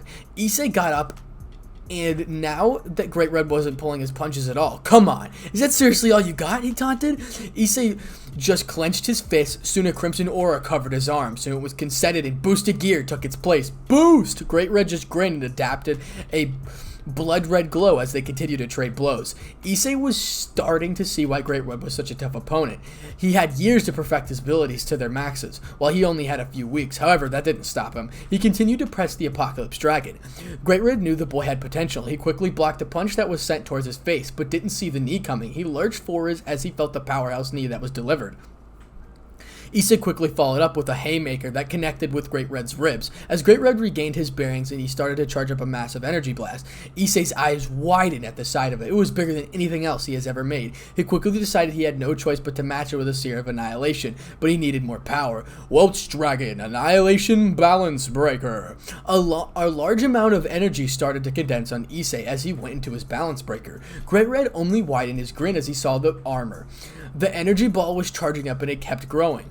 Issei quickly stuck out both of his hands in a V fashion. He started to form two spheres of annihilation. As they grew in size, he put his hands together and merged the two spheres in one gigantic spear. Great Red didn't waste any time in throwing his energy ball. Neither did Issei. Issei watched as the two energy balls collided with each other. They were pressing against each other to overpower one another. It was a stalemate between the two balls. Soon Great Red and Issei decided to charge at one another and threw it at each other, backing his own energy ball with another one. Issei grunted as he felt the energy overpower his own. Issei needed to think of a plan as fast as they exploded. The blast would be gigantic. Boost times 15. Great Red raised an eyebrow as he saw what Issei was doing. He obviously had some plan. He quickly raised his hands and started to form another sphere, but this one was going to be the biggest one he ever made. Slowly, the black orb appeared above his hands. Boost times 5. Suddenly, the orb grew in size. Great Red understood what he was doing now. He was boosting while forming the sphere to make it even larger. Soon, it grew twice his size as the previous one. Great Red knew he didn't have enough time as Issei threw the sphere. He didn't have enough time to charge up another energy blast to counter those spheres. Soon, the spheres had merged and produced a gigantic one, efficiently swallowing it whole. That was pretty impressive. Quick thinking, Issei, using the boosted gear power to those spheres even more. Now, the question is, can you keep thinking and going and adapt quickly in a situation? Great Red said with a grin. Issei wondered what he was planning. He knew he had something up his sleeve. Suddenly, Great Red held out his hands in some fashion as Issei did earlier. He summoned two medium-sized energy balls. Issei was watching him carefully. Suddenly, the two balls split into several smaller balls and shot towards Issei. Suddenly, most of them disappeared. Issei's eyes widened as he saw it. He looked at Great Red to see him smirking. There were two of them still coming towards him, though. He needed to take care of them first. Blade! He quickly slashed both of them, making them dissipate. Carefully, Issei, he used the gap to his advantage. He sent those energy balls through wormholes to strike you at random. Watch your back, Bahamut tried to explain, but it was too late. Issei was struck in the back suddenly. He cursed as he got up. I think it's time to take this fight somewhere else where he doesn't have the advantage, Drake added. Issei agreed, however, he didn't know how. He is right, Issei. There is only one way you can currently do that, though. With your ability, you can only use once. It was against Hades in the underworld. The Aramageddon's call will bring your power to its true ability. But it is an ability that comes with a cost. It can only be manipulated for a short period of time because it destroys you from the inside. The level of power would literally rip you apart if you used it too much. I will activate it. If you are ready to unleash every ounce of your power, you got. Bahamut explained. Issei nodded numbly. Great Red rose in eyebrows as he saw Issei standing still. He suddenly felt an increase in energy. It was massive. Issei suddenly felt something that was akin to flame being doused in a gasoline. He felt it deep within himself. It was roaring, bursting with energy. Great Red quickly blocked with his hands, and he felt as a massive energy ball roll off him in waves. He looked to the boy to see him covered in blood-red glow. This energy was massive and something he never thought he could see from this boy. Suddenly, the whole dimension started to shake and crack. Great Red's eyes widened as he now understood what the boy was trying to do. It was working. Before they knew it, they were both sucked into the vortex and appeared in the underworld. Issei's power was suddenly disappeared as he stood back up and looked around. He knew where he was. He was very close to the Gremory estate. I must say I'm impressed. Using something like that to rip to tear in the gap and send us out of it. You knew if you got me out of it, you'd have a better chance. Very smart indeed, Great Red suddenly said. Issei looked at him. He felt something was coming. However, that doesn't mean this is over just yet, he said loudly. He was about to charge but stopped suddenly as he felt something was off with the boy. He watched as the boy fell on one knee and started to breathe slowly. It was like he was having a hard time. Issei was feeling lightheaded and he had splitting headache pounding. His vision started to act up. He was seeing things like it was tunnel vision. Great Red stood there silent. The boy wasn't hurt or injured. No, this was something else. Something was changing. Something was going to happen. He stood there silent waiting for the second part of their fight as he knew there was going to be something big. Chapter 17, The Battle That Shook the World, Part 2. The underworld wasn't going to know what hit it very soon. Near the Gremory estate were two very powerful people who to continue their fight. Sir Zex was sitting in his office when he felt the massive energy spike in the area. He quickly jumped in his magic circle and appeared, surprisingly, at the estate. He wondered what was going on. You felt it too? A voice asked. It was a female. He turned around to see Sarah fall right beside him. Soon the two other circles appeared and the other Satans stepped out. The four great Satans were about to witness a battle like none other. So you guys felt it too, Ajuka said out loud. They were about to turn to Beelzebub and watched as he walked towards the source of the power they all felt, and they would be shocked to see who it was. As they all climbed up a hill, the first thing they saw at the estate was to see. Isn't that... Seraphol asked while looking to Sir Zex. He nodded and spoke up. Yes, the Gremory estate, where my sister's Purge is currently. We decided it wasn't safe anymore for them, he said. Seraphol looked confused for a bit. Wasn't there two potential recruits for her Purge and co? She asked suddenly. He nodded once again and replied to her. Yes, there were. However, with whereabouts on hyoudou currently unknown, we decided it was best to hold off the new recruits and move them into the underworld, just in case hyoudou decided to strike, he said. Suddenly, Ajah paled at what he saw. Speaking of hyoudou, he started. The rest of them followed his eyesight where he was pointing to, and their eyes widened as they looked in the scene before him. What is he doing here? Seraphol said, through gritted teeth. Sir Zex was silent. He was looking at the other man who was across from Issei. He had a very powerful energy coming off of him. It was contained, though. He looked at the other Satans to see them looking at the man. Who is that? Ajay asked curiously. Everyone else was wondering the same thing, and why hyoudou was there with him. I have no idea, Seraphol said. Sir Zex was about to speak up, but the man started to speak in a voice that radiated power. I must say, I am impressed. Using something like this to rip it tear in the gap of the dimensional gap is quite impressive. You knew if you got me out of it, you would have a better chance at beating me. Very smart indeed, he said aloud. Their eyes widened. Did the gap mean the dimensional gap? That's what they were wondering as they watched Issei lift his head up. Does he mean the dimensional gap? Seraphol asked. No one answered her. They were silent. They didn't know what to think. However, that doesn't mean this is over just yet, he suddenly said. They looked as the man was about to charge towards Issei, but stopped suddenly. They started to wonder what was going on. No one was moving. They were just standing there. Suddenly, they saw Issei fall on one knee, and their confusion rose even more. They watched what seemed an eternity as Issei was still on his knees. What's happening? Ajuka muttered to himself. Everyone heard him and wondered the same thing. There isn't rise in energy at all. Nothing at all. Do you think he was exhausted to the point by his defeat by this man? Seraphol asked out loud. They all thought about it for a moment. No, it can't be that, Sir Zex said suddenly. They all turned to him, he sighed and started to explain. The boy's power is truly horrifying to witness firsthand. This is different. His energy hasn't dropped or risen at all. If at most, it has ceased a commandment for a change. He said aloud. Their eyes widened as they heard him. So you're saying the boy's energy has halted itself in order to make a way for a change to continue? Ajah asked. Serzex nodded and slowly spoke up. It seems so, he said. Seraphol looked down at the kneeling form of Issei. She wondered what was going to happen now. Suddenly, Issei got up and just stared at the man. They all looked to see him, just what he was going to do. Can you feel it? It is reasoning deep within you, the man suddenly asked. They wondered what he meant by that. Whatever it was, he knew what was coming. The energy you have. It is something, all right. The power you wield is no doubt the dangerous tool that even could be hard-pressed if you went full power, he said. They looked to Issei to see him starting to get his bearings back. They wondered what changed within him. Issei himself knew something was happening to him from the inside. He asked a sneaky suspicion to what it was. Suddenly, against his own volition, his wings came out. What the? He muttered them and saw. He looked to his opponents and spoke up. You know what's going on, don't you, Great Red? He said aloud. Issei knew the four Satans were watching him, so he wanted them to witness what was about to happen. They paled as they heard the name of the man. Did he just say what I thought he said? Ajuka said aloud. Serzek's eyes widened and he nodded numbly. The Apocalypse Dragon, Seraphol muttered in disbelief. They were about to witness a battle that would shake everything up again. So it's starting, Great Red said suddenly. Their eyes widened for the up-teeth time that as they heard him speak. What was starting, they all thought. They all backed up quickly as a massive amount of energy started to roll off Issei. Even Great Red had to put up his guard to protect him from the massive energy that was coming from Issei. The four Satans were able to peer over at the battle to see the blood red glow of covering Issei. Suddenly all the energy he was putting out stopped dead in its tracks. Issei started to roar in agony as he felt his bones crack and shift. Everyone watched as he started to grow in size. His skin started to turn harder. It turned into bloody red scales that covered his body as he grew even more. His roar started to turn more animalistic and primal. It was a dragon's roar. The ground started to shake violently as he kept growing in size. Suddenly, a spiky gray and blood-red tail sprouted out near his tailbone.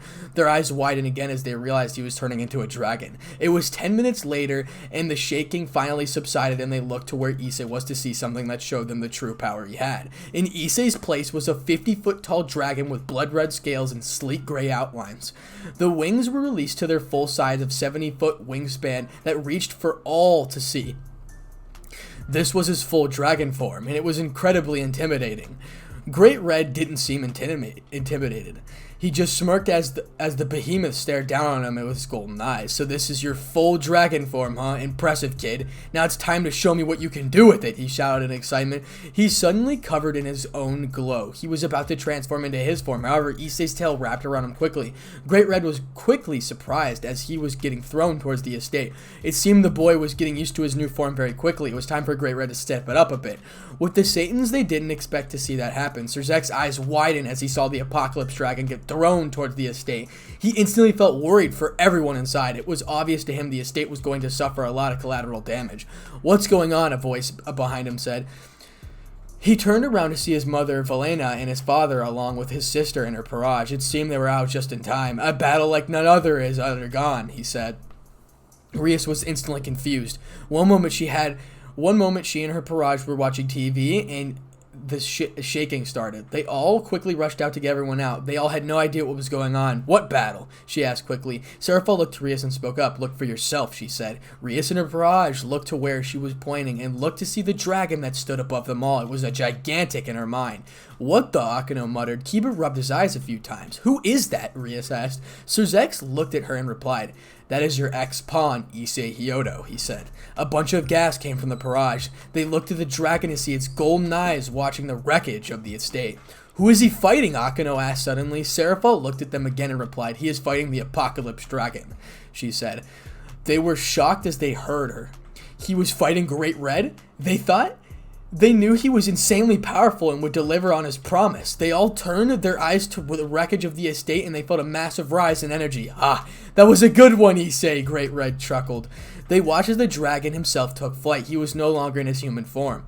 They were watching a battle between two dragons that weren't pulling any punches. Suddenly, Great Red swooped behind Issei and grabbed his tail. He proceeded to spin around and send Issei crashing to the ground. The ground splintered and crackled as he crashed into it. The estate started to crumple from the massive amount of damage that was being caused. It was beyond repair. Everyone watched as Issei took flight once again and clawed at Great Red. It seemed they were doing some damage to each other, but they weren't doing anything fatal. The battle continued on as they watched on the exchange of blows, but there wasn't a sign of a victor yet. The battle seemed endless as both of them continued to charge at each other again and again. Suddenly, Issei opened his mouth and a small fireball started to form and grow. Soon it grew bigger, and Issei finally shot out a torrent of flames that were sent hurtling towards the Apocalypse Dragon. Great Red had barely enough time to put a guard up and block the stream of fire coming at him. After he did, he looked at Issei. This boy was clearly something else. He proved him wrong on multiple occasions. Now it was time to make this battle even better. Soon a glow of his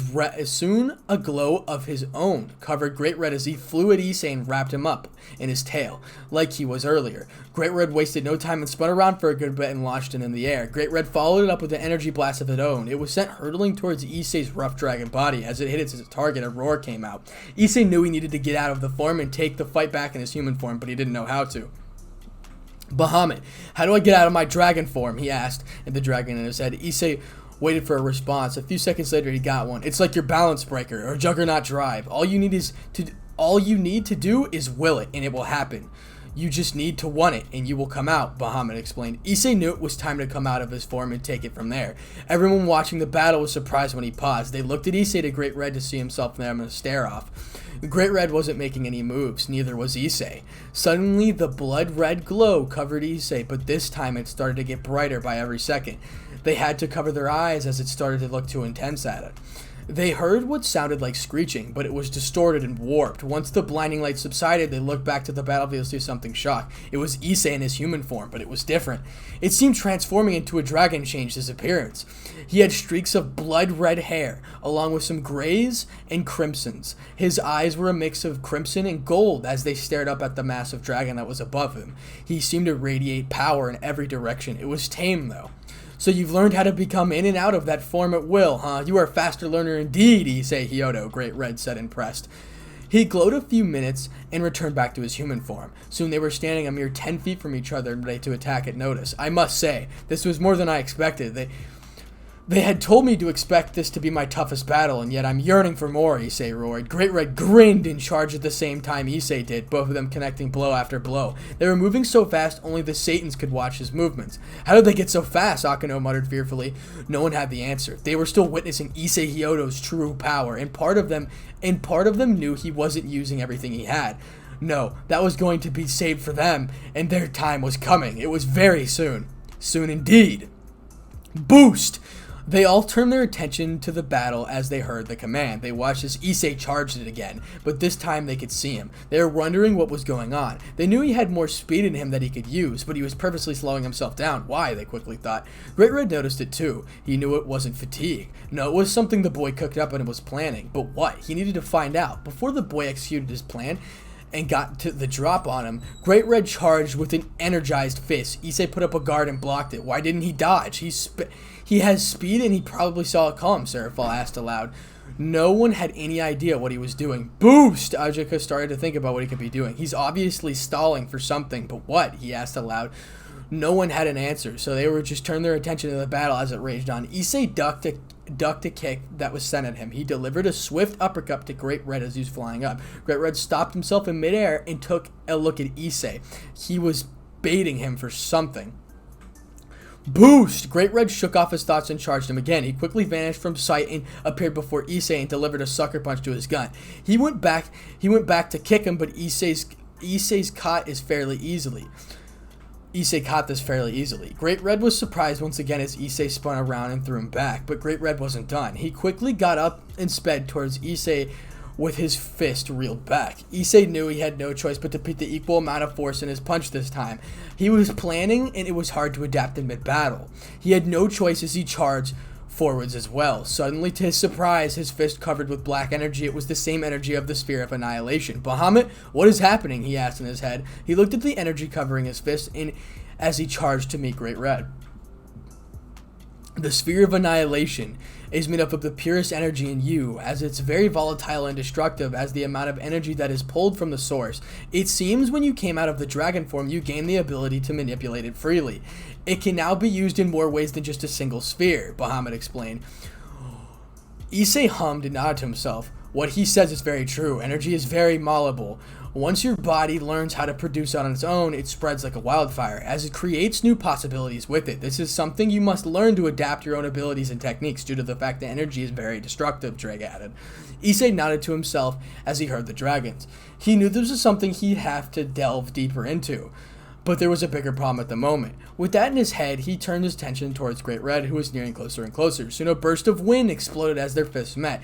Great Red seemed surprised as he looked at the black energy covering Issei's arm. The devils watching the battle noticed it too. What is that covering? Seraphil asked. Sir Zex looked for a moment. It's energy. Energy of the purest form, directly pulled from the source, he said. Everyone gasped when they realized what it was. Make it very volatile and destructive, Ajuka said.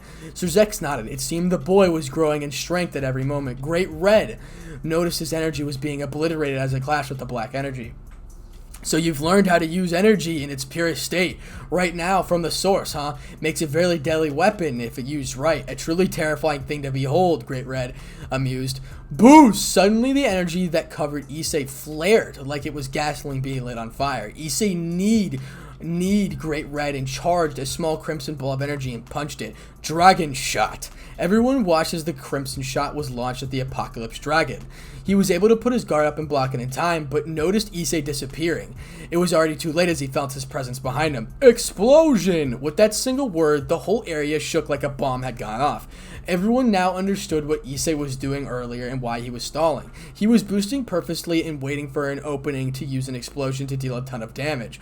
Great Red was sent flying as he said the word. He smirked to himself, knowing this boy was truly powerful being. But he knew that with that explosion he had a window to clinch this. Reset. Everyone watched as Issei's power dropped significantly. Great Red suddenly got up and walked forwards towards Issei, who was panting from his use of boosted gear. Everyone knew this fight was coming to a close, but they didn't know who would win.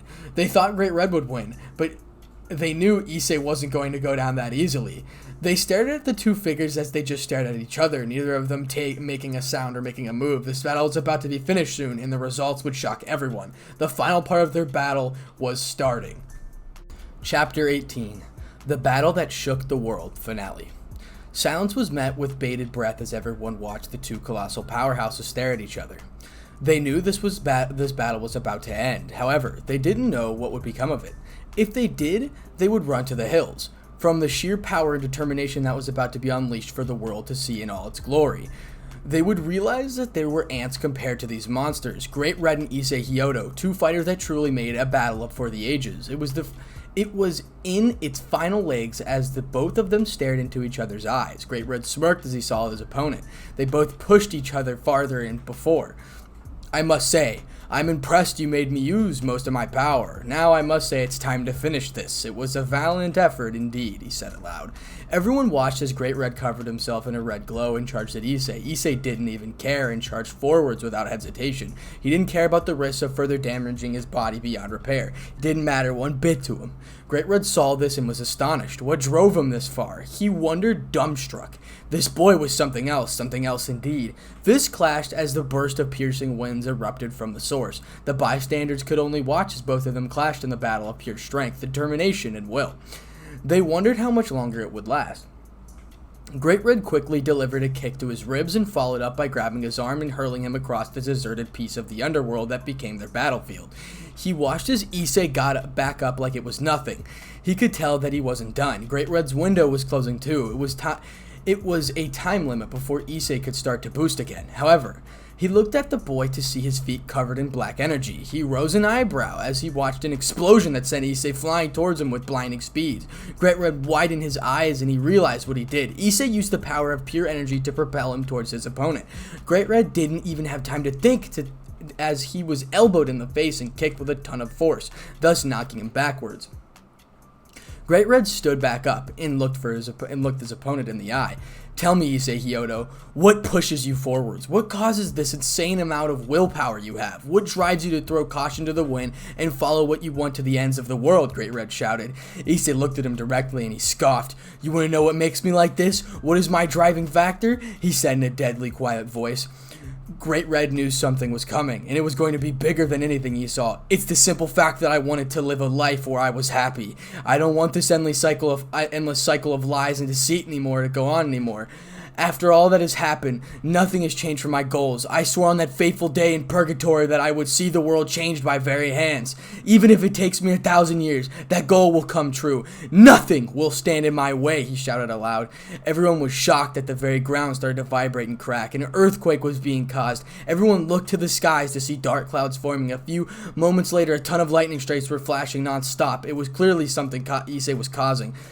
Issei looked around as the whole area was being thrashed around. He wondered what this was. It's called Rain of Annihilation. It's ability that is activated upon emotion. It causes massive damage to the area around you and anyone who may be near you, Bahamut explained. Issei nodded and looked at his opponent, sizing him up. He knew this fight was going to be tough, but he wasn't going down easily. He'd be damned if it went to the past, at least resistance. No, it was time to give it all or nothing. With a defying roar, Issei's body charged with his black energy as he charged towards Great Red. Great Red was clearly shocked that the boy could still call upon such power. He knew it was only a matter of time before he could boost once again. Great Red charged forwards as well. Great Red's fist met Issei's elbow as he swung it. Issei quickly delivered a sucker punch to his gut. Everyone was watching in horror. This was something akin of the intensity of death walking among his subjects. It was truly frightening to see both of them release a gigantic amount of power like this. Seraphol looked in fear as both the beings clashed over and over again. How? Rias muttered. No one had any words. Akeno looked at the man she used to know. It was their fault. They were going to pay the ultimate price for their mistakes. What do we do? She asked aloud and humbly. No one had any words. This was the future they got. They didn't know it would turn out like this. They now understood how hopeless it was against him. Just his sheer determination made his power even more frightening. It made him deliver on his promise. Issei was starting to feel the fatigue set in. He should have known this would happen. This was the battle he forced to use the most, if not all of his power. It only made the determination in his eye stronger and more stronger. The will was burning bright in the darkest night. That was something to be said. Great Red knew this kid would do what he said. He wouldn't stop for anyone in his way and would use everything he had to pull out every single fucking stop to accomplish that. The window was closed though. Issei stood up, took a deep breath. Boost! As Issei boosted, he felt his power rush to him. Through he knew this was going to be the final push. After a few more boosts, it would be the end of the line. He wouldn't be able to boost anymore without seriously damaging himself beyond repair. Great Red eyes widened and chuckled. This was a good fight. With no hesitation, they charged again. It was truly a battle of wills. Blade! Great Red hesitated for a bit. He was now forcing Issei to use everything he had. Ascalon would still affect him a bit. It was the Dragon Slayer sword after all. Issei was given a slight advantage now. However, the fact remained that this battle was nearing an end for the both of them were really nearing on empty. Great Red admitted to himself.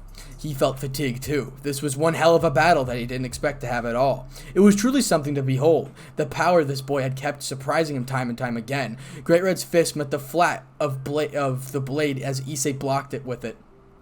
Great Red was too late in noticing a kick reeled back, covered in energy with sharp kick aimed at his ribs. Great Red stumbled back. Issei didn't give him any time to recover and went to deliver a follow-up punch. However, Great Red wasn't going to go down that easily. Issei's fist met his hand as Great Red grabbed it and delivered the punch to his gut. Issei, you need to finish it fast. You're not going to be able to stand a few more punches like that. You need to do something fast, Drake roared in his head. Issei found himself drawing a blank. They were both going at each other with everything they had, and nothing happened. So how was he able to finish it quickly where nothing was happening? Nothing seemed to make each other stay down. Bahamut realized this and knew there was something he could do. It was a final gambit of sorts. Reason being the risks were dangerously high. Issei could lose his life if he tried what he was thinking at this point. Already exhausted with energy, made anything very dangerous to try. There might be something you could do, however, it is extremely dangerous and it could very well kill you. The best case scenario is to severe his internal damage and extreme loss of the lifespan. If we could do this, it will have to be all or nothing for an effort, Bahamut said suddenly. Issei's eyebrows raised in confusion. What was he getting at? He quickly thought alarmed. However, he knew if there was a way to win, the consequences would be damned. He would try anything at this point. He couldn't fail now, not when he already came this far. However, a part of him was worried about the outcome, that if he followed what Bahamut said he could do. What is it? He asked quickly. Great Red noticed his silence and figured something was about to happen once again. He smirked, knowing this boy was definitely planning something else.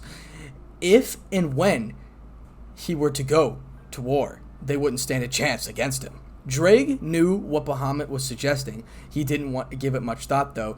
If he does that, there's no telling how much damage he could do to himself. It's too risky, he said. Bahamut snorted and replied back, even so. What happens if he doesn't try? It was all for nothing. At least this way he might have a chance, Bahamut countered. Issei was starting to get annoyed. He needed to know how and quickly. What is it that I can do to have a chance of ending this? He shouted in his head. Both dragons were silent. Bahamut spoke up afterwards. You have heard of it. It's called the Juggernaut Drive. It temporarily removes the seal on our power. Doing so allows you to tap into our power within. You can overcome him and end it. However, the risks are very big this time around. You are literally running on fumes. Your energy isn't going to last much longer. If you do Juggernaut Drive, you can only have a small amount of time, and you need to end it as soon as possible, Bahamut explained. Issei's eyes widened. Doing that was definitely all for nothing situation indeed. He thought about it for a good amount of time and decided, fuck it. Let's do it, he said softly. All for nothing indeed. Bahamut gave a grunt and they began. Great Red knew something was going on when Issei stood still and looked at him passively. Who is about to awaken? The first line came out. A blast of blood red energy flooded the area and was being used on the battlefield. Great Red's eyes widened as he heard the first sentence. He started to sweat as he now understood what Issei was doing. Great Red couldn't understand why, though. He must have known the risk, so why? He thought odd. Am the dragon god of annihilation who has risen past the power of domination, the second line came out. Everyone quickly shielded themselves from the power Issei was unleashing. All four Satans were using all of their power and barrier to protect themselves. Great Red grunted as he felt the pressure he was feeling from Issei. I am the infinite and I destroy the dreams. The third line came out. Great Red felt the power as Issei's power started to grow in size. Suddenly, two gigantic, sleek gray blood red wings came out of his back. They were even bigger than before. The energy that was gathering around the Issei was enormous and gathering the sun. I shall become Crimson Dragon of Annihilation, the fourth line rang out for all to hear. Issei's body suddenly grew its full size and the enchant was almost done. Great Red saw no other choice and instantly went into his full form, powering up as much as he could, and he prepared to go all against the monster that this boy was. And I will drag you to the depths of your grave. Those words struck fear into the bystanders as they watched. Great Red rose to the height as the behemoth stood. It was at least 100 feet tall. This thing was a monster indeed. Annihilation Drive! The final line was shouted. With those two words, an explosion rocked the underworld as the whole area was being destroyed by the beast's energy. 5 minutes later, the shaking stopped and everyone got a look at what was left in the area. It was barren. Not a single speck of life was seen. Great Red didn't have any chance. This beast's power was something else. Something even the Apocalypse Dragon wouldn't want to face. It was a nightmare for him. Being tossed around like a rag was enough for him to get serious. He used his tail and grabbed it and hurled it into the ground, causing a gigantic crater to form where his beast landed. However, Great Red wasn't done yet. He quickly poured a ton of energy into a single ball and fired it off at the ground, intent on destroying the abomination. However, the energy blast stopped a few feet from the ground. It was suddenly punched out of the way as the beast stood up and roared to the heavens. Suddenly, a massive turret of black energy shot out of the beast's mouth as it came towards Great Red. He barely had enough time to roll out of the way, but he didn't come out unscathed. A part of his wing was caught in the blast that took it head on. He started to lose flight fast. He crashed on the ground soon after. He looked to see the beast looking at him starkly.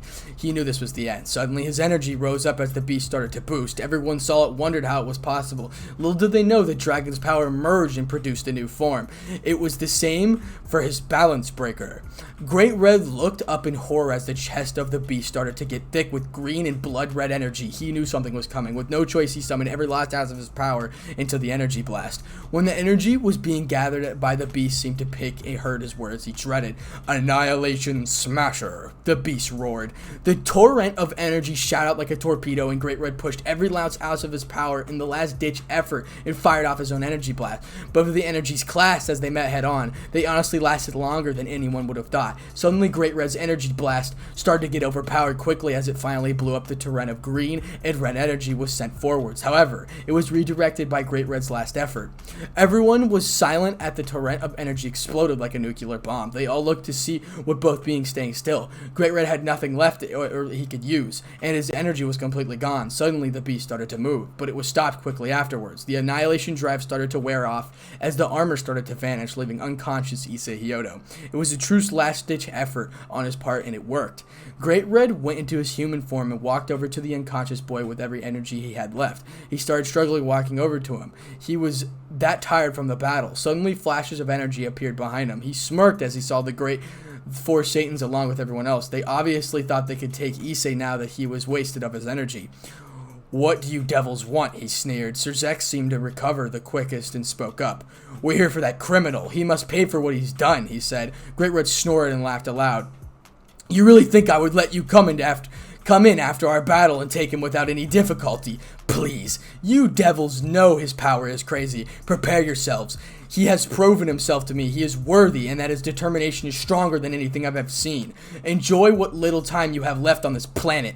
He laughed aloud after speaking up. Everyone tensed as they watched him pick up the body, and suddenly he vanished in a red glow, leaving a horrified group of devils. They had no idea it was coming. It was coming soon, too. So that's going to be it for the ending. I really hope you guys did enjoy. I read 3 chapters this time. I'll probably read 3 to 2 chapters every single time, so don't worry about it. Thank you again for 10,000 subscribers. I really do appreciate it. And comment, like, and subscribe for more. Without further ado, peace. What's up, guys? It's your host, Spartanic Arts DxD, back with another high school DxD related video, and we're back with What If Issei Was Betrayed Part 7. Thank you so much for the support. We already hit 11,000 subscribers, on our way to 12K. It's absolutely insane. I really do appreciate it. Like, I cannot thank you enough. But enough of my emotional talk. Let's go ahead and get right into Part 7. Chapter 19, The Aftermath. Deep in a forest stood a figure who himself was tired as fuck. The battle had worn him out that much as well. He quickly sat Issei down by a tree and sat down to take a breath. He truly hadn't expected that kid to do so much damage. "Damn, kid, you sure are something, aren't you?" Great Red muttered. Suddenly, two lights appeared on both of Issei's hand. "The Apocalypse Dragon, what do you think of our hopes?" Bahamut said. Great Red snorted at the Annihilation Dragon. He would ask for that after the battle, wouldn't he? He quickly thought. This kid's got some serious balls. I could feel the raw determination rolling off of him. The kid has the power to change the world forever. That is the truth, he said. Drake chuckled and made himself known. "It's amazing that after all that happened to him, he's still able to go through every day like nothing happened," he added. Great Red then started to listen more intently as Bahamut spoke. "That's thanks to all the people who embraced him as Issei Hyoudou and not a tool to be used. That's the one thing those devils failed to miss," he added. Suddenly, everyone was interrupted as Issei Hyoudou himself awoke, spitting blood up as he sat up. He was clearly in a serious condition. He couldn't see very well, and as everything was blurry and dizzy. As his vision cleared, the first thing that he saw was a smirking Great Red. "Well, speak of the devil," he joked. As Issei finally got his bearings back, he looked around the area to see they were no longer in the underworld. He finally looked up to Great Red in disbelief. Great Red?" he mumbled out. He could barely speak up as well. "That was one hell of a battle, kid. You've proven your determination to me. You have your support in this war. You have my support in this war," Great Red said. Issei understood him fairly easily. He was still a little dizzy and out of place. "How are you feeling?" Dreg asked suddenly. Issei blinked and coughed up a bit more blood. "Like my insides have been blended and boiled at temperatures hotter than lava," he managed out. That earned a chuckle from Great Red. "That was the risk of the Annihilation Drive. It paid off, though," Bahamut said suddenly. Suddenly, Great Red put his hand on Issei's shoulder, and then he glowed a golden color. Issei looked at him in confusion as he explained, "I showed a bit of my energy to help speed along your healing. It's not much, but it will help you for now," he explained. Issei felt a little bit better, and was able to stand up and lean against the tree he was sitting by. "So what's next?" Drade said suddenly. Issei looked in the thought as everyone waited for his answer. "It's time. We will begin the final preparations and strike afterwards. This has been coming for a while, and we need to do it as soon as we can. I have a perfect spot to go for, he said strongly. They all listened closely as he continued to explain. The dragon's territory in the underworld. Since the underworld will most likely be the battlefield for the most of it, we should use that as our base of operations now, he said. They were surprised quickly as they heard him. Great Red smirked at seeing the determination shining through Issei's eyes. The devils won't know what hit them. Then we should gather the rest of them and get it done as soon as we can, before the factions start to mobilize even more themselves, Drake added. Issei nodded and stood up straight. Well, let's go introduce them to our new teammate, he said with a grin. Great Red adopted the same grin. Try not to scare them into shitting their pants, Great Red, Bahamut added with a chuckle. Great Red laughed after hearing that. No promises, he said. Issei chuckled and put his hand on Great Red's shoulder, and they both entered a magic circle, vanishing from the forest soon after. They set off to prepare a group for the final push. Scene break, now we're going back to the underworld. Back in the underworld, shortly after Great Red left with Issei, stood all the devils who witnessed the battle. They were all shocked. They had no idea what to do. The area where the fight took place was nothing but a wasteland now, a testament to how much they were ants compared to Issei and his group. What do we do? Rias asked weakly. Silence was met after her question. No one would say any words. All we can do is move forwards and prepare for the worst. We need to be ready at a moment's notice. However, with their fight, Issei will mostly be out of commission for a week at least. That gives us a window, Serafal said aloud. Serzex nodded numbly. Before anyone else could speak up, it suddenly got darker, and they felt a presence of the power of God. They turned to see Orphis and Keokeo. What happened here? Anyone could feel the power unleashed, Keokeo asked while looking at the wasteland. Orphis was silent as she looked across the barren area. This power was God class, maybe more. This is the signs of a gigantic battle between Great Red and him. I didn't think that boy would try to recruit that dragon, she said quickly. Everyone wondered what she meant by that. Orphis? What do you mean? Serafal asked. Orphis looked at Serafal for a moment before speaking up again. Great Red is called the Apocalypse Dragon for a reason. There are only 3 beings with that kind of power. Well, now there's 4. Issei Hyoudou has just reached power higher than one can imagine, she started. Serzex was interested and spoke up. You said 3 beings. I'm assuming you and Great Red are 2 of them, and Issei is the new one. Who is the other? He asked. Orphis looked at him for a moment. Triaxa 666, the apocalyptic beast. The very monster that the god of the Bible sealed away many eons ago, she said softly. They were shocked at hearing that. Keokeo smirked and spoke up. The beast is sealed away. No need to wet your pants. What Orphis is saying is gather of every ounce of the power you have. You're going to be facing 2 beings on the Triaxis level. If you don't, you'll be cannon fodder, he said. Everyone was silent after hearing that. What was coming? They all thought quickly. Serafal, you addressed the council. I'm going to go around and make sure our allies are ready. The war is finally nearing, Serzex suddenly said. Serafal nodded and disappeared in her own magic circle. It was time. Serzex looked at his sister and her Purge. You be ready to face whatever Issei is going to throw at us. He won't hold back, so we can't either. He will most likely come for you with the intent to kill, he said seriously. They all gulped, then nodded hesitantly. The war was just on the horizon. Time was counting down quickly. Scene break. We're back with Issei and Great Red and the fucking squad. The 2 of them reappeared outside the mansion. Great Red looked up at the building and chuckled. So this is where you live, he joked. Issei just chuckled. Well, it's better than a rundown church. I think the others would prefer this better than where I lived before, he said. Great Red shook his eyes as Issei continued to chuckle. Word of advice. They won't take it well, Issei said suddenly. Great Red only laughed harder. It wasn't counting on it, though, he said quickly. Issei nodded. They trudged to the door to open up. That was when the bomb went off. The first person to see them was Kokaville, whose jaw dropped to the floor in an instant. Donosik was coming down the stairs when he saw them and nearly fell right on the ground. Issei? Kokaville asked in disbelief. Issei only nodded humbly. Kokaville looked at the newcomer and instantly his eyes were widened in fear. You're Great Red, right? He asked quickly. Issei chuckled as Great Red gave a toothy grin. Kokaville gulped and spoke up. Damn, that would be a fight I would like to see, he said. Issei shook his head. You might just see it soon enough. We're coming closer to it, Issei said suddenly. Kokaville's eyes widened. You mean it's starting soon? He asked. Issei nodded numbly. Before Kokaville or anyone could say anything, a screech was heard. Issei! It was Rainier and Colorwarner. Before Issei knew it, he was groaning in pain from being tackled by the 2 girls. How are you? Rainier asked worriedly. Issei only chuckled and sat up. I'm fine, just a little sore, he said. Suddenly a green light appeared. And it was with Drake who spoke up. A little sore. Ha! You're lucky if you don't have any serious internal damage, Drake snorted loudly. Rainier glared at him along with Colorwarner. Issei flinched behind the looks of the woman.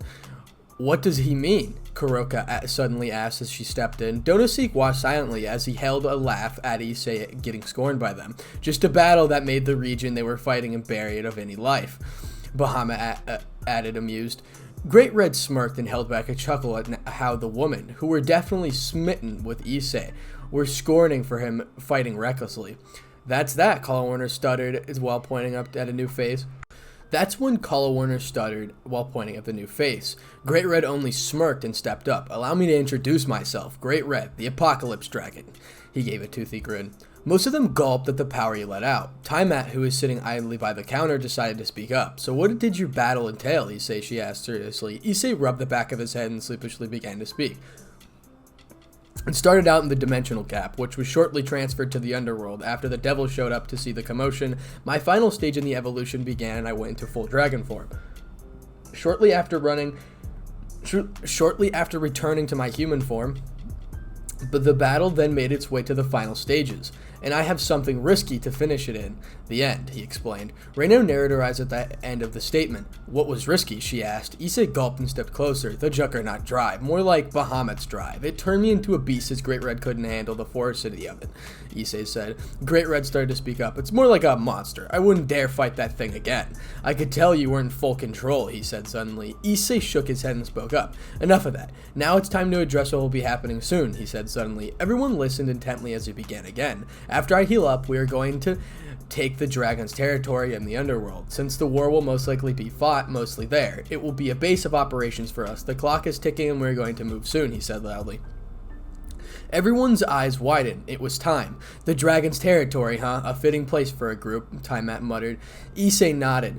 So this is it. Get ready whatever you have. Before we set out, I will go to our allies and inform them of what's to come. I have no doubt the factions are already mobilizing after witnessing our battle. Great Red stepped in suddenly.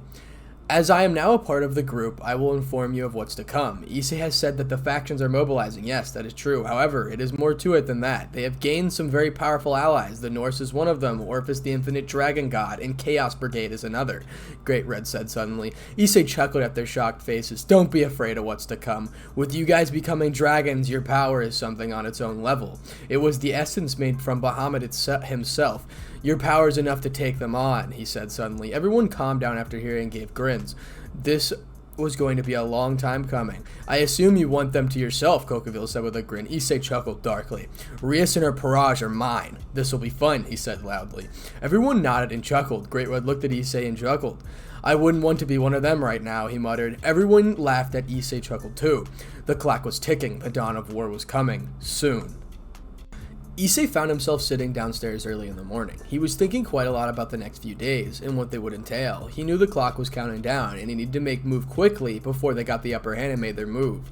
Oh, by the way, this is Chapter 20, Dawn of War, Part 1. My apologies. Since he knew without a doubt the majority of the war would take place in the underworld, he would see the dragon territory in his hands soon enough. He figured to give the group the day off to rest and gather what they needed. Then they would claim the territory and use it as a base. He knew that would be easy. However, the moment he did it, they would be the finals push and it would start. The war. It was very close every human day. Suddenly, he heard a couple of footsteps behind him and looked to see Donosik and Kokaville just waking up. They both quickly sat down on the couch next to him. So what's up, boss? Donosik asked suddenly. Issei rolled his eyes and chuckled. He would ask it like that. Donosik was laid back, one after all in his opinion. What are you thinking about? Kokaville asked. Issei sighed and began to speak. The war will no doubt started the moment we entered the dragon's territory, and I have yet to gain all of my strength back from that fight, so I still need to rest some more. However, it's coming closer and closer, he said. Kokaville huffed as he heard that, which drew the attention of both males in the room with him. They wondered what he had in mind. Then they started stargazing, he said quickly. Or strategizing, he said quickly. Issei raised his eyebrow and spoke up. What do you mean? We already have the plan to go take over the dragon's territory, he asked confused. Kokaville just shook his head. Issei might be their leader, however, he was still a kid in some senses. Sure, he was about the age of an adult, however, he was forced to grow up quickly in one of those most harshest ways. Even Kokaville didn't wish something like that, much emotional and mental effects on a person. To be betrayed by people you held in such high regards was something very life-altering, so he expected the boy to have some gaps in his mental thinking. However, that didn't mean anything to him. He would learn them in time too, with people to help him. That is true, that we already have that figured out. But what else? Tell me. In any war, whether it's a small skirmish or some of the world's biggest wars, human and supernatural alike, who was already decided the victor? He asked suddenly. Both of them were taken for a loop at his statement. It was obvious to Issei that there was still quite a bit he needed to learn about. Donosik didn't expect this out of Kokaville, but he wondered where it was going. Seeing no answers or responses, Kokaville spoke up. Luck has nothing to do with it, or it comes out on top. No one has the luxury of fate being on their side. Every single war has one thing in common. It has masterminds behind the efforts. They say history decides the victors. That is true in a sense, due to the fact they had what it took to win. Even the humans have realized this fact. War isn't a game. It's life or death, and we need to plan for it, he explained. Issei chuckled and looked seriously at Kokaville for a moment. Then, I'm appointing you as the head strategic and an intel specialist for this effort, he said simply. Kokaville chuckled, but nevertheless nodded. Very well. What do we do exactly about our enemies, he started. Issei wondered what he meant by that. Donosik had the same thought. Suddenly a new voice entered the conversation. In terms of strength, they are average. If you mean numbers, they have the advantage by a long shot. The Norse, Angels, Devils, Fallen, and Orphis, and the Chaos Brigade is what we're up against. However, we have raw strength on our side. It was Great Red. Kokaville was silent as he heard it and let it digest. Damn, it's going to be a full battleground and carnage and chaos. We need a way to keep in contact with each other, or at least a way to let us know the other's positions. It's definitely going to be a big one. Some of them will be a challenge. Some enemies will be in the top 10 strongest list. Orphis, Odin, Thor, not to mention the Chaos Brigade's versatile arsenal. KO and his spear will be a tough match. Be a tough one, he finally said. Donosik scoffed and spoke up. That's an understatement, you know. We are all strong, sure, but you're forgetting the years of experience these beings have, not to mention the others, Satans, Archangels, cadre classes, and leaders among the factions. All the enormous amounts of power, he said quickly. Issei sighed and leaned back. Donosik was right. It was time for everyone to train and push farther. Now the dragon's territory, Issei said suddenly. Everyone turned him as he started again. The dragon's territory in the underworld is home to Tynein, who is also a member of Mesophilis' purge. So the moment we step foot in that territory, he senses us, it will be seen as him making us the first move. And he will no doubt inform his master. In turn, inform Sir Zex of our takeover, and they will no doubt will mobilize, he explained. Donosik scoffed after hearing that. That's an understatement. It will be a panic the moment we arrive. We step foot and it's already an act of war. No, they arrive shortly after, he said quickly. Issei laughed and spoke up. We have plenty of power. Satan class beings can be held off until one of us or more of us can join in. Watch for Sir Zex or any other beings. Do not underestimate their opponent, especially the Chaos Brigade. Orphis will know where you are, most likely, he said. Everyone looked at him as he started to speak again. I will obviously need a few days to get back to strength. No. Doubt I nearly killed myself in that fight. Then we'll head to the underworld. I know the territory well. I actually trained there with Tynein before. No doubt he will try to defend it, he continued. Kokaville looked at him for a moment. What was Tynein like? He asked suddenly. Issei leaned back and spoke. Mountains, streams, harsh training spots. The Gremory estate was affected in the fight. I don't know how damaged it was, though, he said quickly. Kokaville shrugged and spoke. We might want to booby-trap the area around our base. There might be a bunker somewhere nearby the estate for supplies. No way they wouldn't have one for emergencies, he said quickly. Everyone looked at him for a moment. Makes sense. They rich as hell. No telling where it would be, he replied. Everyone looked at each other for a moment. In the meantime, focus on getting ready and honing your skills. You're going to need to be at your best when we leave, Issei said suddenly. Everyone nodded and started to do their own things. Issei, it was at least a week until he would be at full strength, but it was more long-term damage he was worried about. He waited for Bahamut, Drake, give me the full rundown. How did the Juggernaut drive affect me? He suddenly asked the dragon's head. He waited for a response, and it was a few moments later Bahamut spoke up. You broke 3 ribs and a wrist and all that transformation at first. Secondly, your life force is severely shortened. A second transformation could be fatal if you used it as a last resort. You were lucky to come out of this one. You were lucky to come out of this alive as a result, he said. Issei sighed before speaking up. He had a question for them. How do I control my abilities? He asked. Both of them were silent after hearing that. Physical strength and endurance will help you be able to use your boosted gear longer. The other abilities are dependent on you and the amount of power you put in them, Drake said. Issei leaned back and as he heard them. Your other abilities are dependent on emotion. Argumentum's call is activated upon rage along with the Rain of Annihilation. Controlling your emotions well enough may grant some better control over it, Bahamut said suddenly. Issei nodded and sat up. I guess I'll just work through it, he thought quickly. He wondered how the next week or so would play out. Scene break, now we're in the underworld. In Lilith, Sir Zex currently awaited Azazel, who was arriving soon. It wasn't long until the fallen angels walked through the door. Sir Zex had a serious face as they began. I heard about the fight and the damage it caused, Azazel said suddenly. Sir Zex nodded and began to speak up. It was big. 3/4 of the Grimmery territory was destroyed from the blast. It's obvious hyoudou is becoming a real threat. After this, I have met with Seraphol and the elders so we can begin the final preparations, he said. Azazel nodded and spoke up. It seems Paimon had defected to his side. We only got a small bit before she did, Azazel said quickly. Sir Zex looked at him and then sighed. What do you know? He asked suddenly. Azazel sighed and sat down. Their base is currently at Volley's mansion. That's what they're saying. Volley's team with Issei's group in Great Red. It seems they're gathering more and more. I have a feeling something is coming. Soon, he said. Sir Zex looked at Azazel curiously as he spoke. What do you mean? He asked quickly. Azazel looked at him as he spoke. It's been a few days since his fight with Great Red, and it's quiet. No one has left his mansion yet. Either hyoudou is training more, which I doubt that. He just beat Great Red, so I highly doubt he needs to be stronger. I think they're also beginning their final preparations and will strike soon, he said. Sir Zex sighed and looked up.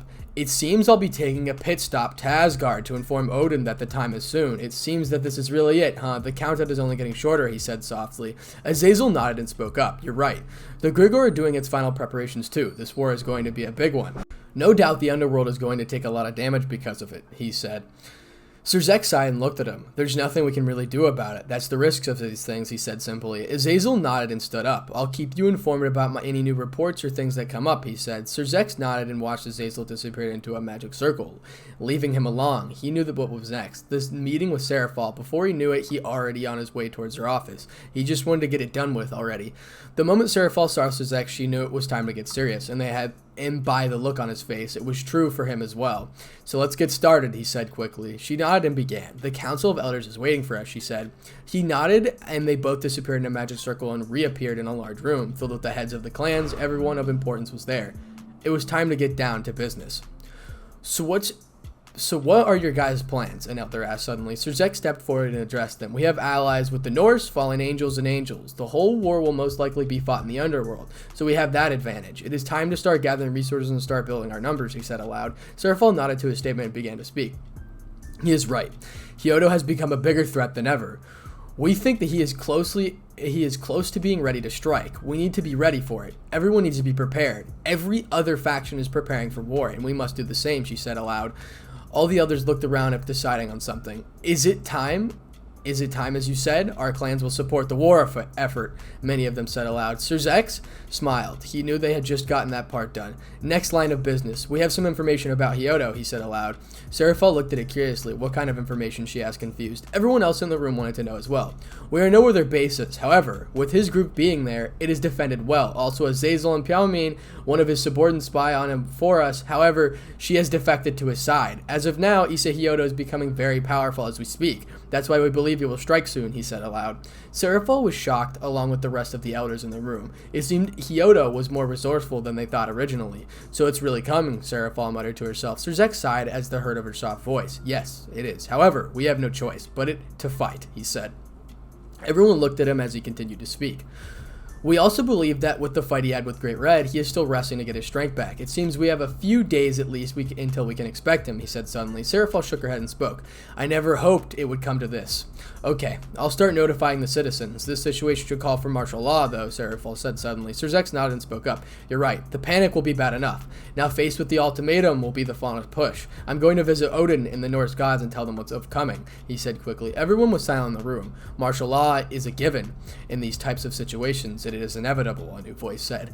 Everyone turned around to see Azazel. What is it? What is this filth doing here? An elder screeched. Sir Zex put his hand on the signs in the room. Azazel? What is the meaning to disturbing this meeting? He asked quickly. Azazel spoke up. We have some new info about hyoudou. I think you'll want to hear it, he said quickly.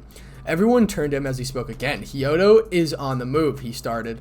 Everyone looked at him seriously. What is he doing? Seraphol asked quickly. Azazel sighed and explained. He shortly left the mansion and proceeded to fly towards Kyoto, the territory of the yokai, he said quickly. A few gasps and shocks were the result of that statement. "So he's allied with the Yakuza and the Yokais? Anything else?" Surzex asked quickly. Azazel shook his head and Surzex nodded and sighed. "Thank you. It seems that the fact that it's starting soon is only concreted more by your information. Very well. Let it be known we are going to start the war very soon," Surzex said aloud. "Surzex is right. You must prepare for the worst," she said. The council nodded as they watched the three of them disappeared into their own magic circles. It was time. The war was starting soon. Dawn of War, Part 2. Issei knew the time was coming, and it was coming soon. As he flew towards Kyoto to prepare Yakuza for what to come, he wondered how it would all play out. However, he had no doubt in his mind that he would be victorious. He would have the life he wanted, and not the one he was living under an illusion. Before he knew it, he was already sitting in Yakuza's office. "So why have you come here so soon after the last time?" she asked quickly. She wasn't expecting him at all. However, by his expression, she knew it was serious and he was here for a reason. Issei sighed and began to explain to her. "The war will be most likely starting soon. Soon my group will be ready to move. We have decided to make a base in the underworld and the dragon's territory, to be specific. We also have no doubt that the moment we enter the territory, that Tynian will try to intercept us. If he is defeated, no doubt Philius will be notified about Surzex. Then it will start," he explained. Yakuza sighed after hearing him. "Do you have an exact day when you will be leaving?" she asked suddenly. Issei put his hands on his chin as he thought about her question. In truth, the battle with Great Red still left some soreness and tiredness and hadn't faded yet, so it might take a few days or weeks.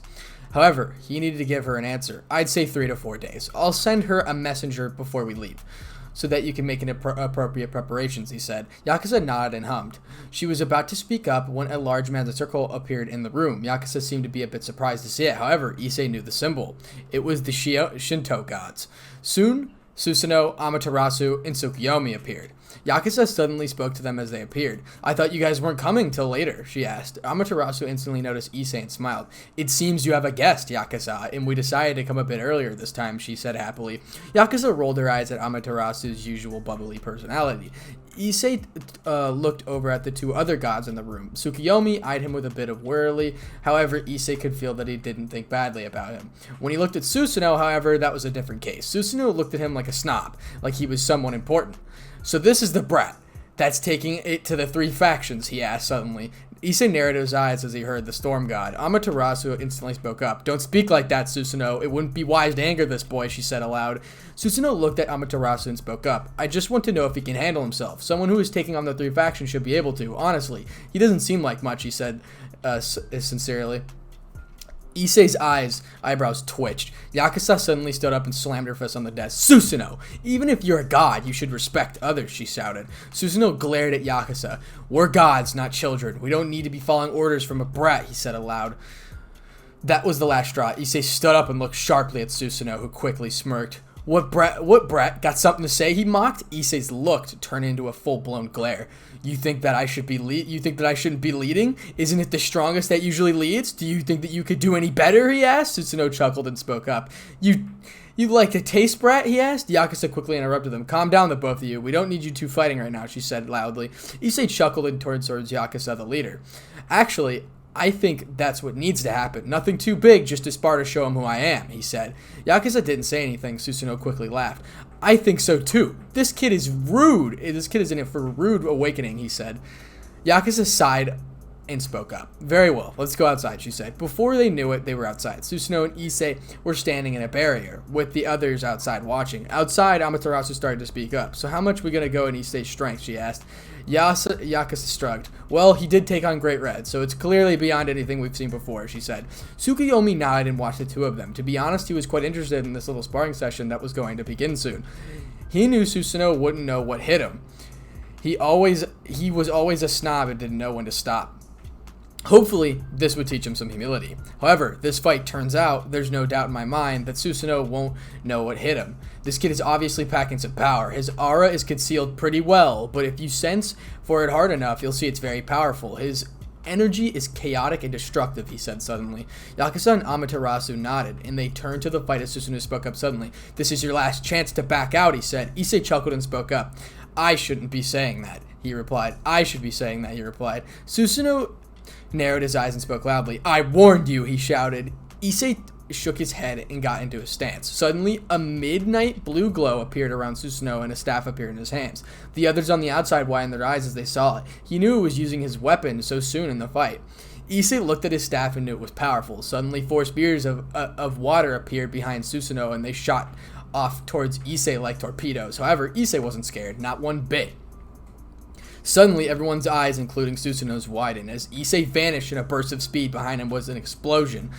The water spheres collided with the trees as Issei easily dodged them. He quickly delivered a kick to Susanoo's back and sent him flying forwards a good bit. As Susanoo got back up, he looked at Issei for a good bit. How'd he do that? That was a very powerful burst of energy, he quickly thought.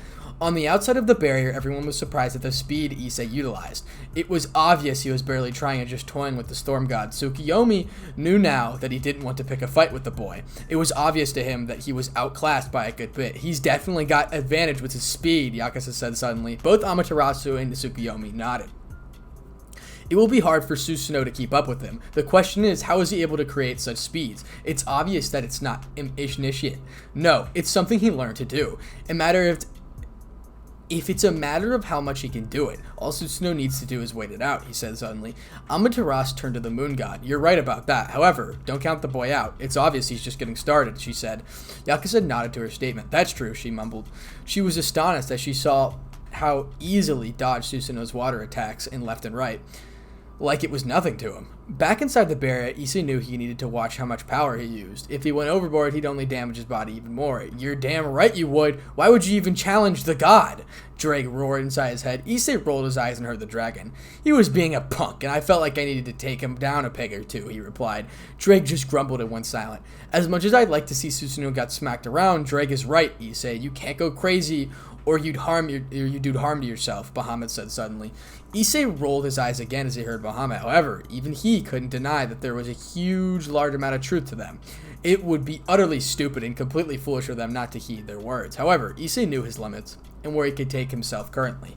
He had doubt in his mind that he would need to put that much blood in his body during this fight. He turned to Susanoo suddenly as the storm god spoke. I'll admit, you have quite the technique with the speed boost. However, I am no pushover, he said loudly. Issei suddenly smirked. Neither am I, he replied.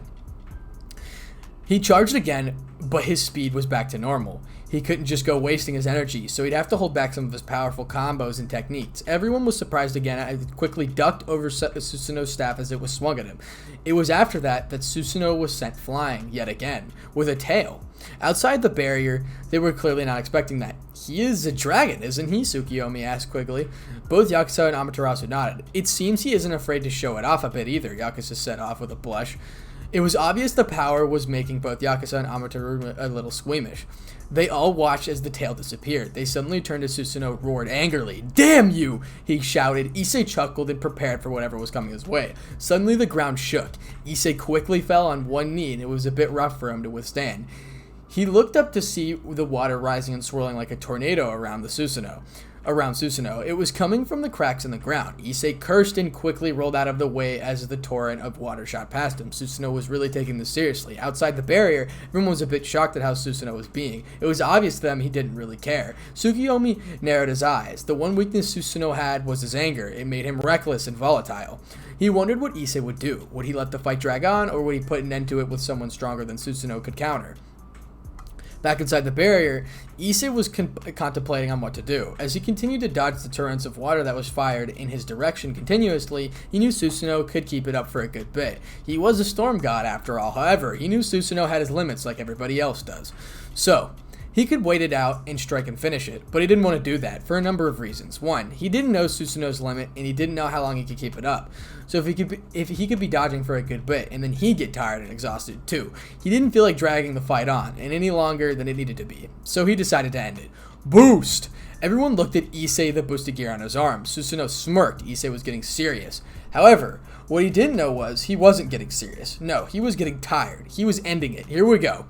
Tsukuyomi muttered as he saw the boosted gear. Both Amaterasu and Yakuza had their eyes glued to Issei as he prepared. They were all wondering what he was going to do. Susanoo shot a few more turrets, which Issei easily dodged. Before he knew it, a large explosion happened, and Issei was face to face with Susanoo, who was shell-shocked at how fast he became. It seemed this man was clearly a force to be reckoned with. "The fight is over," Issei said loudly. Suddenly, everyone was shocked as they saw a black energy cover Issei's fist as Susanoo was punched in the gut, and the energy seemed to crackle and spark with destructive power, as it exploded with extreme ferocity and sent Susanoo flying backwards straight into a tree. Everyone outside quickly covered their heads as the barrier was no match for the power Issei used.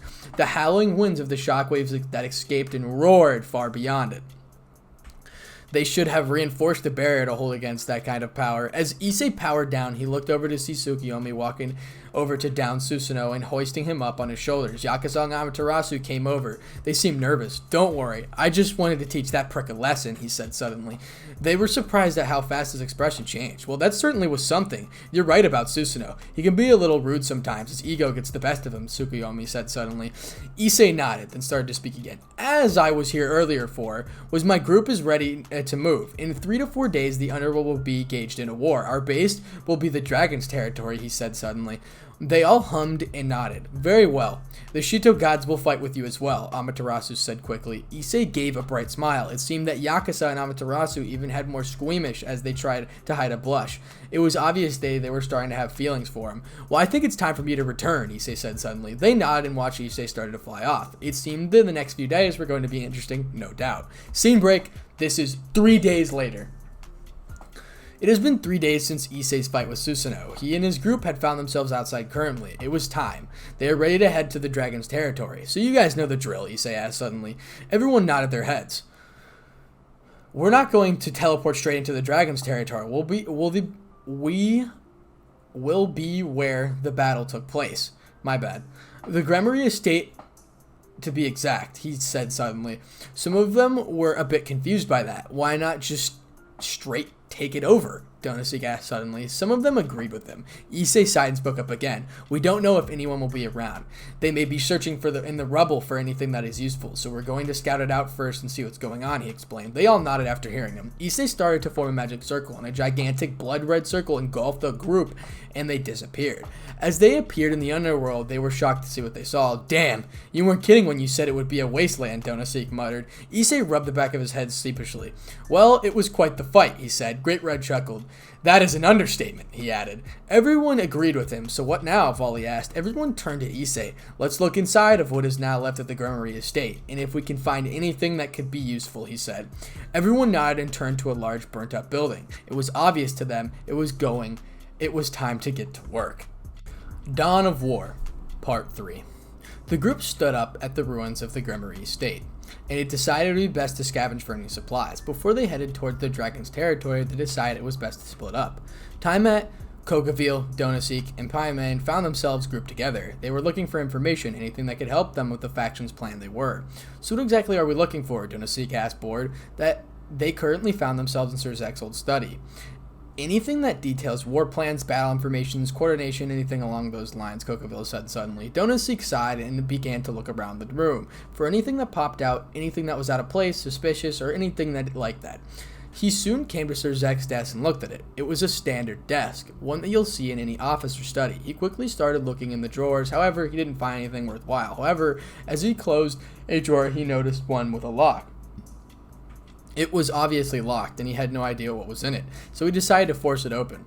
Kokaville, Taimat, and Pyomin were surprisingly when they felt Donosik's energy rise, and they looked at him to see him holding a light axe.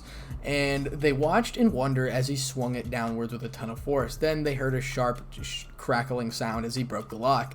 "What was that for?" Kokaville asked curiously. Pyomin looked at Donosik like he was an idiot. Donosik looked dryly at the warmonger and former secretary of the Grigor. "This drawer had a lock on it. Must be something important for Mauer to lock it up," he said. That made Kokaville raise an eyebrow. Pyomin just shook her head. All of them walked over towards as they decided to both take a look. Both Taimat and Kokaville, along with Pyomin, stepped forwards as Donosik pulled out a few yellow folders. They were basic. For storing documents, he set them on the table, and Kokaville opened them up, starting to look at them. His eyes widened as he realized what he was looking at. "What is it?" Taimat asked suddenly. She noticed his expression and knew instantly something was up. Donosik turned to Kokaville as he heard them chuckle. Sir Zex was an idiot, all right, to hide these in a simple locked drawer. It's completely moronic, he started. Tiamat rose an eyebrow. What exactly are they? She asked, impatient. Donosik wanted to know, too. He wanted to get on with it already. These are battle plans, and they're descriptive as hell. The amount in here details devils, angels, and fallen's positions. It also lists potential mashups, like they're setting up with someone else.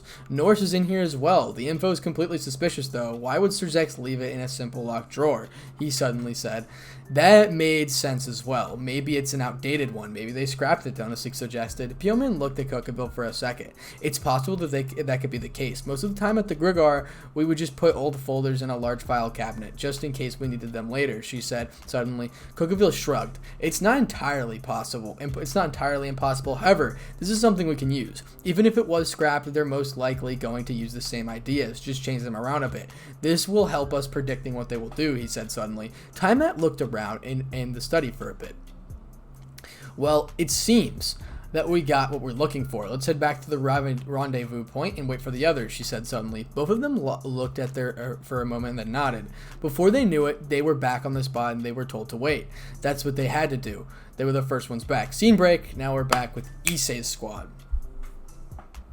With Issei, there was Kuroka, Rainier, and Bali. They were looking for an armory, any weapons they might find going to be useful. Issei didn't know what he could be in it, though. However, he knew about the Grimoire's wealth. What exactly are we looking for? Vali asked suddenly. Issei shrugged. He had no real idea where to start. There's got to be something. Or there's got to be someone somewhere. I don't know though. I've never seen one when I was here. However, they would be stupid not to have one. He replied. None of them really ideas as well. Maybe we search in the bedrooms. The masters may have some secret armories, Vali said suddenly. Issei thought about it for a moment. It was a possibility. There was no doubt in his mind about that, so he shrugged and then nodded. We should start with Sir Zek's father and mother's room. They would most likely have one, he said suddenly. So they started towards the room and opened the door. They were surprised to see it was well conditioned. Issei looked around at the room for a moment, seeing if there was anything out of place or suspicious. Find anything? He heard Rainier say. Vali shook her head, while Issei shook his as well. And Kuroka just sighed. Maybe it's somewhere else, she said. Issei shrugged and took another look around the room, and his eyes finally landed on the bed. He quickly looked under to find something off. He couldn't really tell what it was under it. So we only had one choice. You guys want to step back a bit, he said suddenly. They nodded and stepped back. They watched as the blood-red glow started to cover Issei's arm. Before anyone knew it, both of his arms had transformed into dragon side. Issei easily slid the bed across the room and finally got a better look at what was underneath. It was a switch of some sort. What do you think it activates? Vali said suddenly. Issei shrugged. Only one way to find out, he said suddenly. They all watched as he pulled the switch back. They all turned around when they started to hear gears turning. They were surprised when a false panel was revealed and a staircase was behind it. Where could this go? Issei said aloud. No one had to answer to that, so they did only one thing they knew. They walked down to see where it would lead. Before they knew it, they had walked down a large amount of stairs and came to a large door made of steel. Issei knew this was a personal armory, and not the big one where they were looking for. His thoughts were proven correct when he easily blasted the door off his hinges, and they finally got a good look inside. It was a personal armory, all right. A personal armory. There wasn't that much there. Probably for the Lord Grimoire and his wife. A few swords, spears, and shields, some armor as well. Well, this is certainly a start, but that's not what we're looking for, right, Issei? Kuroka said suddenly. Issei nodded. Then everyone watched as a large metal circle enveloped the armory, and the weapons and the armor disappeared. A pocket dimension? Vali asked confused. She didn't know he could do that. It seemed everyone else thought that was as well. Based on their expressions, they had the same thoughts as Vali. Yes. I had recently begun to learn how to use them. It took a few tries to get it right, but eventually it worked perfectly, he explained. Issei looked around for a bit. Okay then, time to search for some more. This was obviously just some sort of panic room that had to be a personal armory. We need to find the main one. However, I have no idea where to start, he suddenly said. Vali thought about it for a moment. In the mansion, the armory is under the foundation, like a basement. Maybe it's the same here, he suggested. Issei shrugged once again. He had no idea. However, he had no other options. Let's take a look around to see what we can find, he said. They nodded and they walked over the personal armory and back into the estate. They headed towards the stairs and descended underneath. They were shocked to find a pathway of corridors expanding all around them. Which way do we go? Kuroka asked, confused. Issei looked around for a moment. He got an idea. He walked up one of the corridors and put his hand on the wall. The rest of them watched with confusion and some anticipation. They were shocked when a burst of energy erupted from his hand and exploded outwards. They quickly put their hands up to the block of the wave of energy as it passed through them. They watched as he pulled his hand back and looked at the spot where it was. There was a small crater there. I marked this corridor as we'll go through it first. I will do the same to the rest as we go. That way, we will find something eventually, he said. With that said, the group walked on. Seabreak were with another group. And a group of consisted of Irina, Kalawarna, Bikyo, and Arthur. They were assigned to food, and any provisions they found would be useful, so they found themselves in the most obvious of places, the kitchen. However, there was a problem. With the Battle of Great Red and Issei, the kitchen was an area that was affected the most, so there wasn't much left. However, they were determined to find something, so they started looking through cabinets to find only ingredients. No real food yet. Where should we search next? Irina asked suddenly. Byoko put his hands on his chin as he thought about it. He looked around and spotted something suspicious. The group watched curiously as Byoko walked over to look at the piece of wood. It was a piece of wood, but it was different. Byoko saw a handle and pulled on it. A cellar? He wondered aloud. The group shrugged and followed him down. They were surprised to see it full of food. A pantry, huh? Arthur muttered. Byoko shrugged. It works, he said. They couldn't argue with that. So what do? We can't transport all of this, Irina said suddenly. Conor shrugged. Irina was right. Let's let Issei know we found this, then he'll decide what to do, Arthur, I said suddenly. To the group nodded and started to walk out. They headed towards the rendezvous point where Issei decided. By the time they got there, everyone else was already there. So what did you guys find? Issei asked suddenly. Irina looked at him and replied, a pantry full of unused food. It's in the cellar in the kitchen. We couldn't transport it all, so we decided to let you know what to do with it, she said. Issei nodded and turned to Kokaville. Anything useful, he asked? Kokaville grinned and handed him in the folder. Take a look, he said. Issei's eyes widened as he looked over at it. Okay then, I want you to make a plan according to this. We need to be ready, he said loudly. Kokaville nodded and took the folder back. So do you find anything good? Timeout asked. Issei chuckled and nodded. A fuck ton of weapons and armor. It was a bit tough to find it. It did take a bit longer than I expected. However, there's enough, he said. The group sighed and nodded. Issei looked around and it seemed he was waiting for someone else. Who are you looking for? Vully asked confused. Issei chuckled and pointed upwards. They all looked at upwards to see Great Red in his dragon form. He landed about 10 feet in front of them.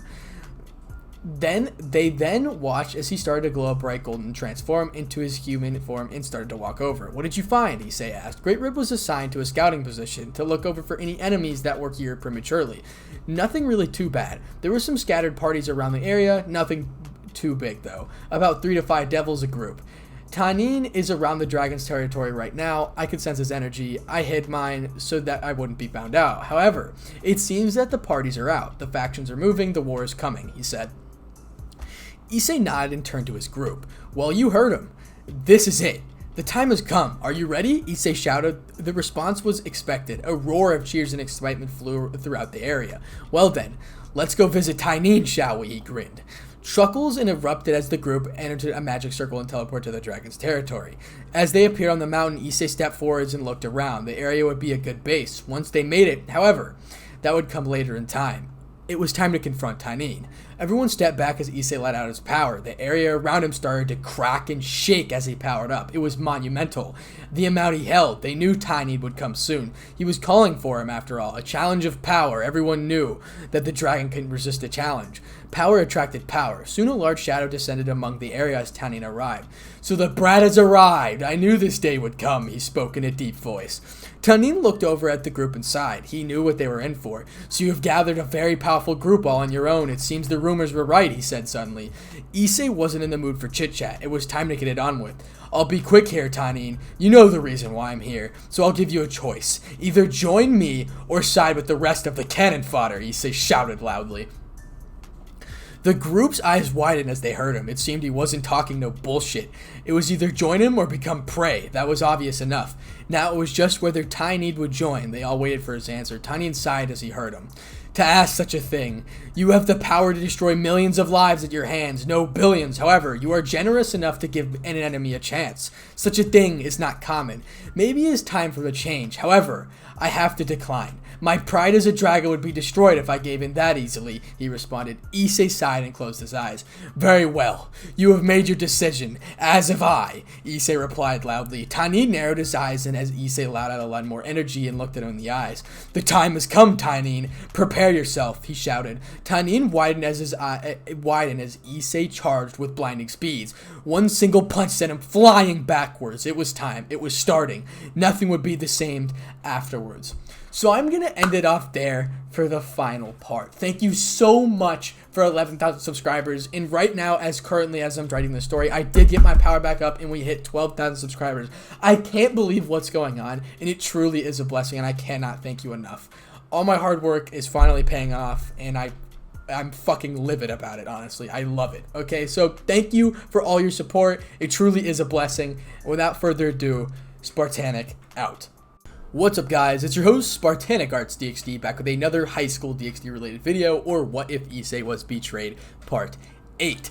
I can't thank you enough for 13,000 subscribers as we are currently, or that time that I'm recording this video, which is this September 30th. So thank you for all the support, and without further ado, let's go ahead and get into the video. Chapter 23, Dawn of War, the finale. If anyone were to be in the area of the battlefield, they would see a large purple and black dragon flying backwards, knocking up and unrooting trees as it traveled backwards. The world was going to be changed very soon, and it all started with that moment. Nothing would be the same. Never again. Way to start it, Issei, Kokaville chuckled. Issei shrugged and spoke up. Well, that should get their attention, he said loudly. Kokaville was about to speak again, but something interrupted him. Everyone turned towards the sound of a roar, coming from where Tanin was. It seemed he wasn't done. Persistent, huh? Very well. I'll show you just who you're facing, Issei thought with determination. Everyone looked towards Issei as he walked forwards, waiting for Tanin to come back. Everyone saw this and started to step back. They knew that Issei was going to prove a point, and usually that meant he was going to use something powerful. As Tanin hovered above the group, he spoke in a deep voice. You are very powerful, yes, but I will be damned if I gave up that easily. I will not stop until I'm dead, Tanin shouted loudly. Issei shook his head and sighed. It seemed that was the only way. Very well, he said to himself. So that is what has to happen. Have you made your peace? Issei said loudly. Everyone, even Tanin, wondered what he meant. Where Tanin didn't respond, Issei sighed, then began to speak yet again. You have chosen your side in this war. You said that you will not stop until death. I asked if you made your peace because death is what you will get, Issei said loudly. Tanin narrowed his eyes, then chuckled. You are a very generous person when you need to be, Issei hyoudou. You have said your warning, and I accept it. It is a fight to the death then, Tanin roared. Issei shook his head and then grinned. Very well. If it is a fight to the death you want, then a fight to the death you will get, he roared loudly. Tanin nodded. He knew something was coming. Suddenly, Tanin roared and spat out a turret of flames towards the group. Everyone got on the defensive and ready to fight back, but they stopped when Issei rose his hand. Everyone felt the pressure increase tenfold as Issei started to power up. He held out his hand and the sphere of annihilation started to form. However, he clenched his fist around it and suddenly it launched a blast of the volatile energy towards the flames. The flames were no match. They were devoured by Issei's attacks. It was no use. Tanin was hopelessly outmatched, but his pride blinded him from just seeing that. It seemed Issei would have to force him to see that. Tanin suddenly dove at high speeds towards Issei. Issei saw this as motion for everyone to scatter. Tanin's attack would no doubt cause some damage, and he couldn't dodge it either. As Tanin neared Issei, he prepared himself. Welch Dragon, Annihilation Balance Breaker. The call was heard.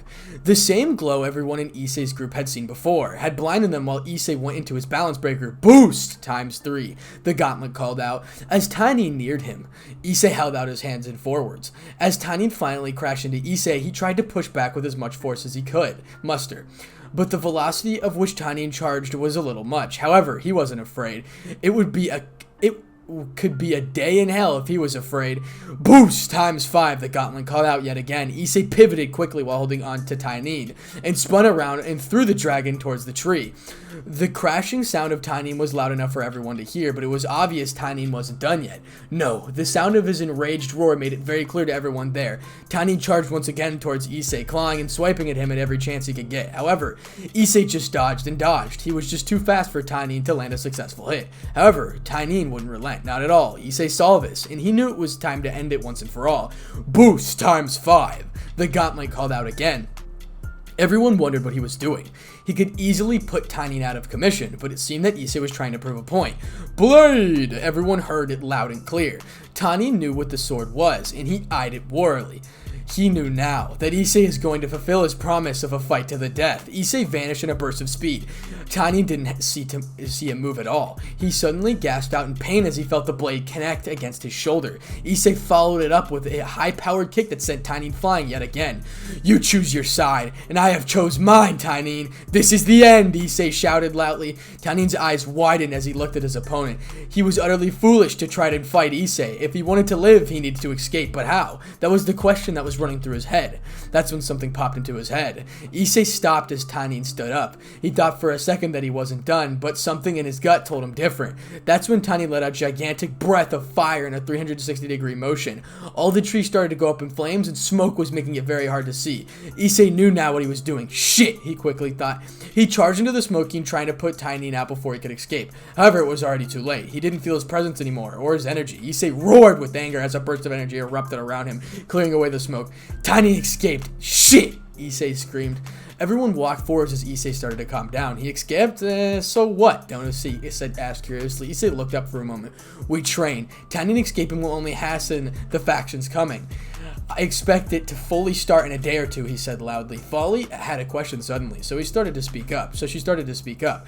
What are we going to do for shelter? The area isn't big enough for us all to go to sleep and stay for the next few weeks as the war continues to go on, she said loudly. Issei took a moment to look at her. I agree with you on that. So, we will use the Grimoire estate. It's the best thing we can do. So we have to make do with what we have, he said loudly. Everyone nodded at that, and before they knew it, they were outside the Grimoire estate for a day to train. So what we will be doing, Cookaville asked curiously. Issei thought about it for a moment. They had been training for quite some time, and Issei knew they were ready. However, more training couldn't hurt. That's when he got an idea. For today, we will do this in two parts. One group will face me today in a spar, and tomorrow the other group will face me, he said loudly. Everyone listened and as he began to speak yet again. Today's group will be Cookaville, Kalawarner, Kuroka, Taimat, and Byoko, he said loudly. Everyone was surprised he was going to face off against 5 of them. However, they knew better. He had something in mind to counter just that. They would have to just wait and see. The 5 of them nodded and stepped up. Issei looked at him for a moment. Cookaville, Taimat, and Kuroka would be a tough matchup. And to add, the other 2 would be even more against him, and he knew that they were very good. Suddenly, Cookaville summoned a large light spear and charged at Issei. He was fast, no doubt. However, Issei was faster. As Issei went to counter Cookaville, an energy blast came from Kuroka. Taimat was in her dragon form. Spraying fire around him, they were trying to corner him right off the bat. That was smart, no doubt. It seemed they were using teamwork against him. Byoko and Kalawarner were staying back for a bit. It seemed they were waiting for an opportunity. Issei saw this and smirked. This made it a lot easier for him. Boosted gear, everyone heard. Before their very eyes, Issei had summoned his sacred gear. They knew now if he was starting off with his sacred gear, then that meant he planned to push them to the edge of their limits. As Cookaville neared Issei, he knew he needed to get him back quickly before the others joined. Blade! Everyone knew what was coming. Issei instantly put up Ascalon to block as Cookaville struck with his spear. Issei put a lot of force as he started to push down on Cookaville's spear. Suddenly the spear shattered as it was too much. Issei gave a bloodthirsty grin and one that Cookaville knew all too well. Cookaville let out a gasp of breath for Issei elbowed him in the solar plex. Issei followed up with a powerful kick that sent Cookaville flying backwards. Taimat saw this and decided to dive down towards Issei and instantly transform out of her dragon form. Cookaville would no doubt be down for a bit, but Issei knew that a warmonger would be back for more. Byoko stepped up as Kuroka did as well. Byoko held his staff ready in his hand as Kuroka started preparing Senjutsu. It was now a 3v1, with Kalawarner still waiting and Cookaville down for a bit. Byoko suddenly dashed in a burst of speed. Issei's eyes widened. Byoko was a lot faster than he let on. That was a problem, and Issei knew what he needed to be careful around him. Sure, Issei was faster, but Byoko no doubt would be creative and would keep his tricks up his sleeve. Suddenly, Byoko vanished in a burst of smoke. That's when Issei felt his movement restricted. He looked down to see a snake wrap around him. Shit, I forgot, he has the ability to shapeshift, Issei thought quickly. The situation was getting worse now. With his movements restricted, he wouldn't be able to defend against them properly. He had an idea. but he knew it would damage Byoko quite a bit. However, this was nothing compared to what they would face in the oncoming weeks. Suddenly, Issei's energy skyrocketed. The snake Byoko was transformed into started to turn real dark. Issei's volatile energy started to burn Byoko. The snake slithered off and poof of smoke happened, revealing Byoko with large burns. Fortunately, he was still breathing. Issei knew that he could take him out for a good bit. The others looked a little wary at Boku. They knew now he was serious to do whatever it took to close the situation. Kuroka suddenly started to glow up purple and a magic circle appeared behind her. Issei knew that what was coming. Welch Dragon, Annihilation Balance Breaker. Everyone heard. Before their eyes, Issei was powered up and ready. Colin decided to step forwards. It seemed that this sparring session would be a little longer than Issei thought. However, once again it was time to fight. Suddenly, Kuroka launched several energy blasts while Time-Mat dove downwards while spraying a large breath of fire. Colin stood ready, waiting for the opportunity to strike. Issei instantly took to the skies. He knew what to do. As everyone watched him hover in the skies, they wondered what he was going to do. Suddenly, the boosted gear on his arm started to form a red sphere above it. Everyone knew what was coming, and his powers, and it would be magnificently in its power. Dragon Shot. Everyone scattered as the blast rained down towards the ground. However, a few of them didn't have enough time to get out of his way. Kuroka managed to put a shield around her, but the blast was too powerful, leaving her energy exhausted and barely any left in the tank. Colin took it the most, and the blast had sent her flying into a tree, instantly knocking her unconscious. Time-Mat landed in front of Issei as Kokaville finally stood back up. The sparring session was coming to a close. It seemed that Kokaville and Time-Mat were going to try to finish it by themselves. They just have to see how much damage they could dish out before they inevitably lost. They knew it too. But they'd be damned if they didn't try. Issei saw their determination and grinned and gave them the motion to come at him. They did just that. As Kokaville charged with a light spear in his hand, he knew he was already exhausted and wouldn't last much longer, but there was still no reason to not give it his all. Time-Mat felt the same way too. They knew they were facing an impossible opponent, but yet they tried. That Issei was all they wanted to see, and he saw enough of it in this fight. However, they made it very clear they weren't done. Issei didn't have a problem with that either. Issei quickly grabbed Kokaville's arm that was aiming for him and it twirled around him and launched him high in the air. Time-Mat was the only one left. However, she got a sinking feeling in her gut, telling her to surrender now. However, her dragon's pride took control as he charged at Issei's head on. Issei only smirked and released his wings. Boost! Everyone heard.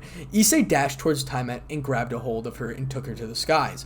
Kokaville was starting to fall already. As Issei started to hover above the area, he looked at Kokaville falling down, barely conscious. He knew with the coming next, both of them would be unconscious. Time-Mat's eyes widened as Issei started to spin like crazy, then launched her down towards the ground, in exact path of Kokaville too. She knew what he did. It was too late. She couldn't correct her path, and it was obvious that Issei was ready for more if he needed. As Time-Mat connected with Kokaville's body, she knew there was a lot of pain coming. A blast of dust erupted and two of them collided with the ground at high speeds. The sparring session was over, and it was obvious to everyone. Issei was serious, and he would push them to their limits, whether they liked it or not. Chapter 24, Slaughterhouse, Part 1. The group that was up next was Issei was Ina, Arthur, Folly, Rainier, and Donaseek. Lefay didn't want to participate. She said that she wanted to conserve her strength for what's to come. Issei had no problem with it either, so he let her watch from the sidelines like the other group who he faced previously. However, something in Issei's mind was nagging him. It was early quiet for the day, and whatever that case was, that usually meant something was on the horizon. He was right too. If he only knew. He stopped the sparring session and have everyone prepare for battle. He didn't even get to say anything to his friends, as they charged in with no hesitation, except for Rainier. Issei instantly knew she was starting off with a ranged approach, and that meant he needed to watch closely. If he were to slip up, they could easily get him in with some support. Donaseek instantly tried to slash downwards at him with his axe. However, Issei casually sidestepped it. As he whipped his head around to gauge what the others were doing, they were all about to strike him. He knew time was key here. If he tried to counter at all, most likely would still get hit by a few of them, so he needed to create some distance and rethink his strategy. Without a second to spare, he unfolded his wings and used them like a shield, like the dome of some sorts. It was the best he could think of with what little time he had. As he felt them connect with the wings, he spread them as wide as they could, knocking them back a good couple of feet. He quickly leapt into the air. That's when Rainier threw a light spear as Issei summoned Ascalon and deflected it easily. However, he knew He knew now that they weren't stopping until they had won. His mind instantly went to work and started picking apart the group. His plan was simple: take them out one and start with Rainier. He wasn't going to hurt her much, just get her to quit on her own will. Then he would deal with the rest of them. He wasn't going to waste any time. Everyone he faced that instantly saw him summon the boosted gear. Boost! Everyone heard loudly. He dashed in, but she decided she was going to charge in as well. Issei quickly blocked as Rainier struck her with a light spear. That's when Arthur dashed in quickly. Issei had no choice but to back away. Arthur had a sharp eye and would give a good fight. He needed to do enough damage one by one and hopefully get someone to start to feel fatigue, and he could take advantage of the opportunity. But he wasn't going lightly on all of them. That was the reason Great Red wasn't fighting. A clash of those proportions would only spell trouble. As soon as Donosik started to approach along with Arthur, with Volley and Ariana backing him up, he knew he would have no choice. A little shift in power was needed, and they would just see what he's made of. Arthur's instincts told him to run as soon as he saw the dark energy he heard that Issei gained in the fight with Great Red.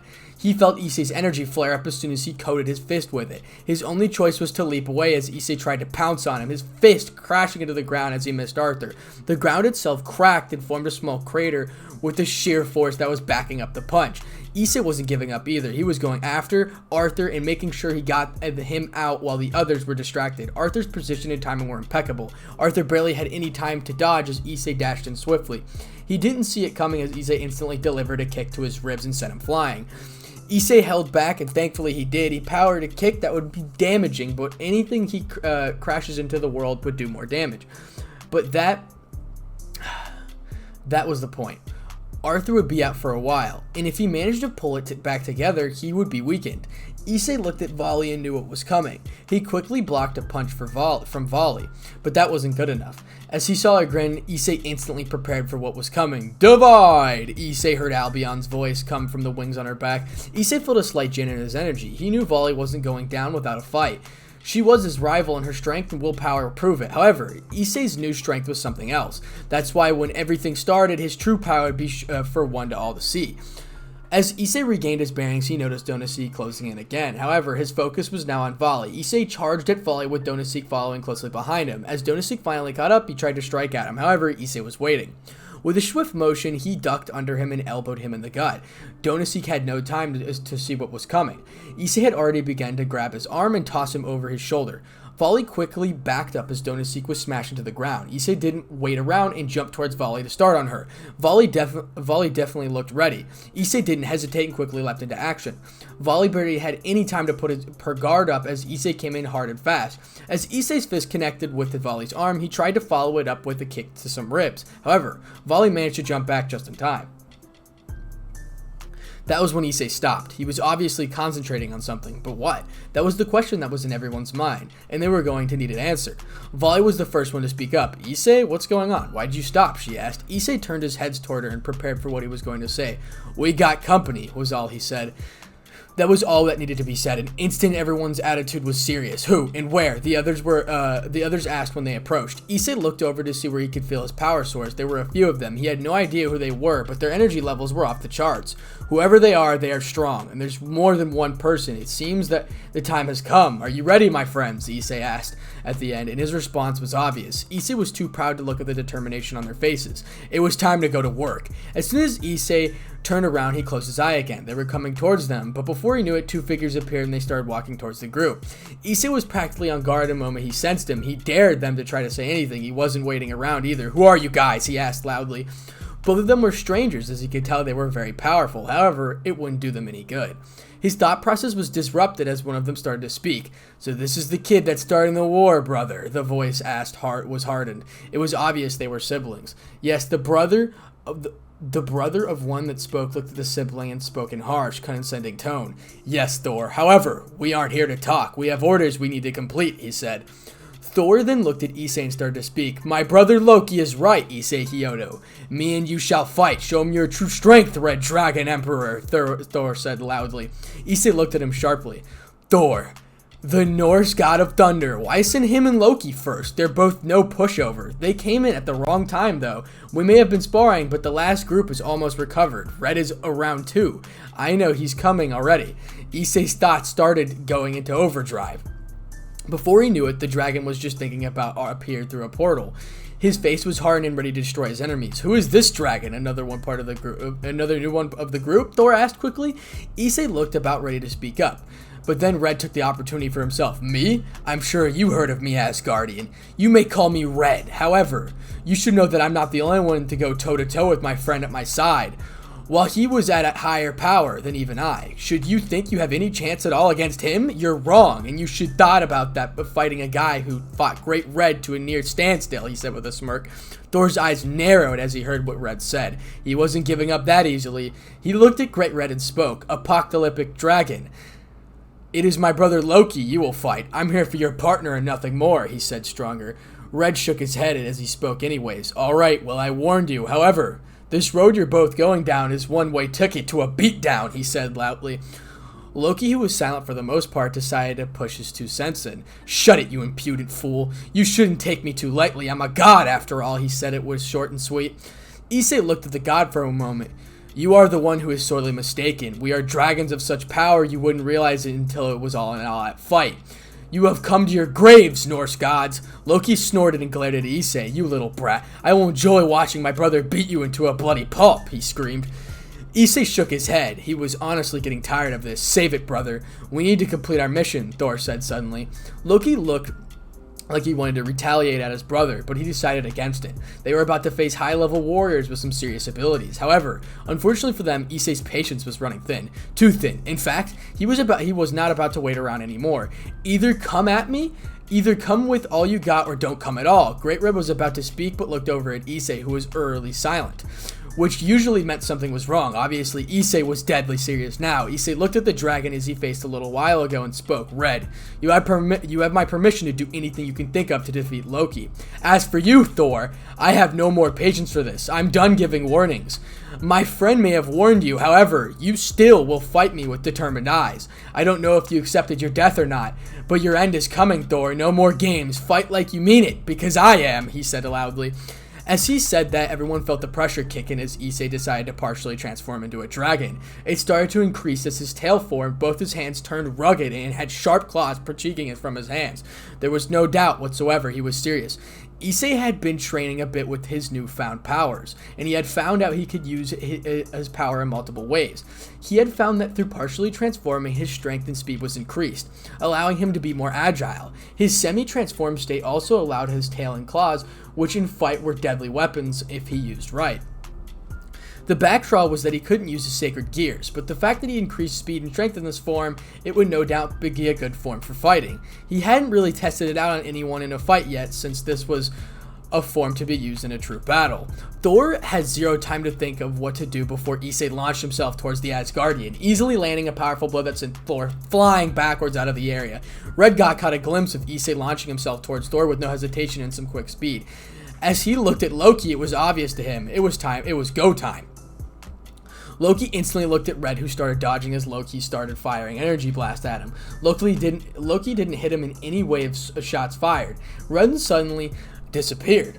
Loki looked all around, but he couldn't find him at all. However, he could sense his energy all over the place. He was here, but he wasn't able to see him.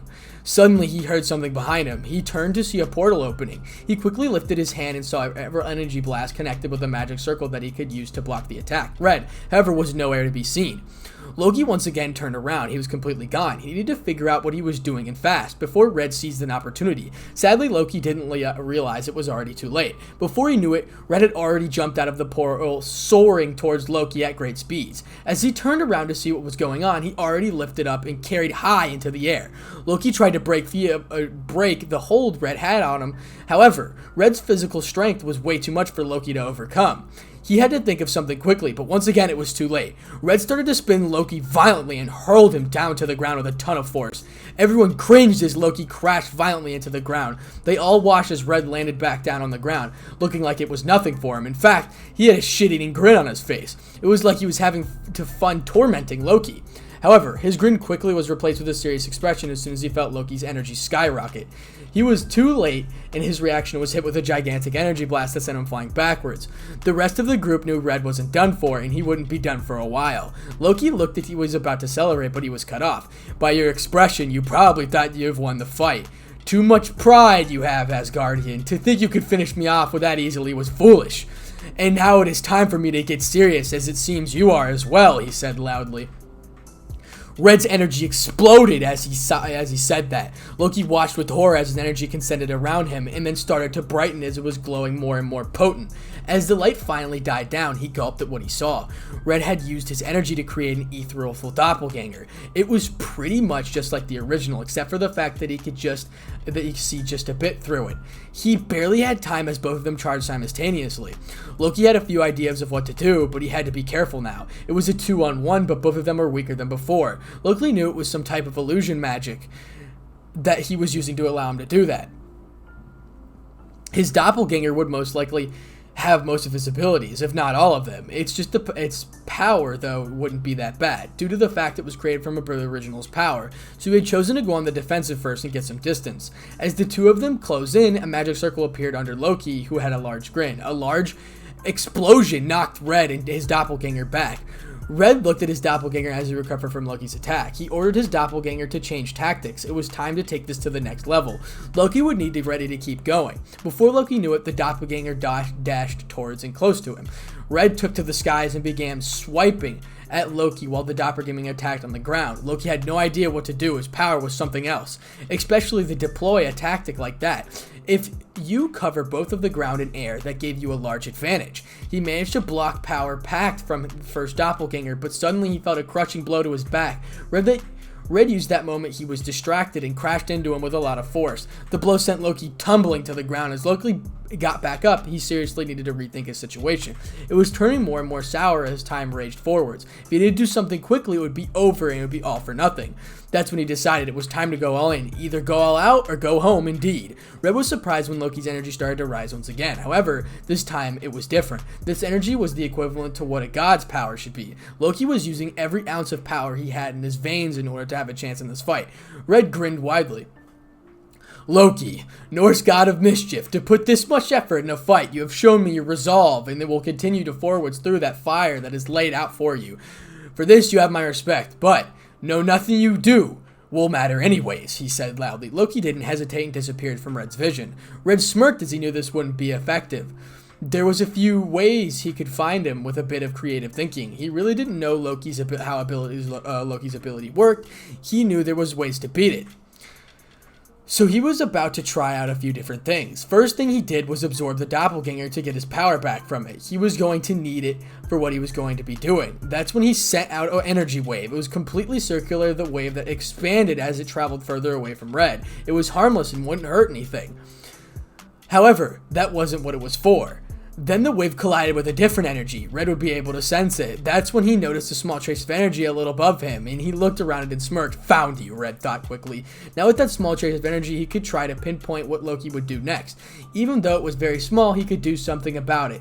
He could force Loki to use more, thus making him exposed. However, Red's train of thought was abruptly stopped as several light blue energy waves appeared around in thin air. That was a mistake on Loki's part. Even though Loki was trying to confuse Red with all the energy blast, Red was able to find the source. He took with breathtaking speeds, faster than anyone could tell. As he soared towards his destination, he heard his fist ready to go with a lot of energy packed into it. When he threw the punch, it was surprised to felt it connected, so Loki was just using camouflage and not some dimension warping ability that Red was using. As he saw a gigantic crater from what was pretty much a span of a few seconds, he knew where it was. That's when Red landed by the crater. Loki looked up in horror as Red started to form a gigantic amount of energy it condensed into his hand.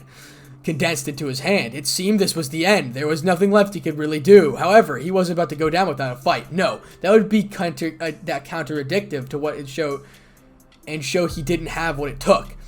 When Red fired off the energy, Loki poured every ounce of the power he had into a magic circle that got hit with Red's attack.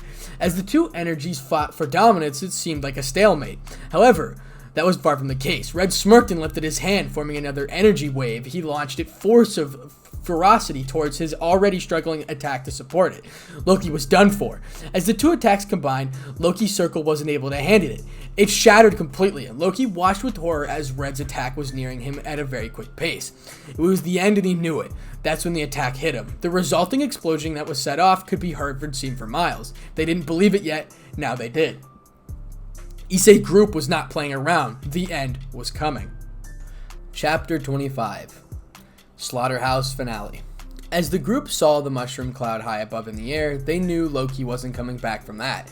It was a ton stronger than what a human's atomic bomb could produce. The energy that rolled off in waves was catastrophic, destroying anything that came into contact with it as it raged onwards. Eventually, the blast died down, but the red was nowhere to be seen. Suddenly, a portal opened next to them and outstepped the one and only person they were looking for. You warped to the gap before the last blast went off to avoid damage, didn't you? Kokaville asked suddenly. He nodded, then everyone looked to where his eyes were, in the direction of where Issei launched Thor. So how do you think Thor will fare? Volley asked him. He didn't even turn to her. His attention was completely focused on the forest that was distance away. Thor better heed my and Issei's warning, because if he doesn't, he's as good as dead. Issei is deadly serious. We're most likely going to see him use his abilities to the fullest during this war. His power truly is and will be recognized as the force to be reckoned with by the end of this. They all heard him. They all knew it would be him to show up to who had abandoned him. They knew it would be to him to show up everyone who had abandoned him. Scene break. Now we're with Issei fighting Thor. Thor barely had enough time to regain his bearings as he felt the incredible amount of energy of his opponent coming towards him in leaps and bounds. As Issei finally appeared, Thor put up his guard as he was struck with a power-packed fist. He felt the energy behind the blow, and he knew this was a serious situation. The opponent was not to be taken lightly lest he would die. Issei quickly dodged Thor as he tried to strike him with his hammer. Thor wasn't quitting though. He kept pressing on, trying to get whatever he could. That's when Issei felt the hammer hit his stomach and was skidding backwards. He groaned as he felt the power behind the hammer. His thoughts were cut off as Thor started to spin his hammer wildly. Issei quickly rolled out of the way of the hammer and was sent flying with the electric aura. He watched as it smashed into the tree behind him, completely obliterating it. Issei took that moment. Since Thor didn't have his weapon back yet and charged with blinding speeds, Thor quickly felt a hook to the jaw and barely had time to register what was going on as Issei followed up with a hard uppercut. In turn, Issei used his tail to grab Thor and throw him forcefully into a tree. Thor got the wind knocked out of him as he hit the trunk very fast and with a lot of force. Thor was honestly able to get right back up, and Issei knew that this fight was going to be a long one. He was a god after all, but Issei wasn't going to let anything stop him from reaching his goal. Thor quickly realized he needed to go all out to have any chance of beating him, so he decided then and there, no more games. Issei's reaction time was the only thing that made him able to dodge Thor's speed past him in his burst of speed. He noticed he was now covered in lightning. Issei quickly backflipped as Thor struck the ground with his hammer, making a good-sized crater in the process. Once he noticed his opponent escaped it, he pressed forwards yet again. On will, Issei's tail curled around him, shielding him from Thor's blows. He's fast and strong, and stubborn as well. That makes him very likely to keep charging in. Maybe I should play the waiting game and strike when the opportunity arises, Issei thought to himself. However, he couldn't just wait around. The more damage he took, the more likely Thor would be able to deal a good hit on him and follow it up. Fatigue was not an option, so he decided it was time to take it up a notch. Thor watched with his contemplation as Issei started to glow blood red. Suddenly, his primal features returned to their human state. It seemed he was going all out his partial transformation. Boosted gear, Thor heard suddenly. As he looked at the crimson-spiked gauntlet, he knew his opponent was going to start using everything he had in arsenal to defeat him. Boost! Thor quickly put his hammer up in a makeshift guard as Issei's fist met him. Though Thor knew Issei was stronger now than his partial form, he had the ability to use everything now, and the combo of his sacred gears made him a very lethal opponent to face. That's when he felt his legs get swept from under him as he started to fall back. Issei followed up with a diving in with his elbows forwards, landing it straight in the pit of his stomach. Boost! Issei quickly took that moment and grabbed Thor by his leg and started to spin him around crazily. Soon Thor was launched upwards, and he noticed a large amount of crimson energy forming at the tip of Issei's fingers. Dragon shot. Thor managed to block it with his hammer, but he knew Issei was just starting. That's when he noticed he didn't feel Loki's energy anymore. Even though they might not have really gotten along, it was still the fact that he was his brother, and that was something not to forget. Family was family until the end. As Issei saw Thor's expression darken, he knew he was mad now. Suddenly the sky darkened and the clouds was forming very quickly. Issei quickly dashed away as the lightning strike had landed where he was previously. More were coming as well. Issei decided to close their distance, extending his wings. He took off towards his target, weaving and dodging left and right as lightning strikes soared past him. Thor saw him closing in fast and met with a rock-hard punch in his gut that sent him crashing to the ground. As he was falling, he saw Issei raise his hand and a black orb of pure energy to start to form above his palm. As Issei threw it towards Thor, he was stupid enough to think he could block it. Raising his hammer, the sphere connected. A very violent reaction occurred, sending Thor, who was now covered in bruises and burns, sending him out of the forest. The group who currently were with Red was shocked at the explosion that could be seen. That's when they saw Thor crashing to the ground nearby. Before Issei was already there, waiting to strike again. As Thor got up yet again, it was obvious he wasn't done. This time, Thor chuckled a bit and looked at his opponent. "I have to give you props, kid. You have a killer hook, I'll admit it. And I might have lost this before it even started, but I'll say this, I'm not quitting until you put me 6 feet under," he said out loudly. Issei hesitated just a bit and looked at Thor with a deadly expression. "Then come at me with everything you got," he replied. Thor didn't even hesitate. Electricity started to crackle to life around him. He was using his full speed as he leapt at Issei, who managed to barely duck a mere inch or two as Thor crashed behind him. Issei quickly leapt into action, and everyone watched as Ascalon was being used now. Even if Thor wasn't a dragon, it was still a sword. A good few swings could give Issei a chance to finish it. Thor quickly leaned back to avoid one swipe from Issei, and then his hammer met the edge of the blade in the clash of strength. Issei suddenly pushed Thor backwards in an obvious statement. Before he knew it, Thor was kneed in the gut and slammed into the ground. Issei watched with awe as Thor climbed back up and didn't move towards him. However, he was looking very dangerously at Issei. It seemed that he was going to give it all his next attack. Suddenly, the clouds darkened quite a bit. This time, Thor had the electricity surging through him yet again, but this was more potent and concentrated. Issei quickly put up his guard as Thor started spinning his hammer around with powerful winds were sweeping through. Suddenly the hammer came flying towards Issei and creating a sonic boom in the process. Issei knew this one would hit. There is no doubt in his mind. He'd have to take it. That was faster than anything he could have predicted the god would use against him in this fight. So when he was knocked back by the impact of thrown weapon, he instantly felt it hit hard. As he landed on the ground and realized what happened, he noticed he couldn't lift a hammer. The reason you can't get it up off you is because you're not worthy, Issei heard faintly. As he peered at the battered god of thunder, something seemed to start to heat up. The tension was high and something had to snap. Issei started to lose sense of the world around him. His vision was blurry and his hearing was gone except for one thing, a low, gruntle growl from something ancient and primal. He realized it was Bahamut, and he knew the dragon wasn't thrilled. "Issei, it seems this god thinks we aren't capable. Consider this condition of your revival.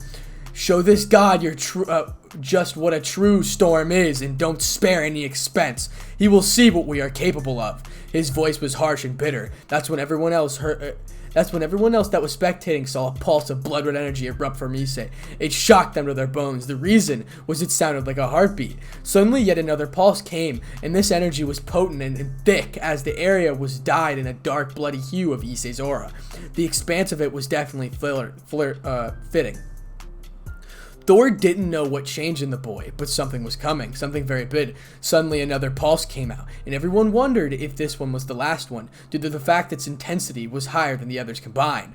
Suddenly, all the energy that was being released started to funnel back into Issei in large amounts. Soon, Issei was completely covered in all of the energy. It seemed to be peaking too, like it was a time bomb, about to obliterate everything in the vicinity to ashes. That's when they heard something they didn't expect, and partly didn't want to hear. Annihilation's descent. Balance breaker. That shocked everyone, even Issei. He was still in a trance-like state, so he wasn't really conscious of what was going on outside his mind and soul. However, those words snapped him just back a bit. With what he could manifest to keep him focused, he asked the proverbial question. "Bahamut, Annihilation's descent has activated the balance breaker. His response was quick. Yes, my friend. I will train you later on how to use it to its fullest abilities. For now, just now use it to its purest form of my power. He will not stand a chance. Don't hold back, Issei. Your power is unmatchable. Let it be known to all who stand before you. Become the herald and let your voice shatter the heavens. Once it all came back, Issei looked down at the hammer that laid on his chest. His fury sufficed as he grabbed the handle of a fit of rage. Everyone looked at it in awe, fear and shock as he climbed out of a small crater he was in. Hammer in hand was looking very deadly at Thor. The armor definitely stapled fear in their bones as they got to look at it. The armor was a blend of pitch black that ended in spikes along the shoulder pads, with what looked like blood-red veins coursing beneath them. Did you really think that this toy would really hold me down forever? Issei's voice cut in. Thor suddenly backed up in fear. It wasn't the fact he was able to hold the hammer or how his voice sounded. No, it was the surprised action that happened as Issei walked forward. His aura now seemed to defy all laws of physics or just his concept of what it meant. However, what he was seeing was something like Devil Zerzek's power of destruction, how it was potent and near incomprehensible. This, though, was on another level altogether. This very ground he walked on disintegrated away, leaving tiny bits of craters behind him. The air around him wrapped and shifted as he made his way through. Thor knew anything he tried now wouldn't do anything. You can take this back. But you can have it tenfold the power, Issei suddenly screamed. Suddenly the hammer was thrown at Thor as it felled him hip deep in the gut.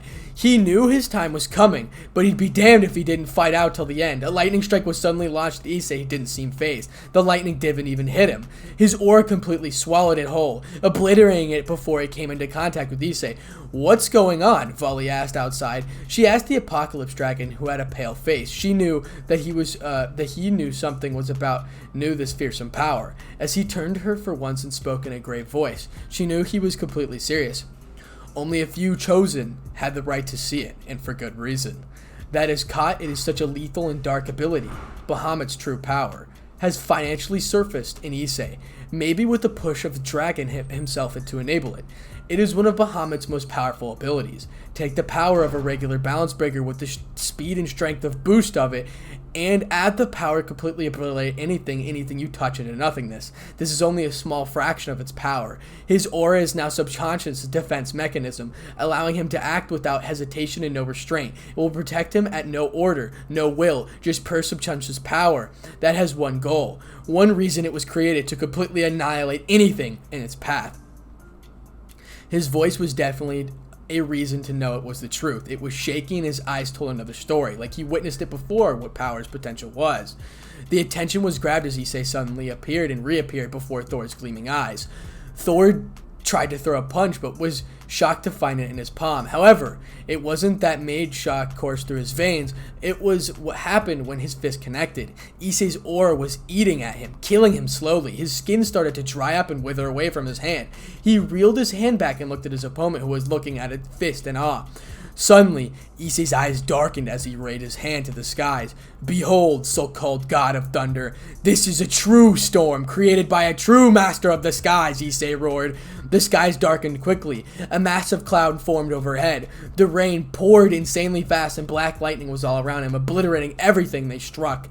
Thor didn't know what happened after that. Suddenly, he found himself lying on the ground, eating a fistful of dirt, and Issei was towering over him. This is the end, punny god. You said you wouldn't stop until you're 6 feet under. Well, I'm gonna make that a reality, he whispered in his ear.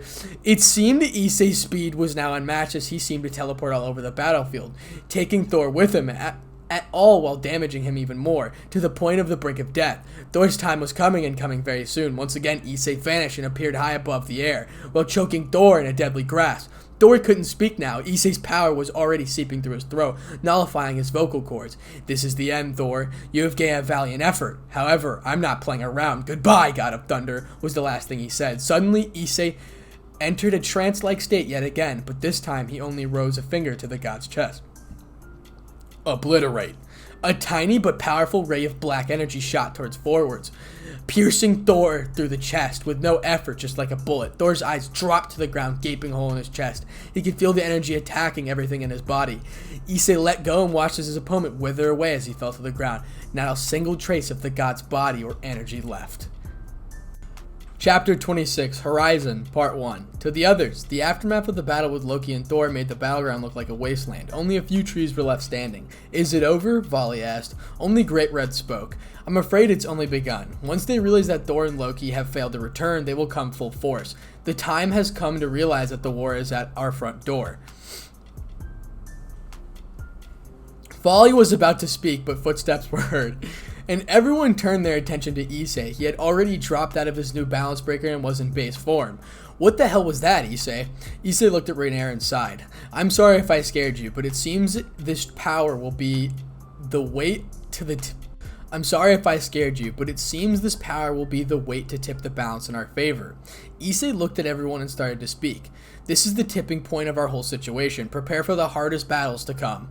Everyone seemed confident in their individual abilities, and Issei saw it clearly. His willpower had rubbed off on them. He was about to continue, but started to feel dizzy and nausea coming. However, that didn't make sense. He shouldn't get sick. He was a fucking dragon god now, and illness was a bug waiting to be squashed by him. You aren't sick, Issei hyoudou. His eyes widened. Bahamut? Drake? Did you guys hear that? The response wasn't what he was expecting. I heard nothing. Issei, are you okay? Did the balance breaker cause too much fatigue? Bahamut seemed to agree with Drake.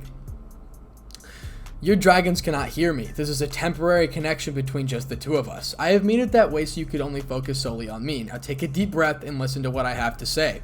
Issei relented and did the mysterious voice asked him to do. Good. Now I'm going to sever the connection between you and the dragons inside you for a small bit so that we don't get off track here.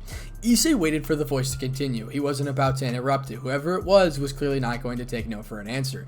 If he could sever the link between him and the dragons that reside in his soul, the entity was very powerful indeed. I don't have much time with you, so I'll have to go as fast as possible. You sparked my interest that night in hell when you accepted Bahamut with open arms. Only a fool or those with tempered wills of steel would do that. You are the latter, and as such I watched you in your journey to see what fruit it would bear. It seems you are the one to change the world. I have no ill will for what you are doing, even if I don't agree on every level of your plan. However, that doesn't dispute the fact that the land of fate was tempered and it will respond in kind. I knew at the moment I felt the energy you unleashed in the battle with Great Red. You, Issei hyoudou, have been chosen to stop the end of the world. Issei was at a loss, so he just let the entity continue. In the incoming days of your war, an opponent you know all too well will appear before you. Though they are not the cause, it is the people they have in their group that will plot behind their backs and try to achieve world domination, but will ultimately bring about the apocalypse. Issei was now annoyed. Enough of these riddles. What will happen and who are you? He heard a slight chuckle. It seems your reputation is true. You are stubborn and bullheaded. However, that is not what will drive you to victory. For your question, I must answer it now. Due to the fact this will be the last time you hear from me, the apocalypse will be brought on your group that is in the Chaos Brigade. Their wish is to resurrect the beast I sealed away. Don't worry, even if I can't help you physically, there is someone who will help you in your time of need.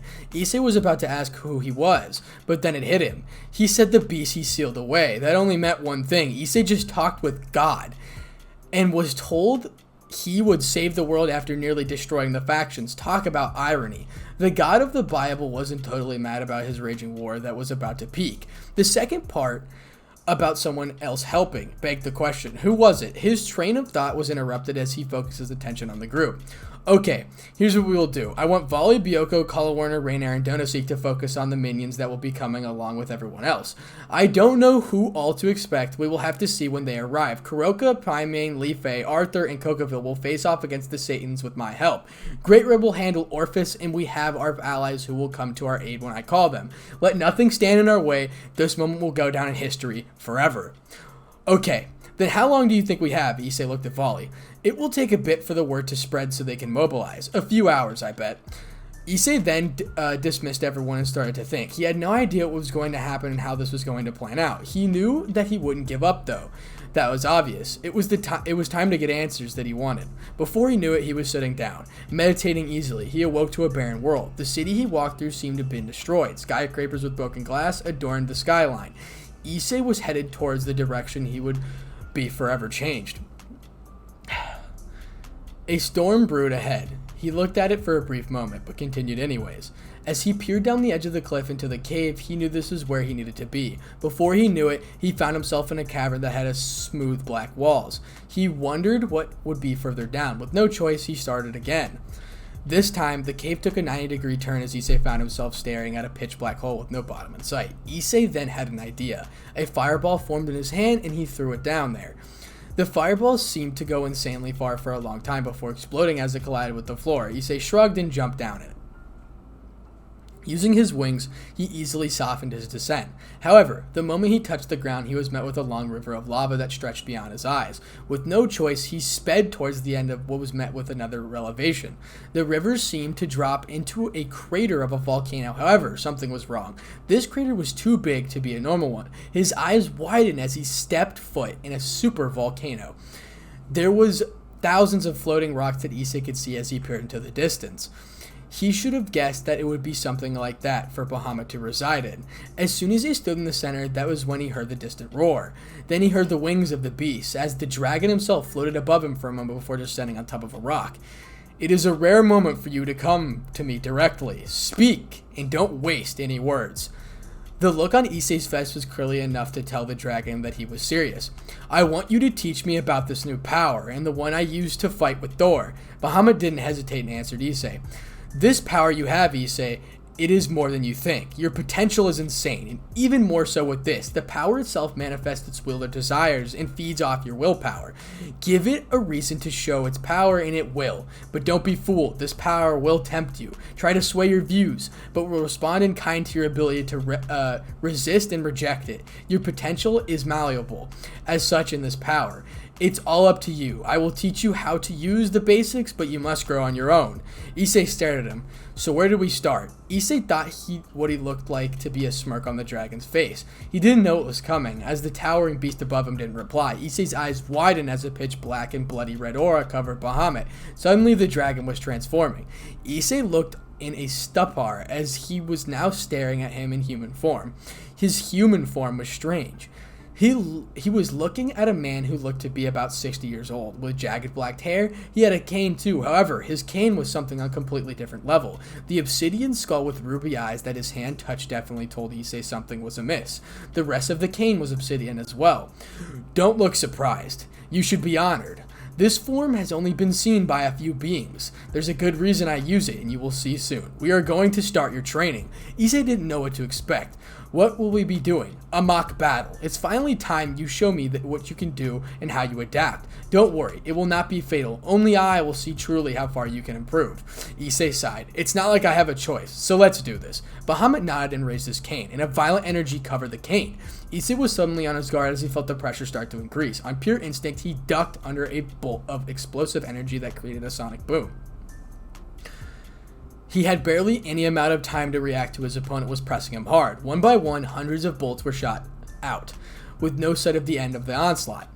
He soon took flight, but to no avail. These bolts were still coming at him. Circling ahead, he dived down towards and turned around and chucked the destructive sphere at the projectiles. He managed to destroy them, but the blast knocked him backwards. He had no time to think of what it shot towards him.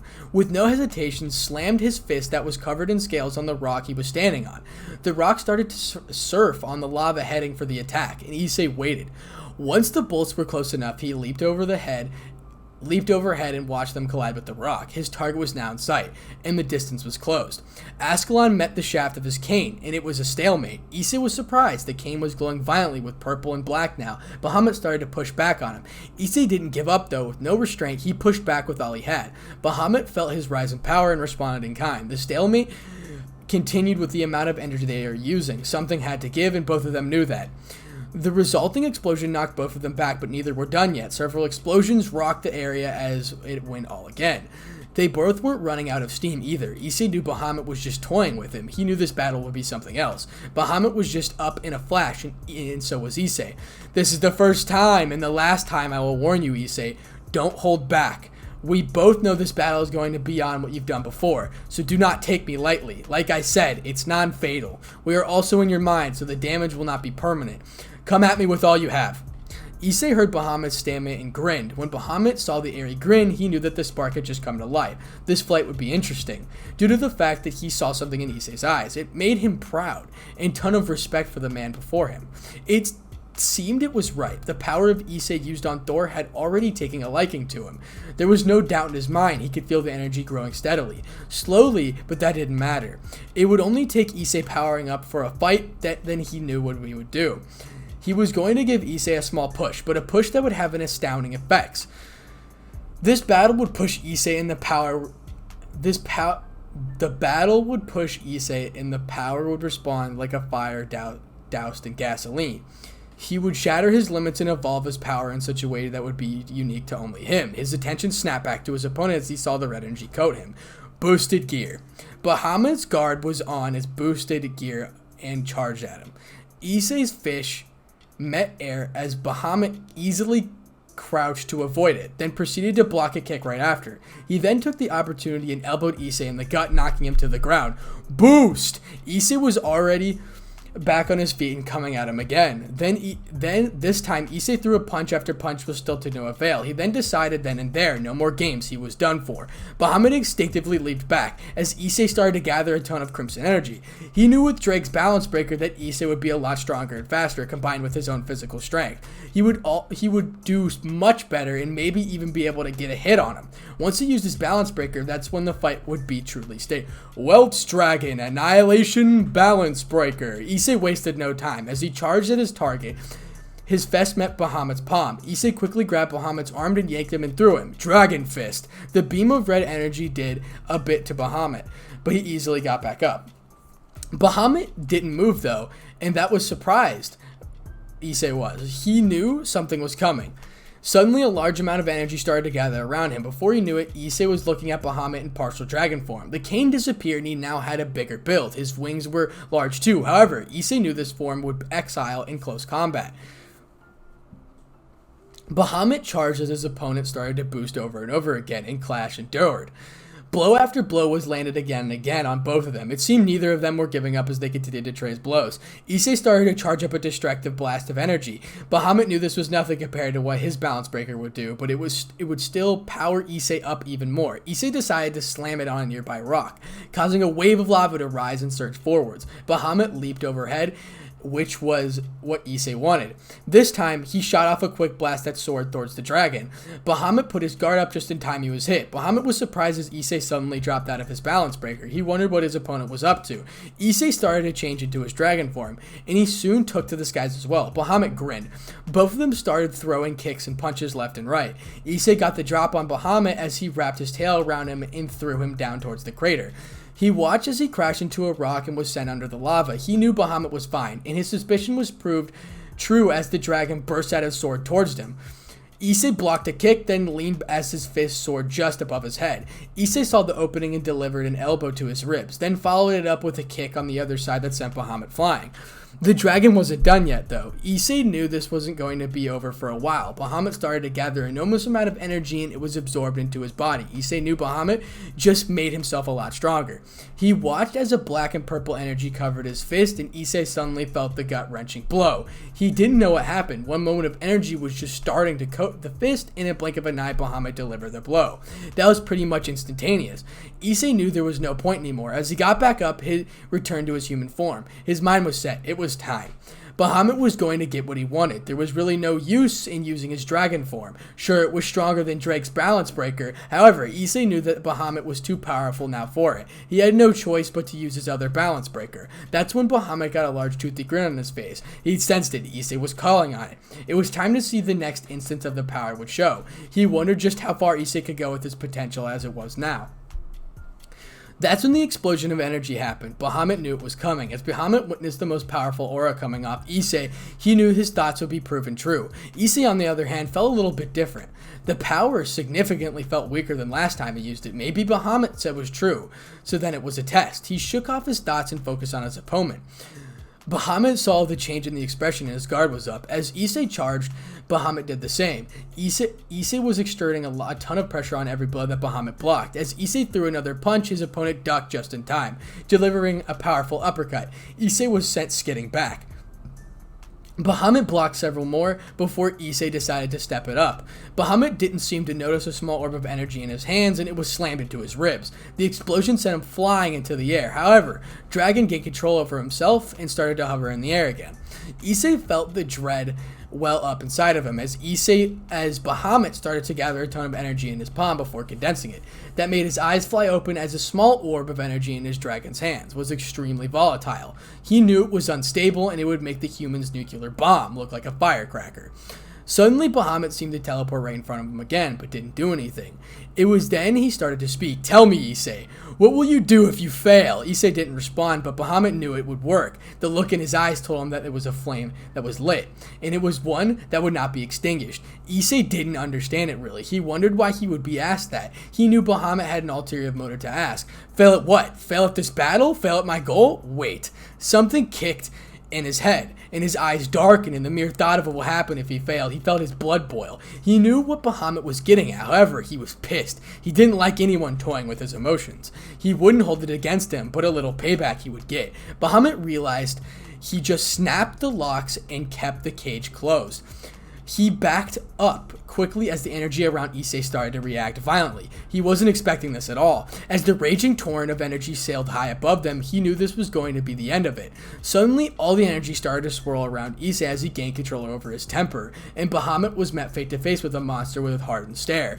As Issei lifted his hands, the energy seemed to flow like water, taking a shape of whatever he willed it to be. A spear that was black in the night formed in his palm, and with a swift throw it soared at his opponent. Bahamut barely had time to dodge, and he didn't even get away unscathed. The spear just clipped him on the ribs, taking a little bit of flesh off. It was only due to the fact that who he was, that energy was not eating him alive. Issei continued on and gave no mercy. Bahamut was set flying when 3 spears had pierced him out of nowhere. Suddenly, Issei seemed to vanish from his view as he felt the crushing knee that was delivered right to his back. Issei wasn't done. He instantly grabbed the dragon and launched him high into the air, and then raised his hand. Several dark orbs were fired off in quick succession. Bahamut felt all of them as they collided with each other, only increasing the damage that the blast would do. Issei decided it was time to finish it. Yet again, he appeared above the dragon and smashed him down towards with an axe kick. He then took from his opponent's book and summoned yet another energy blast, and condensed it, and didn't stop until it was barely visible. With barely any effort, he threw it towards the falling dragon, and flew away as the resulting explosion was definitely stronger than anything he'd seen. He knew this war was going to be a walk in the park. He didn't give a damn. He would destroy anyone in his way. Chapter 27. Horizon, Part 2. As Issei came out of his mind, he was still feeling the anger coursing through his veins. He needed to calm down his temper, or he would be blind. That would prove to be a fatal mistake on his part. The others looked at him as he sat down and started to breathe deeply. They knew he was going through something, so they knew not to press him about the issue. Time would help him, so they just had to wait. However, there were more pressing matters at hand. The war was about to begin, and they couldn't have their leader out of commission. So they were going to say fuck it and turn it around. Then and there. However, none of them wanted to tempt the beast as it reaped the consequences. It was Kuroko who walked forward despite the risk and decided that she was going to get him to talk about what was on his mind. However, what she didn't know is that Issei, she knew she was coming and was preparing for the conversation, acting with no haste. He severed the link with the dragon so that he wouldn't be distracted and could focus. That's when he heard, "Issei, tell me, what's wrong?" She heard a sigh come out and waited. "I had a talk with Bahamut, and I know he was only trying to help, but he was toying with my emotions." He heard a response pretty quickly. "What did he say?" As Issei started to tell her, he noticed her expression was of empathy. When she spoke, his entire being was shaken up. He was flabbergasted and left with no words, with the only thought was to protect everyone. "Well, I can definitely say that wasn't intentional," Issei. "He was testing to see if your will had faltered." What do I have to say about it? Sure, failure is a possibility, but possibilities are endless, and they are just that. Only possibilities. What truly matters is what to take to heart and how yourself will change the future by your own hands. Issei didn't know what to think. He knew that was every word she said was true. He couldn't dwell on it. His team needed him. With a swift motion, Kuroko found herself in a tight grip and 2 words were whispered in her ear. "Thank you." There was no time to waste. Issei had a gut feeling that the war would be full-blown in a few hours, so it was time to brief everyone. As he got everyone's attention, he spoke. "Everyone, The time is now. Something tells me that today the war will truly begin, so there is no going back. We'll fight till our dying breaths. No matter how the odds, we will prevail. Nothing will ever stand in our way. Are you with me?" The response that he got was expected. The deafening roar of support rang through the underworld. Anyone would be able to hear it. He knew they were ready. It was a little bit later, and everyone had rested up to regain their strength that started from training sessions they were doing. That's when everyone felt it. A massive energy spike was sensed, and everyone knew the armies were mobilized and ready to fight, but so were they. Issei motioned for everyone to stay still. They would need their prey to come to them, not the other way around. It was time. Before they knew it, they were face to face with 4 Satans and their army of devils. Issei couldn't count the number of soldiers on the battlefield. He knew he wouldn't hit the mark as it falls short of the actual number. He didn't see Grafia though, which made him wonder. His realization came right after. Listen up. Leave Sir Zex alive. I'm going to extract some very useful information from him. Issei's attention was back on the army in front of him. They were cannon fodder, just meant to be a decoy to wear his team down, so he needed a plan. He couldn't, however, wipe out every single one with a single blast. No, that would be a waste of energy, and he knew the endurance would be key to winning. His fight would be with Orphis. Her power was infinite, so he had to wipe her out with full power, so that she couldn't come back for anything. His eyes focused on Sir Zex. He wondered how he was in any shape to fight. But he was here and ready to fight. That didn't bother Issei. All of his efforts would be in vain. Issei suddenly felt dizzy and fell on one knee. His team looked at him with worry. They tried talking to him, but it didn't seem he could hear them at all. The Satans saw this and knew it was an opportunity. With one finger, the army was sent forwards, with Satans leading. Red didn't hesitate and started to bark orders. They needed to buy time. He didn't know exactly what was going on with Issei, but he had an idea. Just before an army had shown up, he had sensed a presence, but he couldn't make it out. He didn't think that Issei had sensed it, for whatever it was deliberately hid itself very well. Red only felt a sample of it before it vanished into the thin air. Before the army could get any closer, they stopped as they saw Great Red with himself in all his glory. Staring down at them in his dragon state, at full power, he was ready to lay waste to them. He suddenly launched a massive assault on the army in front of him. It was pandemonium among the devils. They were going to get slaughtered, and they knew it too. However, before he could do anything else, the temper dropped several degrees into the negatives. Everyone looked around but couldn't find the source, but their eyes turned to Issei, who was standing up, but he was still. The only thing he was doing was holding out his hand as he was waiting for something to come to it. That's when everyone felt it. The winds were blowing harshly, and they heard a high-pitched whistle. Whatever the object that was soaring through the air, it was coming very fast, and it was headed for Issei. He didn't seem to be bothered by it either. No, it was like he knew it was coming. That's when the whistle got louder, and the moment the truth was upon them, they couldn't make out the object since it was moving so fast, and their focus was lost as a sonic boom was heard as it traveled ahead of them. Suddenly they heard a grunt, what seemed to be a ground being kicked up as Issei started skidding backwards. When the dust finally cleared, they got a good look at what he was holding. Most of his team didn't know what it was for, but they used what it was, a staff. However, Red and the Satans stared at it like they knew exactly what it was. Red was in awe. He couldn't believe that Issei was holding that thing. He knew the tides would be changed greatly with it. The Satans stared at it in fear. They knew exactly what it was and what it could do. Flashback. Issei suddenly felt dizzy and fell on one knee. His team looked at him with worry. They tried talking to him, but it seemed they couldn't hear him at all. He tried talking to his dragons, but he got no response. Someone had severed the link, and Issei knew once again that he had no choice but to wait and listen. It seems the time has come, Issei hyoudou. The voice seemed familiar, but he couldn't figure out who it was exactly. Who are you? He chuckled, and then hit with a response. You already know who I am. You just need the memory jogged a bit. That's when the images into his head battle that he remembered it all too well. Issei took a deep breath as he realized who invaded his mind. To who do I owe the pleasure of speaking to you, Hades? Another chuckle was heard. Nothing of major importance. In fact, I'm solely here to help you in your endeavor against the factions. What's the catch? No catch. I'm only here to help, and expecting nothing in return. I don't have much time, so I will get on with it. You are the very beginning of the war. And even though you are strong enough to handle the small fry, you know very well that the endurance is key to winning this. I hate to say it, but you have more powerful foes to face than Orphis in the oncoming days, not to the Triaxa. Then how are you going to help me? I will give you my blessing, and a gift. Both will be needed. Only my blessing will you be able to hold this gift, but heed my warning. Temper. You will even more, and then the gift will respond. If you don't, it will consume your very soul. You will know what to do when the time comes. And just like that, the conversation was no more. The flashback ended. As Issei took in his surroundings, his mind was set. He turned. The staff was held in his hand. It had 3 blue eyes and along with 2 horns on the top of it. That's when he felt it. The weapon was trying to sap his energy. He wasn't going to let that happen though. Soon enough, he got it under control and felt something else. Even though he couldn't hear it, the staff wanted to plunge him into the ground. Everyone was waiting for him to move to be made, and a move was going to be made. However, Issei, being who he decided to sound out a warning, his voice amplified to everyone who could hear it. Soldiers of Satan's, you have been deceived into thinking you can win this war. However, the truth is you are horribly outmatched. Leave now and no harm will fall on you. If you choose to stay and fight, then this place will be your grave. His warning wasn't heard, as it seemed none of them laid down their weapons. So with his mindset, he knew what he had to do. The Satans watched in fear as Issei jumped into the air, as coming down fiercely with the base of the staff aimed at the ground. When the staff was finally embedded to the ground, a massive ravine opened up and everyone saw tons of Grim Reapers come out of the ground. It was far too many to count. When everything settled, they were staring at a legion of Grim Reapers. However, they weren't moving, except for 2 of them. They were walking towards Issei with intent. When they finally came to stop, one spoke with a raspy voice.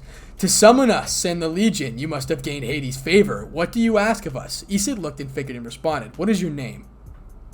The figure looked odd at Issei asking, but replied. Thanatos, at your service. And may I ask, who am I serving? Issei chuckled. Issei hyoudou. As for my request, you are in the middle of a war. I only have you to take care of the Satan's armies and other armies who will arrive soon. That is when Thanatos turned around and saw it for himself. I see. Then it will be our pleasure, Issei. With one swift motion, Thanatos rise, and his hand commanded the Legion to attack, and attack they did. Red watched in awe as every single Grim Reaper took arms and charged with the army of devils. The Satans knew this was going to be the next great war. Red, you're with me. The rest of you team up on Satan and waste no breath. Today is the day. The future is now and forever changed. Let me feel your power, your demonstration, and take no prisoners.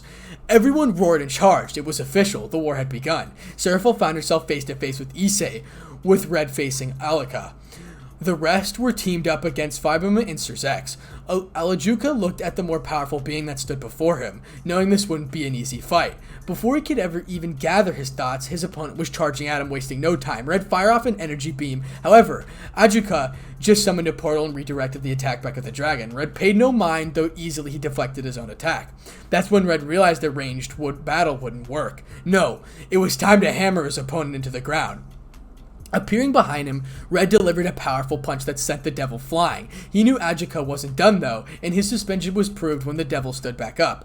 This time, an energy blast was fired his way, though just before it, Red, a portal opened up and redirected the attack away from him. That's when Red decided to take it to the next level. Ajuka didn't know what happened. One moment he started staring at his opponent, then he lurked forward, gasping for air. That's when he felt the hand close around his wrist. We're going somewhere. You can't run around like a headless chicken. There will be no escaping me. Everyone watched as the portal closed around the 2 of them and they teleported into the dimensional gap. That's when they all started to break loose. That's when all hell started to break loose, and everyone knew there was going to be a ton of bloodshed. Seraphil looked at her opponent. She knew it was futile and hopeless. Their armies were now going to be decimated by the legion of Reapers that Issei summoned. However, she wasn't going to stand down and do nothing. Boosted gear! She gritted her teeth as she heard that, so it was time. Issei easily blocked a blow from her and retaliated with a dragon shot straight to her abdomen, which sent her flying backwards. However, Issei wasn't done. He quickly appeared right behind her and used another dragon shot aimed at her back. He easily jumped out of the way of the ice spear came soaring at him. Issei smirked. It seemed she had a bit of fire in her. It was time to douse that fire. He jumped yet again as another spear soared past him. She couldn't kill him and she knew it.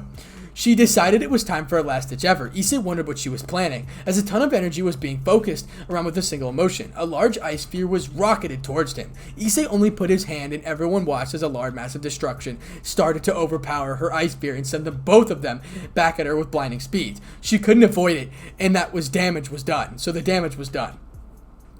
The resulting explosion knocked her back high into the air, which Issei took that moment and vanished and reappeared above her. She barely had any time to reenact as she started his foot slam on her back, sending her crashing down to the ground. She got back up but was severely wounded. She couldn't do much at all. Her armor was starting to fall off as Issei knew it would be time to make an example out of her.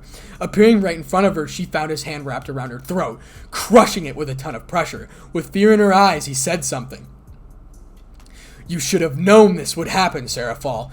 Now you will pay the ultimate price." He turned to his enemies and shouted, "This is your fate. None of you will leave here alive. Let me be the reminder of how bad you fucked up." The Satans wretched in horror as the life drained from her, and they heard the unmistakable, undeniable sound of the neck snapping. The sound of a large thud as he threw her lifeless body on the ground. She wasn't going to get up ever again. Sir Zex realized that he had to do something. There were two of them left against overwhelming odds. With a swift motion, a beacon was deployed. Suddenly, everyone felt the signature energy transportation circles being formed. Before they knew it, the Greek pantheon, Orpheus, and the evil dragons along with the whole Chaos Brigade were now on the field. Issei realized this was the moment of truth. Issei was pulled out of his train of thought when Bahamut spoke. Sure, he had been a little pissed. However, at a time like this, any advice was there. "Let me ask you this. What is the one things that dragons respect the most?" Issei didn't know where this was going, so he let Bahamut continue. "Power. It has always been just that. This will help you greatly. Those evil dragons can be swayed. Show them that Orpheus is an ant to you, and they will follow you like moths to the flame. Go into your full dragon state and roar with everything you have. It will be near impossible for them to resist you." Issei pondered on that moment but decided it was worth a shot. As he started to transform, everyone stared at him, wondering what he was about to do. Before their only eyes, Issei had fully transformed into a true dragon.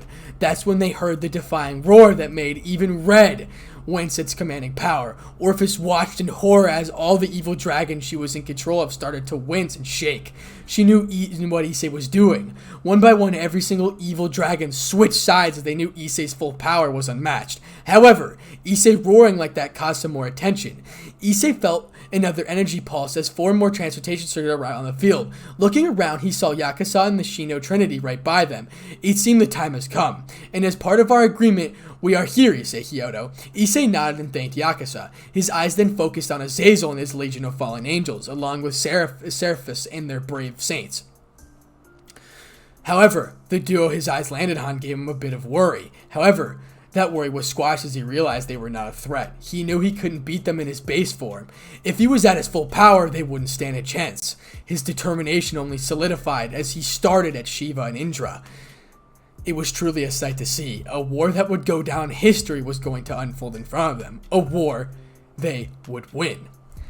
And that is all the author had to write. Now, I don't know if I'll continue the story for myself because I honestly don't have any fucking time to do it, if I'm being quite frank. And I might put a little bit of bloopers at the end of me just fucking up in general, but who knows. But yes, that is all that the story has to offer. So if you guys want to see another series of me narrating, because a lot of people seem to like it, just tell me what kind of series you want down in the description below. I know a person has already done What If Great Red was, or What If Issei was the son of Great Red, but if you guys want me to narrate that instead of hearing a robot voice, I'm completely okay with that. So, thank you for all the support that truly has gone into this series. I mean, shit, I gained like fucking 6,000 subscribers, and that's absolutely amazing. So thank you for all the support once again. Without further ado, Spartanic out.